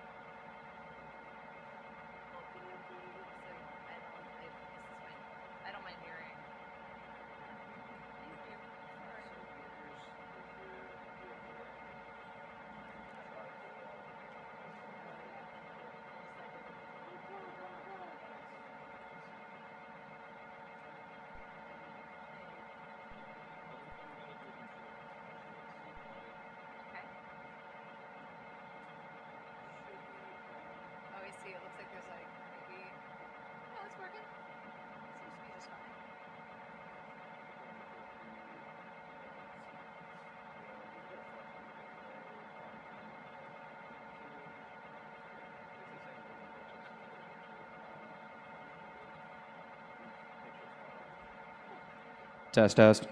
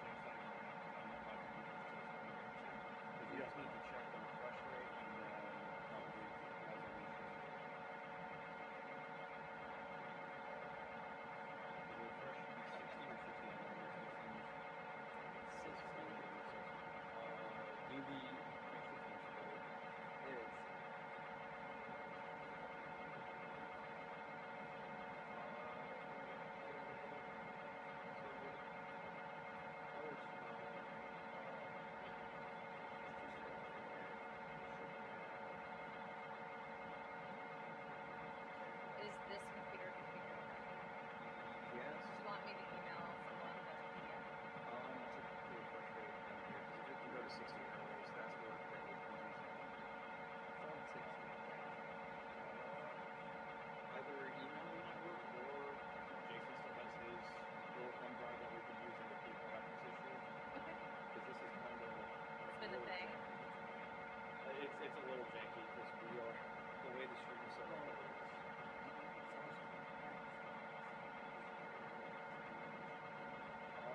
All right, I can send you. I can give you a. Do you have a spare?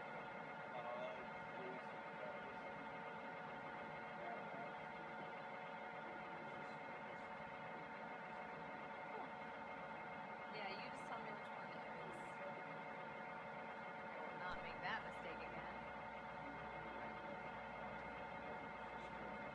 Well, then I'll hold on to plug the HDMI. That's fine.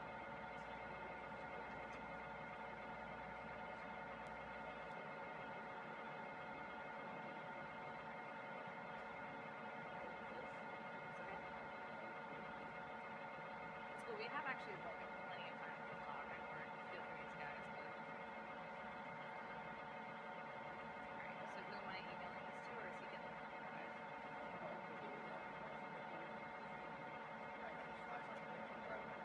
Yeah. Oh, but we're on this like very slow ARDC demo situation.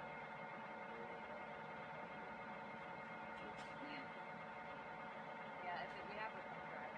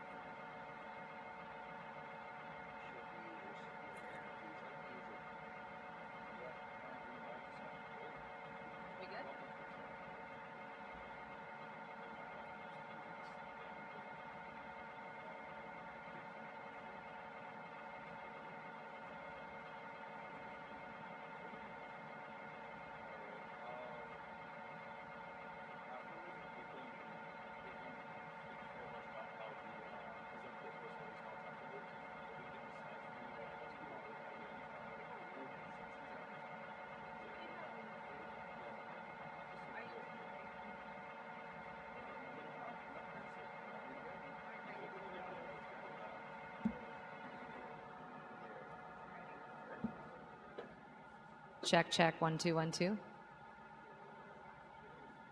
All right. Thanks everyone for your patience. Hi, you might have been expecting a talk by someone named John. I'm clearly not John. We've had a few staff changes that we'll talk about in a second. So my name is Rosie Schechter. I'm the executive director at ARDC, and this is Adam Lewis. Hi there, Adam, KC7GDY. Yep. So today we're going to talk about a couple things. We're primarily going to be focusing on some 44net stuff, but I'm going to get started talking about a few other things. All right, so a little bit about ARDC. We're actually going to do this grants update thing first, and then we'll come back to 44net. Before we do, raise your hand here if you knew John Hayes. Yeah. We are, John Hayes, up until he suddenly passed away a few weeks ago, was our outreach manager at ARDC. He is one of the Johns who is supposed to be here today, and I'm very sad to say that he's not. He, as many of us know, at our organization was just instrumental to everything that we do. And for those who know him outside of ARDC and in the greater amateur radio community, you all have probably known what a great influence he's had on our community. So if you don't mind, before we get started, I'd like to please have a moment of silence for John Hayes.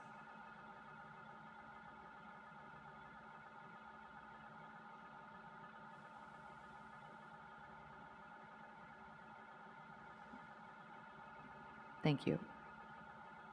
One of the last times I saw him was actually on this stage. Okay, so who here also knows about ARDC and who we are and what we do? Okay, so since we have mostly folks in here who know about us, I'm going to move through this first part pretty quick. I won't bore you with the same stuff. But who we are is a private foundation, and what we do is actually two things. One is we make grants to support amateur radio and digital communication science. This is our mission statement, to support, promote, and enhance digital communication and broader communication science and technology, to promote amateur radio, scientific research, experimentation, education, development, open access, and innovation in information and communication technology. There are many words. I will one day memorize them. I have not yet. So this is part of what we do. Some things about our values, which you can see more about on our website, but certainly curiosity and experimentalism are top to what we do. And they're key to the second part of the organization, which is 44net. It's a bunch of, it's our legacy IP address space that we use for experimentalism and connecting amateur radio with the internet community. Tiny bit about background and history. So we got our start really back in the early 80s when a gentleman named Hank Magnuski, who used to be on our grants advisory committee, basically got a block of IP addresses to be used for difficult to set up network for using the IP addresses. So what can you use your IP addresses for from the 44net? Well, right now there's Hamnet in Germany. There's HamWAN in Seattle. You can use it for MCOM, Internet of Things. Pretty much anything that you have a server for currently, like for example, if you have a Vulture account and you have your computer online, that places where you can be using those IP addresses. And so let me pass a couple things here. So currently, the only way of using a /24 is to roll your own. So you go into, like I said, Vulture. You get a /24 from ARDC. You set up a VPN. Then what? Well, that's the hard part that we're trying to fix, because right now there's only very few people that understand how to actually use a /24. And the idea is we want you to use more of it. We want to use more of the IP address space. So one of the projects that I created was there's the POP project. Why did I do the POP project? Well, I was frustrated. I said I wanted a simple way to use IP addresses from the 44net. I wanted it to be publicly reachable and roam with you. So we've got this little router here. This thing actually has IP addresses on it that if anybody connects to, will get their own IP address and it'd be publicly reachable. There are things I wanted it to be auto-reconnected. So whenever you go from one location to another, the idea of following the IP addresses with you, the system would automatically reconnect you no matter where you are. So you go to someone's home Wi-Fi and you have your little router, your rig or whatever. You have it set up so that you have these IP addresses that automatically reestablish no matter where you're at. Another thing is I wanted to be able to punch through. Does anybody know what CGNAT is? Okay, so some people do. So CGNAT stands for Carrier Grade NAT, which is a hindrance for a lot of these virtual tunnel networks. You have to punch through it in order to get to the internet, and that requires, gymnastics. You can either do port forwarding if you have a static IP address, or if you don't have a static IP address, you're kind of stuck. I also wanted to have something that was created that was less difficult or complex and faster than the current IP-IP mesh, because everything is being routed either between the users or all the way back to UCSD and then back out to the internet. I wanted something that would make it so that there wasn't one point of failure. Also, I wanted a way that I can use one IP address, one tunnel, and bring in multiple networks together, such as like being able to have a connection and all of a sudden you're now on Hamnet and Hamwan and all other isolated networks. And also I wanted to make it sure it was completely automated. I didn't want anybody to have to do anything manual. I wanted to basically be point, done. So this easy on-ramp is what we call, is the project we call the POP project, which stands for Points of Presence. We currently have a couple of different testing sites in North America. We got one in Atlanta. We're going to be doing one in Dallas shortly, one in Fremont, one in Germany. We're beta testing right now, finding out what its limits are. So through that POP network, you can get one IP address, or you can get a whole /24 through the network. And it also needed to make it so that we didn't have to be relying on any one application or platform. All you had to do is have a device that could be installed with WireGuard. So like this GLINet Holy device here is connected to the Wi-Fi. I'm sorry, it's connected to cellular, and because it's connected to the cellular, it now has a way of getting out to the internet. This device with a little short script of code punches through that carrier grade NAT, which is using, I think mine is using like 20 dot as the CGNAT, which I think is like Department of Defense IP addresses. With that by itself, it's kind of useless to have an IP address. And also I wanted to make it so that eventually this code would be open source. That way the community can be able to contribute to it and expand on it. So what we have now is a beta project, and it is almost ready to release to open up to the public. Today, if you guys want to, you can always go to the website. It's www.44net.cloud. I got a little link at the very end I can show you. And what it does is it connects your different clients. So like this would be considered a client. It connects to the internet. Your rig is a client, connects to the internet. This is the description of what the infrastructure looks like. So the top two rectangles are what we call the core routers, the core POPs. And what happens is you can connect to either one of them, and you can move your IPs across the United States by just doing a point and click, and the information, those IP addresses are moved to another POP server. Or another iteration coming up shortly is that you can have redundant links. And that way what you can have is whenever you have your tower, you can make sure that, okay, well, you don't just have one tunnel, you have multiple tunnels in case one of them fails. So what you do is you go onto the 44net cloud, you choose your POP location, you click request, and that's it. It's done. Your tunnel's already set up. And so you give your security keys information to you. It shows you what the server side looks like. You really don't need to know that information. All you need is that, where the arrow's pointing. It's just those, 8 or so lines of scripting information. You cut, and you paste it into your favorite GLINet, MicroCheek, or Linux box. And then as soon as you activate it, you now have a publicly reachable IP address. Currently going to ARDC.demo, which is this little device here, I have on my iPhone 44.33.1.33. And it's basically, this is talking to this, and it's got a public IP address. The same thing can happen on the LAN ports. So you plug it in, you plug it into a switch, you can, we can push multiple IPs down the tunnel, and now you have ability to deal out with DHCP, whatever devices you need IP address for, and you don't have to worry about port forwarding anymore. All that's gone away. So if you want to test the system for yourself, on the, what is that, the left-hand side is the app. It's called WireGuard. And WireGuard is the client that is used to create these tunnels. On the left-hand side is the website's name. It's 44net Cloud. It's just a placeholder until we get the beta test taken care of. And if you go to those two, if you go download the app, go to 44net.cloud, go through the setup process, you'll get your own tunnel. Bear with it. It's using like the lowest grade database, and it's extremely slow loading. It's not broken. It's really delayed. That's something we're going to be fixing. We'll be moving it onto our own servers in the near future. So what can you use it for?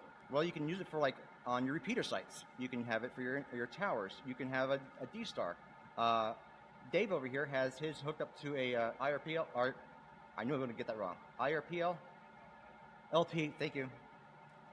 Network. So he's got one of these, but the beefier brother of it, and he's got his network connected to it. And if anybody goes to, was it 4433.9, they can get connected to it. And that's all because the POP network. That little script of code you cut and paste, and your device becomes a router that has a public IP that can be reached anywhere. So we do want to continue to support for IP mesh. It is a little slower. My effort is to go towards making it so that we have a distributed network, something that doesn't have to be reliant on one location. One of the other interesting parts of this process is we're wanting to open it up to eventually to clubs. So what you can do is individual clubs can download the app, install it on their own server. It can be in a garage. It doesn't have to be a data center. You just got to point the tunnel back to an upstream POP, and you've got your own VPN. There's no effort involved. Let's see here. A couple things that we need to talk about on it is with IP addresses, we got to make sure we got to avoid. We don't want to worry about selling commercial usage of it. So whenever you go to get an IP address, keep it ham, keep it entertainment, keep it fun, keep it away from profit. Don't do anything you shouldn't be doing, illegal activities. And if you're doing over the air, your encryption, it only applies. Encryption is only when it's a physical network. I'm sorry, over the air. This is a physical network, so you're not having to worry about that information going over the internet. So once it leaves the device, it's no longer encrypted, so we don't have to worry about that encryption issue. One of the big things is security. This network sets up a completely open tunnel. So in other words, all ports, all access to it are fully open. And so that you need to make sure that you totally secure your network. So what you do is you go in there and you say, block everything. I only want X through. I only want my HTTP. I only want my SSH server to go through. So one of the things is make sure you secure your network. So going back to the network, we also have the ability to have non-routed IP addresses pushed to the network. So in other words, you can create your own individual ham net through the tunnels, and so anybody connected to a tunnel has access to those IP addresses, but because they're not routed out to the internet, anybody can get to it. Let's see, where else were we at?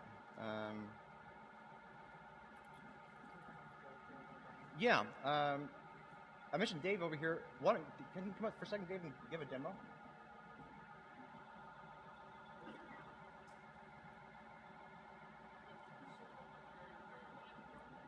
What?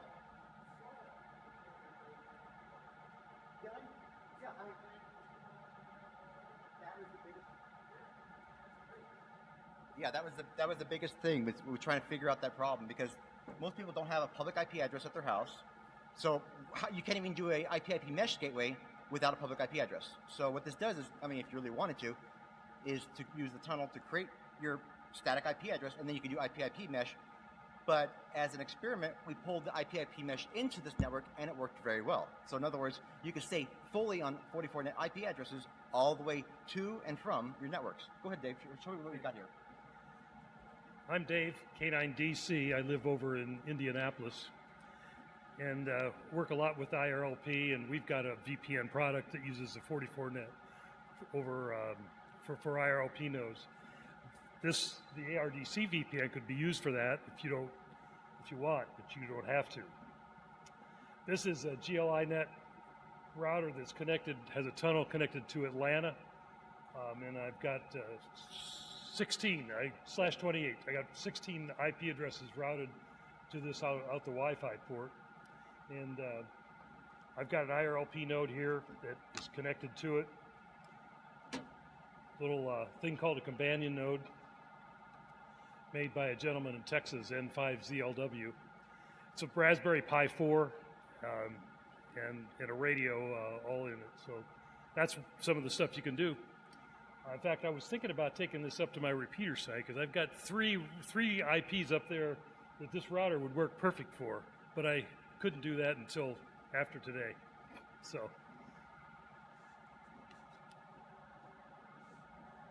I'll just leave that there. Thank you, Dave. Let me pass this back to Rosie now. Can I get a round of applause for these two? I want to give an extra bit of thanks to Adam and to the rest of our team because we've had to make a lot of pivots in the past 24 to 48 hours. We're running on very little sleep, so thank you. I think that's actually it in terms of our presentation, aside from more information about us. Most of it can be found at ardc.net. We're working on maybe making a new website for 44net resources specifically, but that's a little bit of a ways out. So for now, everything, all the resources we have available are on ardc.net. And I'm happy to open the floor for any questions that you might have, and let's make sure to repeat them into the microphone since we're recording. Cool. Hi.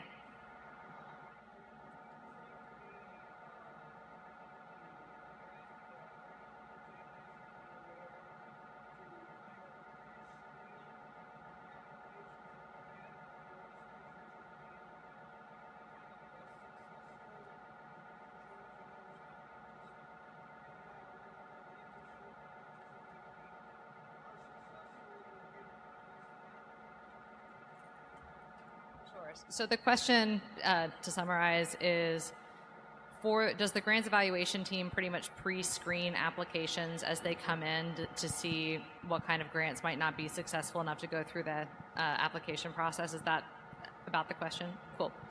So great question. So we have the way that our process works currently is we have a grants manager named Chelsea. We have a grants team, and she, along with our new grants associate, Shasta, do pre-screening on every application that comes in. And anything that looks like, okay, this isn't really we know that this isn't gonna pass the next step, we send it back and we let them know early on so that they don't have to wait.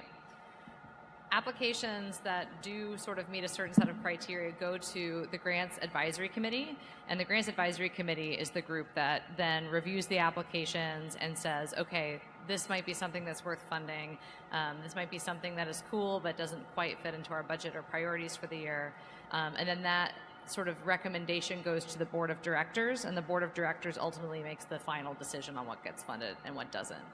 The Grants Evaluation Team is a new team that takes an extra step and is really about looking back. So after a grant has been completed, final reports have been submitted, it comes to the Grants Evaluation Team and they look at it and say, cool, was this successful? Was this not successful? Did it meet our goals, et cetera? So that's sort of the overall process.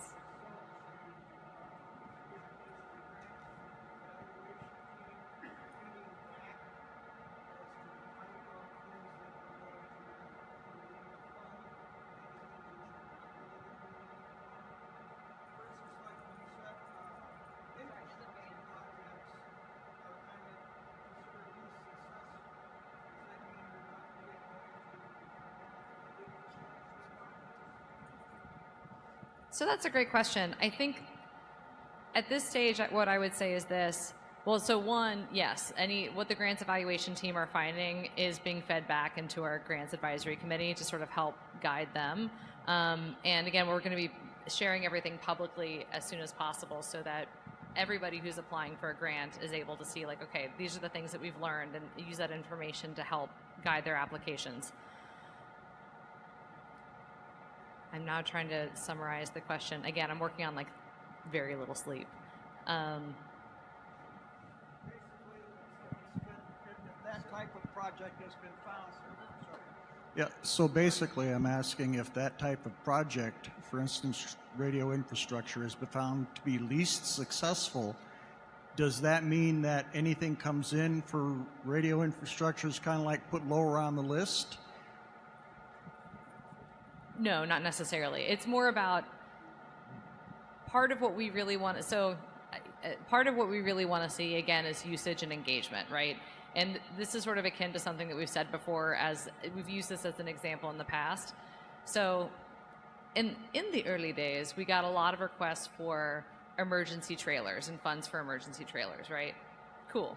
However, if we're just putting equipment into a trailer and then the trailer sits there for years and years and years, then that's not actually that useful.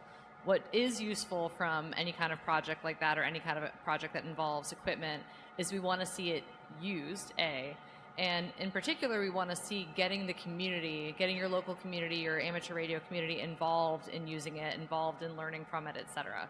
So what I would say is that really for those kinds of projects, the important part is the outreach and the success of the outreach, not necessarily the type of project itself. You know, that said, I will say that in general, we really, we're very much interested in education projects. We're very much interested in research and development types of projects. So I would say that some of the infrastructure projects are deprioritized, but I wouldn't say that they're like not something to apply for based on what the grants evaluation team has learned. Okay, thank you. Sure. I see someone right. Wait, he's got a microphone. Give me a second. Just a quick one. What's the largest number of static IP addresses that you feel comfortable handing out? I asked that question because we have an IRMS thing with Yaesu Fusion where there was not a lot of foresight put into how it was implemented. So they require static IPs, and they all have to be on the same port. And they can use, and they can connect to, up to, I think, what is it, 99 other static IPs. As you well know, open ports and static IPs in our world, in the cheap ham radio community, means you either got to pay for something, and in a lot of places we don't have locations that even allow for that, so T-Mobile and ports. So we're interested in up to 99 static IPs on a particular port to be able to implement this IRMS network, and I would imagine if this is possible. I know that Ed Richwood was hooking up some GLI nets for his demo over here for D-Star, and he goes online, downloads the connection, and he got little tiny, what they call Mangos, little tiny little GLI net devices, and he's mobile with his D-Star. You had a question? Yeah, kind of an answer to the gentleman's newbie question. Sure. Those questions are good. Yes, in a word, yes, you can do that. It's a little bit older technology. Runs perfectly over VHF, 1200 baud. It's called packet radio. You use a JNOS box, and you can tunnel IP through that, and you can literally take your laptop, connect it to a little JNOS box, which can be a Raspberry Pi, and you can create an RF link between your radio and the Raspberry Pi using whatever wavelength you're authorized to for 1200 watt or whatever. Now that we've gone to we've gotten rid of symbol rate and just gone to bandwidth, you can use something like Vera FM or the other Vera nodes and make a connection to another radio which is connected to that JNOS box, and you get your IP address available to you over the air. Of course, again, you have to worry about security because anyone else can connect to that box, the JNOS box, unless you set up access lists and stuff like that. But yes, you can do that. I think I had another question up front here. What's the availability of that box? Where do I get it, and how soon can I get it? Amazon. Yeah, this one is the Poly model. Dave is using the GE3000 or something like that. This guy right down here.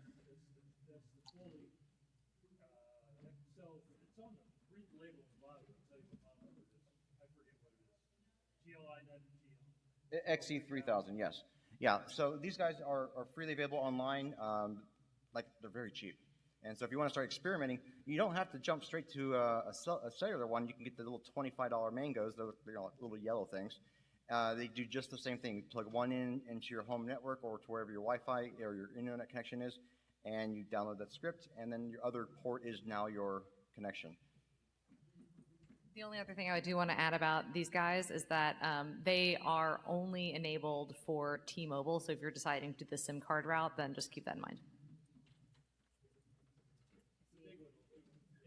Anybody? Oh, that's great. I see somebody back there. Oh, okay.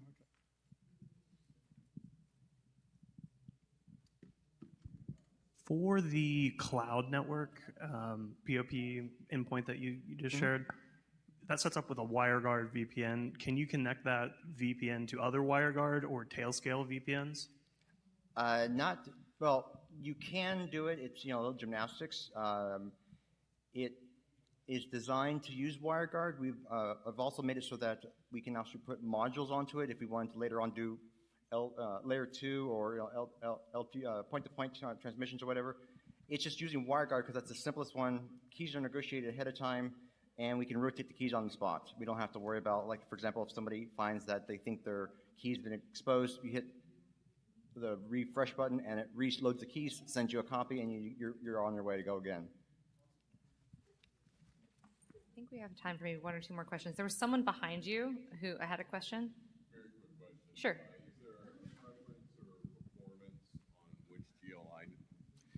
Is there a preference or performance on which GLI net device based on, the firmware size or anything like that, other than the Pooley XE3000 you mentioned?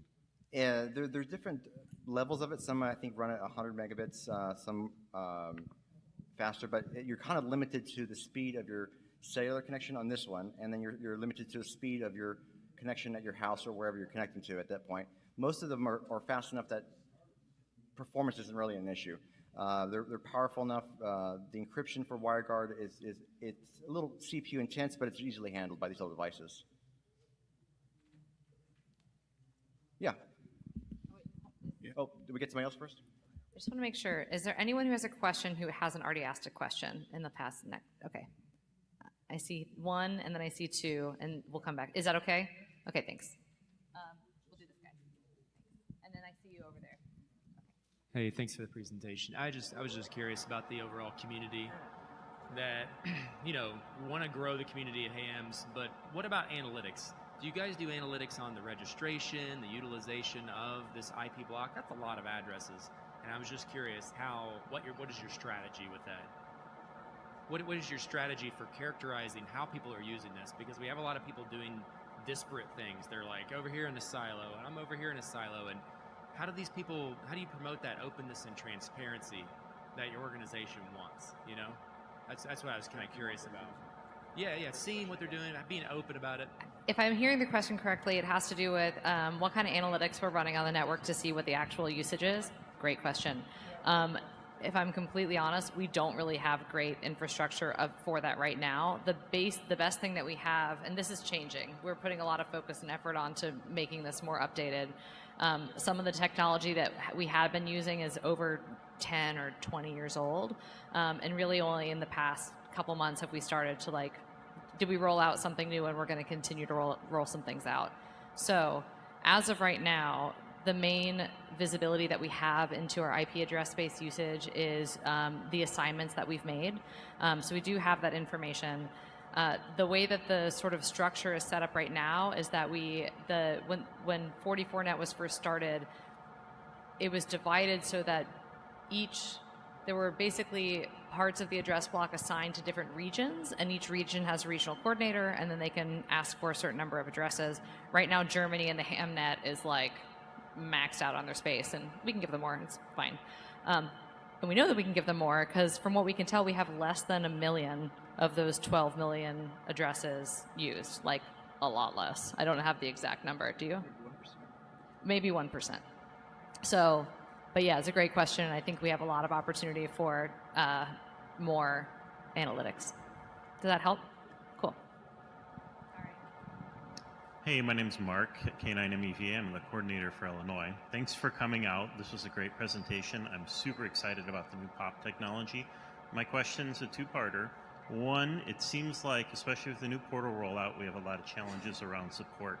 And primarily when I need help, I go to Chris. Chris is great, but he's one person. Is there a plan to hire more people? And also, is there a roadmap of projects and changes that you plan for the next year, 2 or 3? Thank you. Great question. What a great question. Thank you for asking it. Right. So speaking of things that are changing, is that historically we have had one person who has been doing the entire administration for all of these addresses. And that is something that's changing. One of the new rollouts that we've had, which has not been perfect, has been far from perfect, it actually did a couple things. One was as by design. The new portal that we've built for handing out these IP addresses has the ability for multiple administrators to actually handle tickets. So that is amazing. So no longer is it just one person who has the keys to everything. We are able to assign this to more people. Yay. We also, when we first rolled this out, we expected to get like 20 or 30 tickets or registrations within the first 24 hours. We had over 1,000. And by the end of like the third day, 2,000 people, like 50% of the users from the previous portal logged in. So we just got completely backlogged, followed by the untimely death of one of our colleagues. All of it, and what we have done for now is that our technical advisory committee have all stepped in at this point, and they are like all hands on deck to help us get caught up. And the plan is definitely to hire some additional staff to be able to work on this, because what we now realize, you know, speaking of not being able to fully see into all of the people who are using it, we were surprised. And in some ways delightfully, because I'm glad to see that so many people are using it. But yeah, we're definitely going to have to bring on more people to help. So thank you for bringing that up. Oh, and a plan for a roadmap over the next couple of years. We're working on that too. I mean, I would say that the technical advisory committee has been working on that primarily. We have not necessarily, I don't think that we're in any place where we're ready to publish anything publicly. What we are going to start doing, I don't know if you saw it on the groups.io subgroup, but we're having a meeting with coordinators next week, and talking with y'all is actually a key component of what we need to be doing to actually make that be successful and to be the way that it should be. So that'll be the first of many meetings, hopefully. Thank you. And I know that we are a minute past time. I'm sorry that we got started late, and I'm so grateful for all of your questions. Thank you. Appreciate it. We, again, are at booth 1302 in Building 1. If you have more questions about 44net, I know somebody who's not there anymore didn't get his question answered.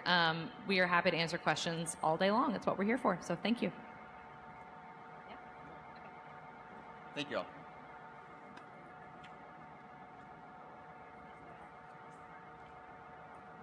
Which is you? This is you? No, this is okay.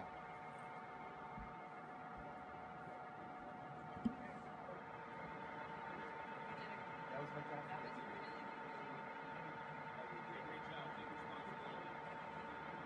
Thank you. I really appreciate it. And really thank you for your question. It's been such a big deal. Yeah. It's a big responsibility. And it's like, you know, we inherited something.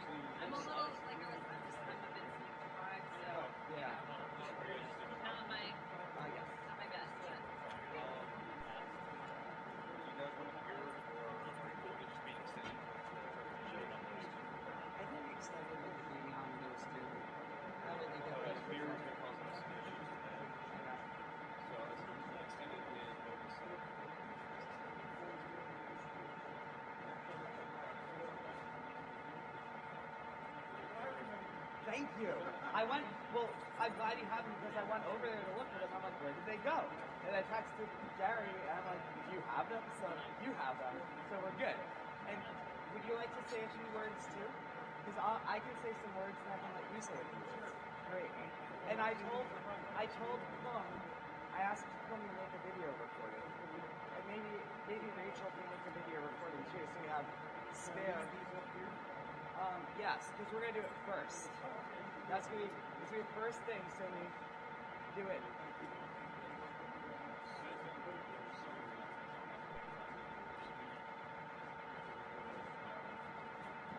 And thank you for the spray, Rosie. That really helped. Thank you for the spray. That Isn't really it great? helps. Yeah, and just keep it using it. Yeah, it's great. Thank you.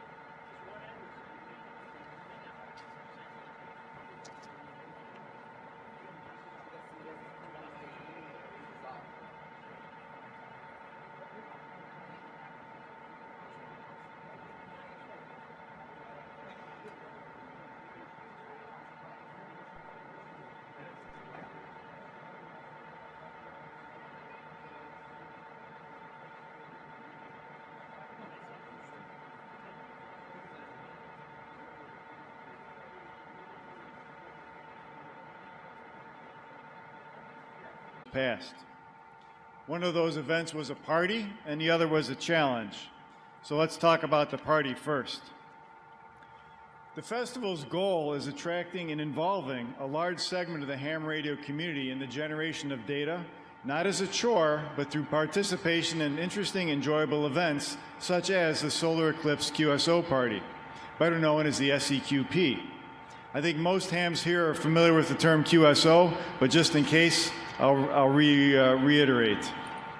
So, a contest QSO especially, two hams operating their stations, exchanging information, and logging what they exchanged. The logging part's very important. Many times, making a QSO is a very casual process. No one's in a hurry. A QSO can last from a few minutes to an hour or more, but there are times when hams are known to kind of work themselves into a frenzy, when there are hundreds, causing their QSO rates to soar, and that's known as contesting, a radio sport. Contests take place fairly frequently. There are hundreds per year on a local, regional, and international basis. So where does the world of contesting and radio sport intersect with ham-size activities? Well, the story began about 8 years ago when W2NAF had a brainstorm. He began organizing a contest around the August 2017 eclipse. Uniquely, it was a contest with a scientific purpose. Use information gleaned from the resulting contacts as a data set for answering science questions regarding the ionosphere. And I have to say, it was a resounding success. Literally millions of data points were generated and subsequently used in space physics research. So HamSci decided to reprise the event for 2023, and it worked. HamSci now has another set of big data to work with, thanks to last October's SEQP. So just to look at some of the numbers generated by last October's party, looking at the participants' log data, a few things stand out to me. Though it looks like we had only about 219 participants who formally submitted logs, those logs contain over 4,400 unique call signs. Those are both diehard contesters and casual operators, indicating a broad participation by the ham radio community. And I do want to take a moment to say thank you to all who participated, whether you made 5, 50, or 500 QSOs. Every QSO contributed to our scientific efforts. So looking at the numbers again, we had two kinds of logs. There's the formal entrants. And not everybody is concerned about their score, so they participate and mark their logs as check logs. Their QSOs are every bit as valuable as the scored contestants. But it's interesting to know we ran into a bit of a scheduling problem last October, one we could not overcome because we couldn't reschedule the Eclipse. The SEQP occurred on a Saturday, a very busy day on the ham radio contesting calendar, so operators had numerous operating events to choose from. Some chose the SEQP and others chose differently. We found a way to accept non-SEQP logs from the 4 state QSO parties were going on, and so we could at least recognize their participation. So bottom line, October 14th, 2023 was a very busy day on the bands. When we look at our participants, it's interesting to know where they were located. Most in North America, a few in South America and Europe. That's really not a surprise given that the October Eclipse path went from was exclusive to North and South America, so that's where we focused our pre-contest promotional events. So on to the numbers. Who are the top 10 operators from October 23? These are the top 10. Whiskey Papa 3 Romeo Angel from Puerto Rico made 740 QSOs in 9 hours. He by far beat the rest of the pack, earning 220 different grid band combinations as multipliers and a final score of over 160,000 points. Angel is currently the National Radio Astronomy Observatory's Puerto Rico Zone Program Administrator. He's a very well-known contester, longtime member and supporter of HamSci. So I think Angel deserves a round of applause for his efforts. So there is another category to the SEQP, multi-ops. Whoops, conversion from Apple to PowerPoint didn't go so well there. The multi-ops are typically groups of anywhere from 2 to n number of operators, and here's how those multi-op teams stacked up. Congratulations to the top 3, the University of Iowa, the Fairlawn and Binghamton Amateur Radio Clubs and Associations. Do we have anybody from those clubs or organizations here in attendance today? Oh, nope, okay, well. But anyhow, hopefully they appreciate their wins. Notice that 3 of these top 10 multi-op stations were college stations. I think that bodes very well for the future of radio sport in general and ham radio as well. So how about our other event? I mentioned a party and a challenge. The second part was called the Gladstone Signal Spotting Challenge. That was a new event. It was inaugurated last October.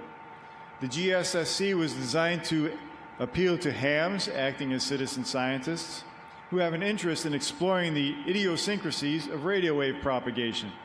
What makes this unique event, at least in the world of ham radio competitions, is its methodology. Data is created by stations who make one-way transmissions, typically whisper. The signals are decoded by automated receivers, and the decoded information is uploaded to central databases by the receiving stations. Then folks like Bill Engelke can take over, grab that, and we can make use of it. The GSSC turned both actions, transmitting and receiving, into a radio sport event. If you're curious, looking at what some of these databases look like, if you look into it at just a single record, this is the kind of stuff we find interesting. Here's one contact from that database. You'll see the transmitting station in grid square, the receiving station in grid square, the frequency, the time, and the date. So we can analyze where all these QSOs were occurring, how long the path was, what time they happened relative to eclipses or other interesting solar events. So this is just one record out of literally billions in the WSPR database. So let's look at some numbers from that particular event. In October, we had about over 3 million contacts recorded in the WSPR.live database, nearly 500,000 in reverse beacon network, and well over 10 million in PSK reported info.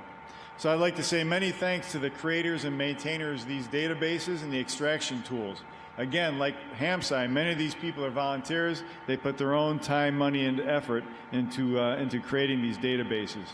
In fact, the Gladstone Signal Spotting Challenge is named after Philip Gladstone, N1DQ, who created PSKReporter.info and still maintains it to this day. Our participants in the GSSC came from around the world, 68 entrants from 12 countries, and you'll even see Reunion Island, the continent of Africa, was included. So we had pretty good coverage. Every continent except Antarctica. So these were the number of submitted entries and the total number of contacts that came in, just to look at them on a mode-by-mode basis. No surprise, FT4, FT8 was the big hitter. Whisper was popular, and we still got guys like me who love CW, who are out there making QSOs and getting picked up by the networks. On the transmitting side, Whisper was the big winner. FST4W came in second.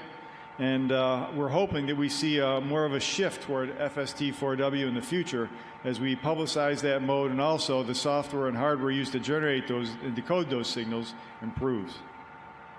So here are our top scoring stations. The top 2 receiving stations was number 1 HB9 TMC in Switzerland, and number 2 W1 WRA Bill was here, of course, in the States. The top 2 transmitting stations, KG5JEN and K6XX. So I think a round of applause for our top scoring GSSC stations. So speaking of giving credit, no event like this happens in a vacuum. They all take significant volunteer efforts. I'd like to recognize Ed Fchak, WX2R, who's our public information officer. Mackenzie Denton, who helped Ed with publicity and social media. Darsh and Cam Cameron helped us with the SEPQ log scoring analysis and some of the graphics you've seen. And I think one guy who doesn't get enough recognition in the contest community is Bruce Horn, WA7BNM. Bruce wrote the log uploader where you go to submit your logs, helps put those logs in a consistent format. Log uploader where you go to submit your logs, helps put those logs in a consistent format and order so we can score them.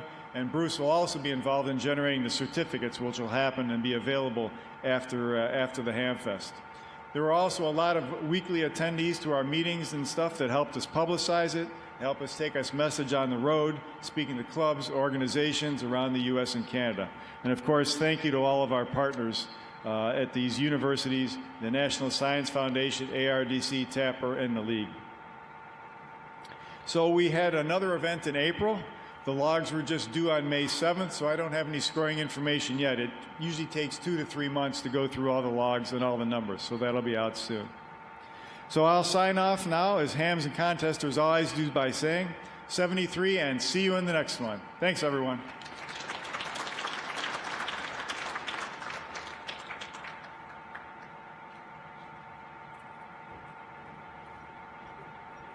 Thank you so much, Gary. And thank you to everyone who has participated in the SCQP. Raise your hand if you were in the SCQP or fielded a personal space weather station. Good, this is great. So yeah, thank you very much, all of you, for participating. Okay, next we have Rachel Bodeker, AC8XY. As she comes up to the podium, I will try to figure out how to show the PDF here.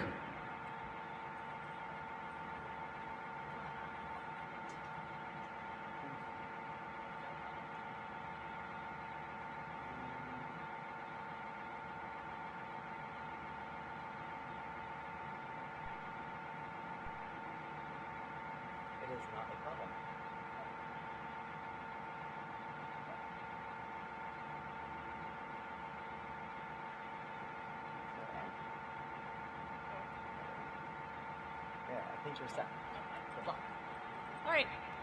I'm significantly shorter than the other speakers. I'm going to move this down a bit. I'm Rachel, Alpha Charlie 8 X-Ray Yankee. I'm from Case Western. I'm a graduate student there, and I'm going to talk a little bit about using the Grape systems during the solar eclipses. So we'll talk a little bit first about space weather communication and measuring the ionosphere. I'll try to make this brief. So as you all know, as hams, every day the Earth is getting bombarded by solar radiation and solar particles, and that interacts with our magnetic field and our atmosphere to form charged layers called the ionosphere. Most hams are very familiar with the daytime versus nighttime ionosphere profile, right? So at around sometime in the evening when the 20-meter band starts to fade out, hams know to switch to a different frequency because you have different ionospheric conditions. And you also get changes in the ionosphere during, caused by solar flares or auroral substorms, geomagnetic activity, and even neutral atmospheric waves, which can create waves in the ionospheric layers called traveling ionospheric disturbances, and of course solar eclipses. So I won't bore you with all the details here, but the ionosphere is actually a really, really complicated process. There's a lot of complicated science going on. There's a lot of atmospheric events going on and solar space weather going on. It's really complicated. So how do you measure something like that? At HamSci, we take a distributed approach, so lower cost receivers positioned all over the country and in some cases all over the world, including the Grape receivers, the Clementine software-defined radios, and some magnetometer stations. So the Grape receiver is designed to pick up signal Doppler shift. So what that means is we have a very precise transmitter from WWV in Fort Collins, Colorado. That's the national time standard from NIST. And that sends out a very precise signal at every second of every day. And by using a GPS disciplined oscillator, we can measure the Doppler shift. So I'm from the ambulance district in Cleveland, so I'm fairly familiar with an ambulance coming by and having Doppler shift there. The same thing happens with electromagnetic waves.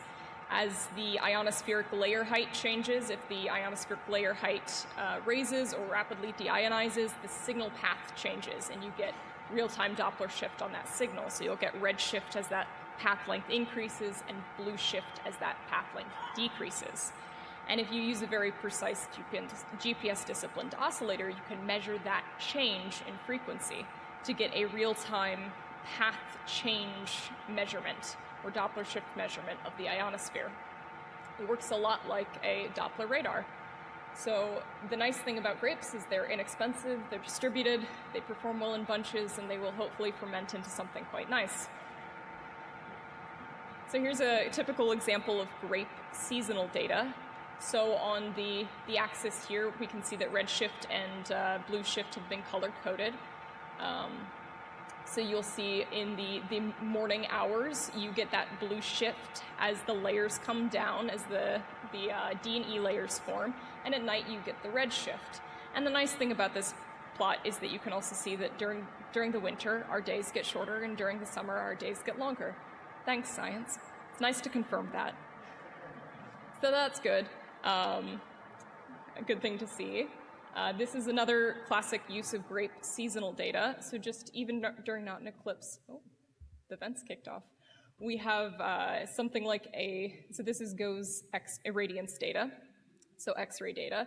And if we have some kind of peak in X-ray irradiance coming from the sun, we get a corresponding wave and ripple behavior in the Doppler shift. So we have some kind of corresponding wave behavior being caused in the atmospheric layers. So we have some kind of traveling disturbance. Here in the green is a cluster of stations from Pennsylvania, and in purple is the cluster of stations from Ohio.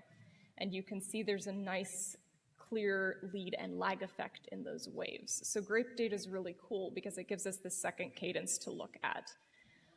There's also another phenomenon which we're interested, which is multipath. So just because you receive a signal at your station doesn't mean that you know what time it departed its transmitting station. So signals can take multiple paths through the ionosphere. And for this, we like to look at spectral data. So this is the new, so if you run a Grape 1 DRF station or digital RF station or a Grape 2 station, it's recording this waterfall. And hams are generally more familiar with waterfalls than most audiences I get to talk to. But it gives us time and also bandwidth around this signal so that we can look at these layered effects in the signal. All right, and then the Grape 2 is basically a nice chunk, very cool version of the Grape 1 with 3 channels, also designed by John Gibbons, who is over there. There are currently 31 units, and we don't have more of them at the moment, and it records a little bit more bandwidth and also integrates with the ground magnetometers.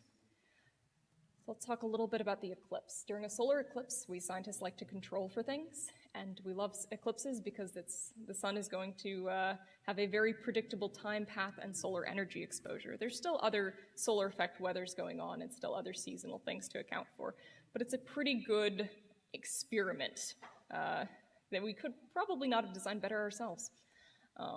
And there's some science questions that go along with that. I'll focus a little bit on the last few for just the eclipse. How does the eclipse behavior look compared to dawn and dusk? How does the eclipse onset and recovery appear, and how symmetric is that? And is that multi-path effect that we see during the eclipse similar to multi-path we see during dawn? And of course, now we can compare the different eclipses since we've had 2 in the last year. So during the October 2023 eclipse, this was a good, this is our map of Grape stations compared to the eclipse path. So these were Grape 1 stations, and marked with a star is WWV, our NIST time standard. And then I'll also show midpoints. So the signal wherever, the electromagnetic wave wherever it interacts with the ionosphere is probably around the midpoint of the path. We don't know precisely, but this is a slightly better picture of where the, where we're actually measuring the ionospheric behavior. And from that, we got very classic Grape 1 looking data. As you can see, the dawn on the left and the eclipse signal after that on the right. So the annular solar eclipse that happened in October didn't have full coverage of the sun at any point, and you can see that the eclipse signal isn't quite as intense. And then if we look at a few key stations for spectral data, the spectral data is a little bit more exciting. You can see the dawn signal and the eclipse signal stand out quite a bit here. The annular eclipse signal is somewhat symmetric. It doesn't have as great an intensity as a dawn event for the annular solar eclipse.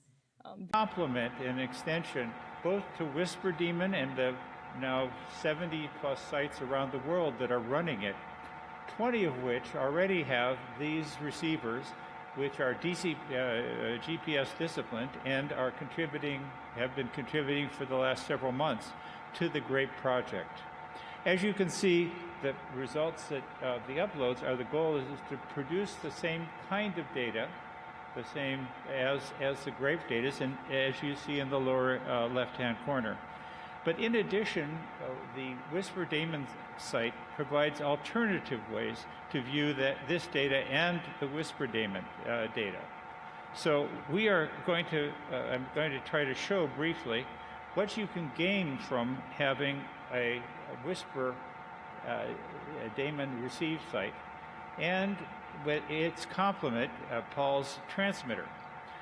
This is an example of measurements we made during the October eclipse, where I drove out to Winnemucca, Nevada, and established a transmitter up there, W07I, in this map on the left, and a corresponding Whisper receive site near Las Vegas, in Pahrump, Nevada. During that same eclipse event, the Grape system in St. George, Utah, was recording the WWV transmissions. So in the right, you can see a comparison of the measurements we made with the Whisper Demon and Whisper Sond transmitter against those that were made with the Grape receiver and the WWV. Both of these paths transverse the line of the annularity.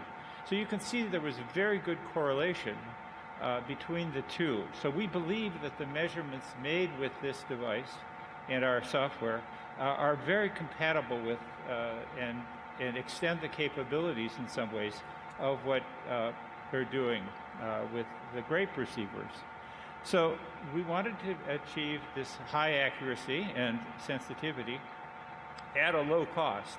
So as I mentioned, this is a $150 receiver. You do need to attach it to a host computer, Linux host computer. The ones that you can, if you have one of almost any recent vintage, it's powerful enough to do the processing.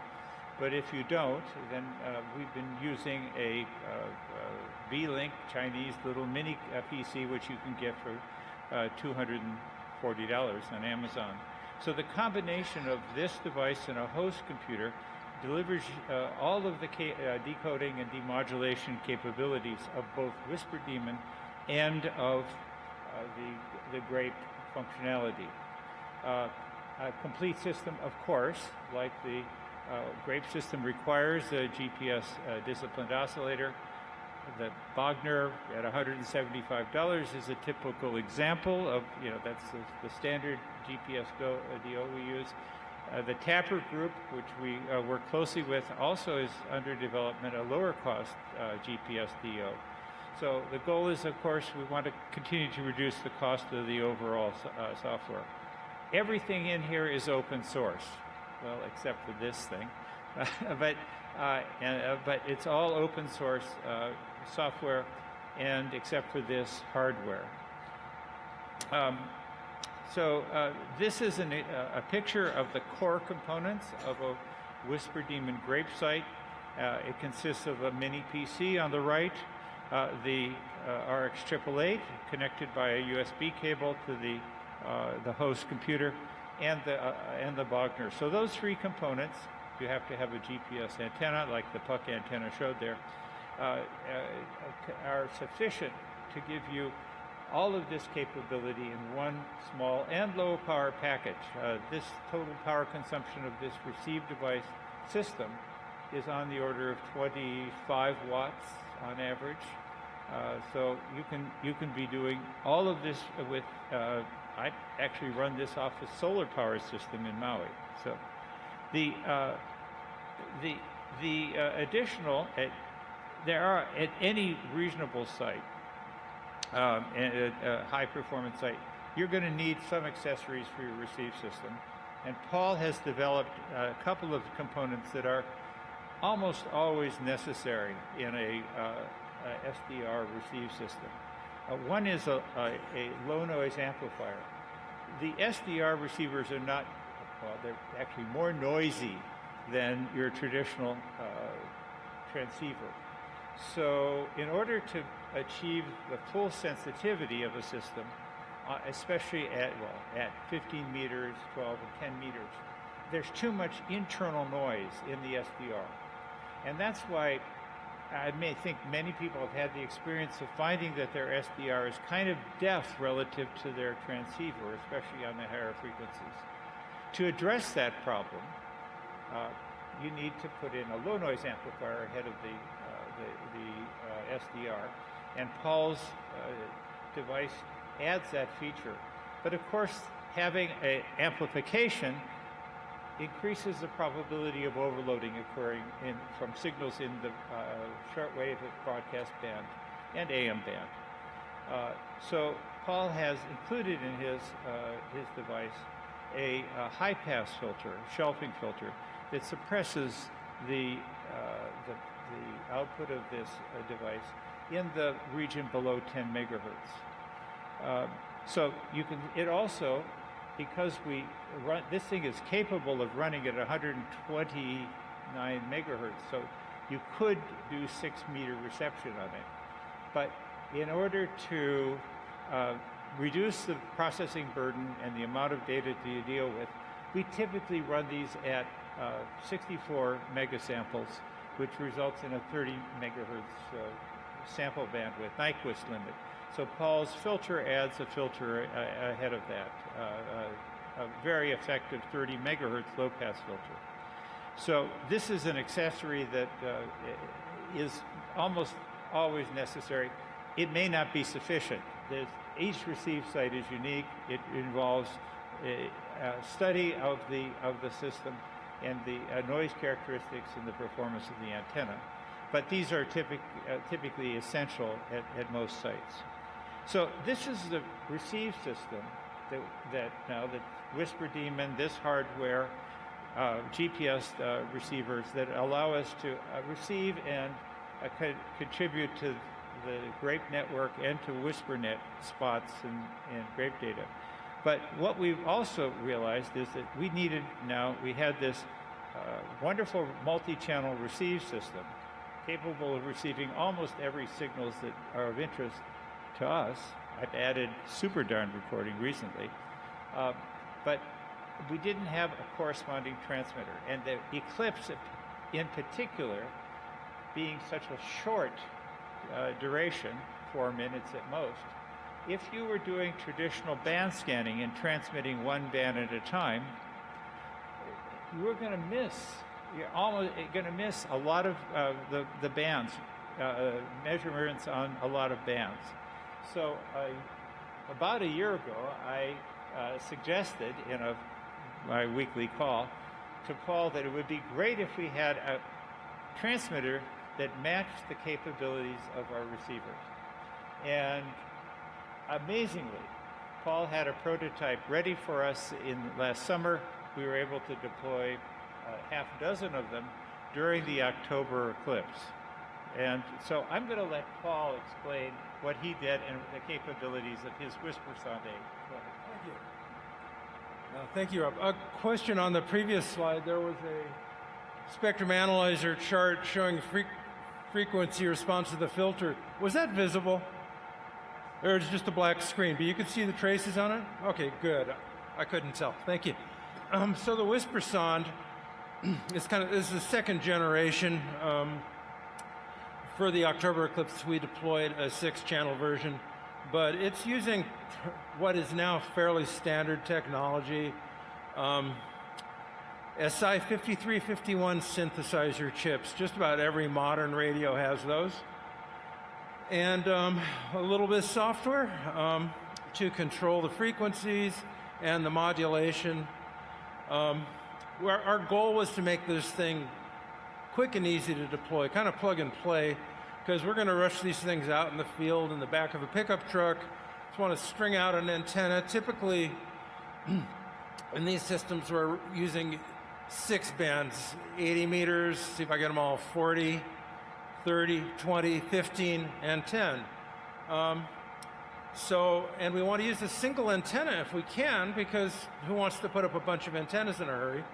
So generally, we're using an 80-meter end-fed half-wave antenna. That's going to have decent resonances or matches on pretty much all the harmonically related ham bands above 80 megahertz. So, excuse me, not everybody used that, but a lot of us, I'm using those myself. So this is kind of plug and play. You use a computer to configure it. You can control what frequencies you're transmitting, when you're transmitting them. It uses the standard whisper mode, or more often we're using FST4W. If you're not familiar with FST4W, it's almost the same as whisper. Modulation's a tiny bit different. It's kind of cooler, but either one works. I think we like FST4W a little bit better for the data we get, but they're both good. So this will transmit either FST4W or whisper. You configure it, tell it which frequencies you want, how often you want it to transmit. You give it a GPS disciplined oscillator, input it, 10 megahertz. You connect a GPS to it because it needs to know where it is so it can set up the grid square, and it needs to know what time it is so it knows when to transmit. 2-second frames, or pardon me, 2-minute frames. Plug in a 12-volt power supply. Actually, anywhere from 9 to 24 volts works, but we use 12 typically. And the antenna. And how do you get from 6 outputs or 8 outputs to 1 antenna? I'll do that on the next slide. So there's a combiner. You plug it in and it runs. So that was the goal, and I think we've achieved it. And let's see, do I do this too? Yes. And you see on the whisper sonde, it's roughly rack mount size. Has 8 outputs on the left. It's got a GPS antenna input. It's got a reference clock input. Also has a built-in GPS splitter. So if you want to feed, as we're doing here, your GPS disciplined oscillator, you can connect that to this internal splitter, so you only need 1 GPS antenna. Got a USB port. That's for provisioning and also for monitoring and control if you want to monitor and control it. And Rob has sometimes set these up with a co-located Raspberry Pi that you can network into and then remotely keep an eye on things and change configuration if you want. But it'll tell you, the transmitters, what the power supplies are doing and what the GPS is doing and when it's transmitting. And then there's a power cord. Now on top, to the left is a little box. You see 4 SMA connectors. Those are the 4, 80, 40, 30, 20 megahertz inputs that are coming out of the Whisper Sonde. The outputs are 1 watt square waves. These outputs are totally frequency flexible, 1 megahertz, anywhere between 1 megahertz and 50 megahertz. But we're going to run them on the ham bands, but you can run them wherever you want. But we run these outputs into what's I call a splitter combiner, which is, filter combiner, which is that little box sitting on top. There are 2 more inputs on the back. That's for 15 meters and 10 meters. That little box filters the square waves, turns them into clean sine waves, FCC ham legal sine waves, and then combines them out into 1 output port, which you feed into your multi-band antenna. So with the BODNAR, with the filter combiner, power supply, a GPS antenna, you've got a transmitter. And, okay, and next slide. Here I'm just showing you the spectrum. It's a pretty clean spectrum. It's probably better than half the ham transmitters we currently own. You can see the 6 outputs of the combiner as they feed into an antenna. 1 watt output. The spurious is about roughly 60 dB down. And on the right-hand side of the screen, you can, I just like this because it looks kind of neat, you can see the Whisper spectrum. Whisper uses 1 type of simple modulation, FSK modulation. And you can see the sidebands, spurious really, but it's part of the modulation artifacts, are pretty high. FST4W uses what's called Gaussian minimum shift frequency keying, minimum frequency shift keying. And there's filtering going on there as the frequency, instead of jumping from one to the next, it kind of gradually slides from one to the next. That reduces the modulation artifacts, and you can see that inner spectrum shows how much cleaner that is. This is low power, it's Whisper, everybody uses Whisper, and nobody really cares about the sidebands. But FST4W is cleaner, I like that, but that's because I'm a nerd. And, well, that's about it. If there are any questions for Rob or for me. I wanted to say that in the Whisper Sondes that are in operation have this particular model.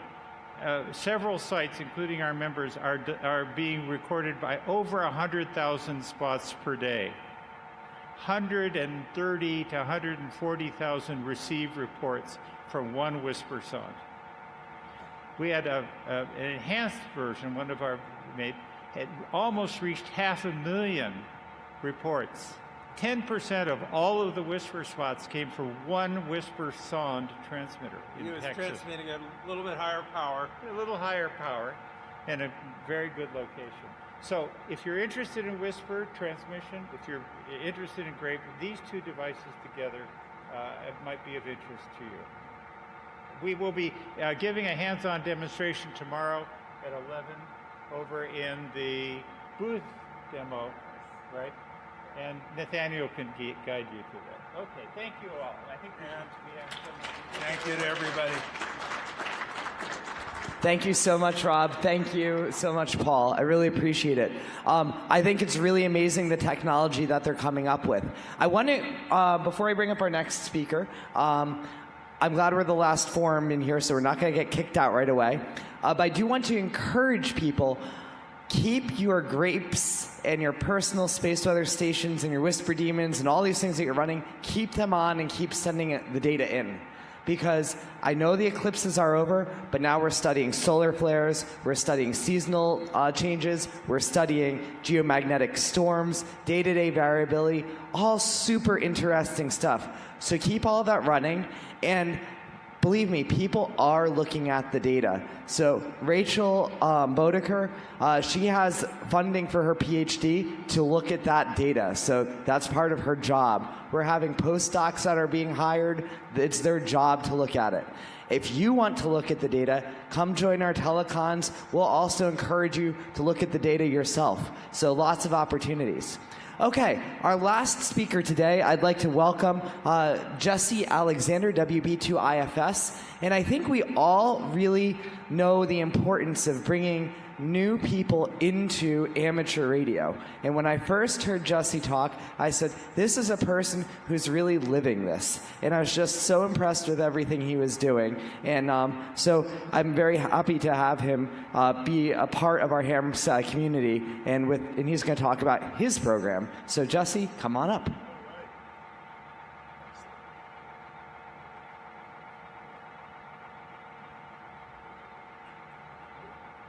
Hello. How y'all doing? I'm doing good. I'm doing good. Excellent. Okay. And now we're going to talk about my plan for world. Oh, that's the other one. That's not this one. This one. Oh, this is the other slide deck. I'm sorry. All right. I'm going to talk about our program, and we're going to start the program in the way that we traditionally start. I don't know if the what you see there is the STEM identity model that was developed by people at the IEEE ISEC for how people should see themselves in STEM and how STEM should respond to them as well. I won't go into detail about that, but I'll just talk about some of the specific things that we do. We bring in outside speakers or guest speakers to talk about various aspects of amateur radio and also STEM and science. Of course, nothing beats recognition and performance as passing your exam, and we leveraged ham study for that purpose. And we also use, as I indicated, Supernova, which is our branded version of Moodle, of a Moodle instance, learning management system. And I have some late breaking news. We have just received a trademark for the Supernova system, which is useful. So I'm going to have to update this slide deck and put TMs in everywhere we have Supernova. So that's pretty cool. The other form of demonstrating competence and recognition is also getting on the air. So the students have a radio that they can use. We're using the QRZ1 radios, and we also use Echolink as a way of basically running a training net every week. Our last training, well, not our last training net, it'll probably be our first training net that will be public, will occur next Monday at 8 o'clock. And I'm happy to provide information about that. The other thing that we do is we try to link our learners with people who are already involved in the ham radio community. I'd like to give a shout out to YARC, Young Amateur Radio Club, which is on Discord. And we have a Discord server, but YARC people helped us set up our Discord server, and we've strongly encouraged our learners to connect on YARC. Why not? And we also we also talk with Ra and Omike, and of course, young ladies, amateur, young lady relay league as well. And of course, there are awards and things that we give to students. We've been happy to give out. I just love giving out first contact awards. That's a lot of fun. And of course, we have field trips, and also we involve students in cohort building. My colleague, Danielle Rowland, developed this really cool CW, not at being a ham herself, but she did some research on CW, and she came up with this escape room that you can basically only get out by decoding CW, which I thought was pretty cool. And we also provide in this particular circumstance that we're dealing in, young people are facing a lot of problems. There's a lot of stuff going on. And so all of the people involved in this project, including yours truly, had to go through mental health first aid. And we also provided the great training on dealing with abuse on and off the air and other, I hate to put it that way, but from the Right to Be organization. So those are some of the aspects. And the other thing is we provide a stipend. And the idea of providing a stipend is so that people actually can actually manage their time with juggling school and juggling juggling home and family, and also work. So we want to give folks an incentive to be in the program. So that's how we help our learners. And we're hoping to sustain community in ham radio. As I said before, there may be 1 or 2 clubs coming out of this activity, which is totally exciting. We're looking forward to continuing connections with our students. I'm thinking we may shift from Discord to Groups.io for that, and we're going to keep our training net and make that a weekly activity. And we're also connecting students to opportunities for emergency response and that kind of thing. So we're going to keep going with that. We just had a recent speaker from the DARC, which is an organization I had not heard of prior to this year.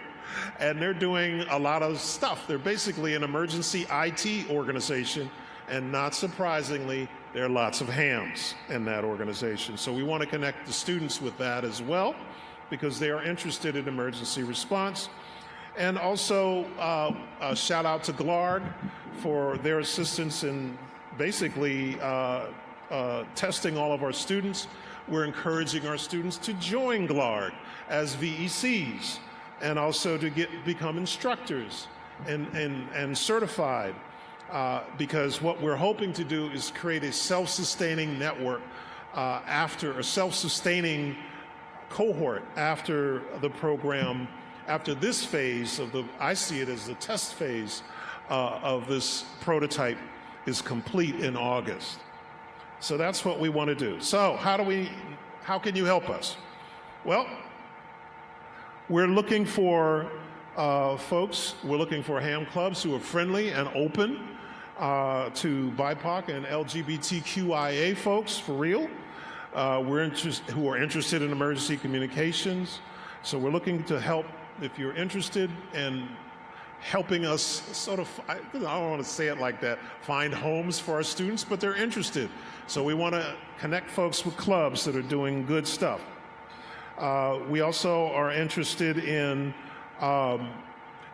enhancing our pedagogy. So if you're an instructor or someone who works with students, we're certainly happy to connect with you.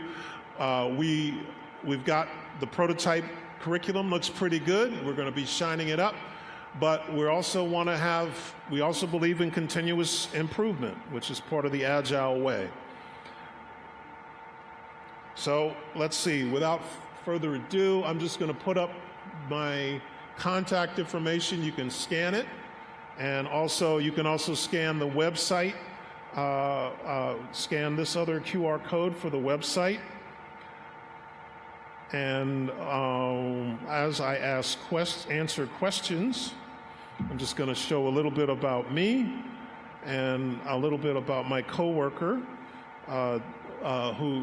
who keeps the wheels on the vehicle. I really appreciate Danielle's help, and my thanks, all the folks that I'd like to thank.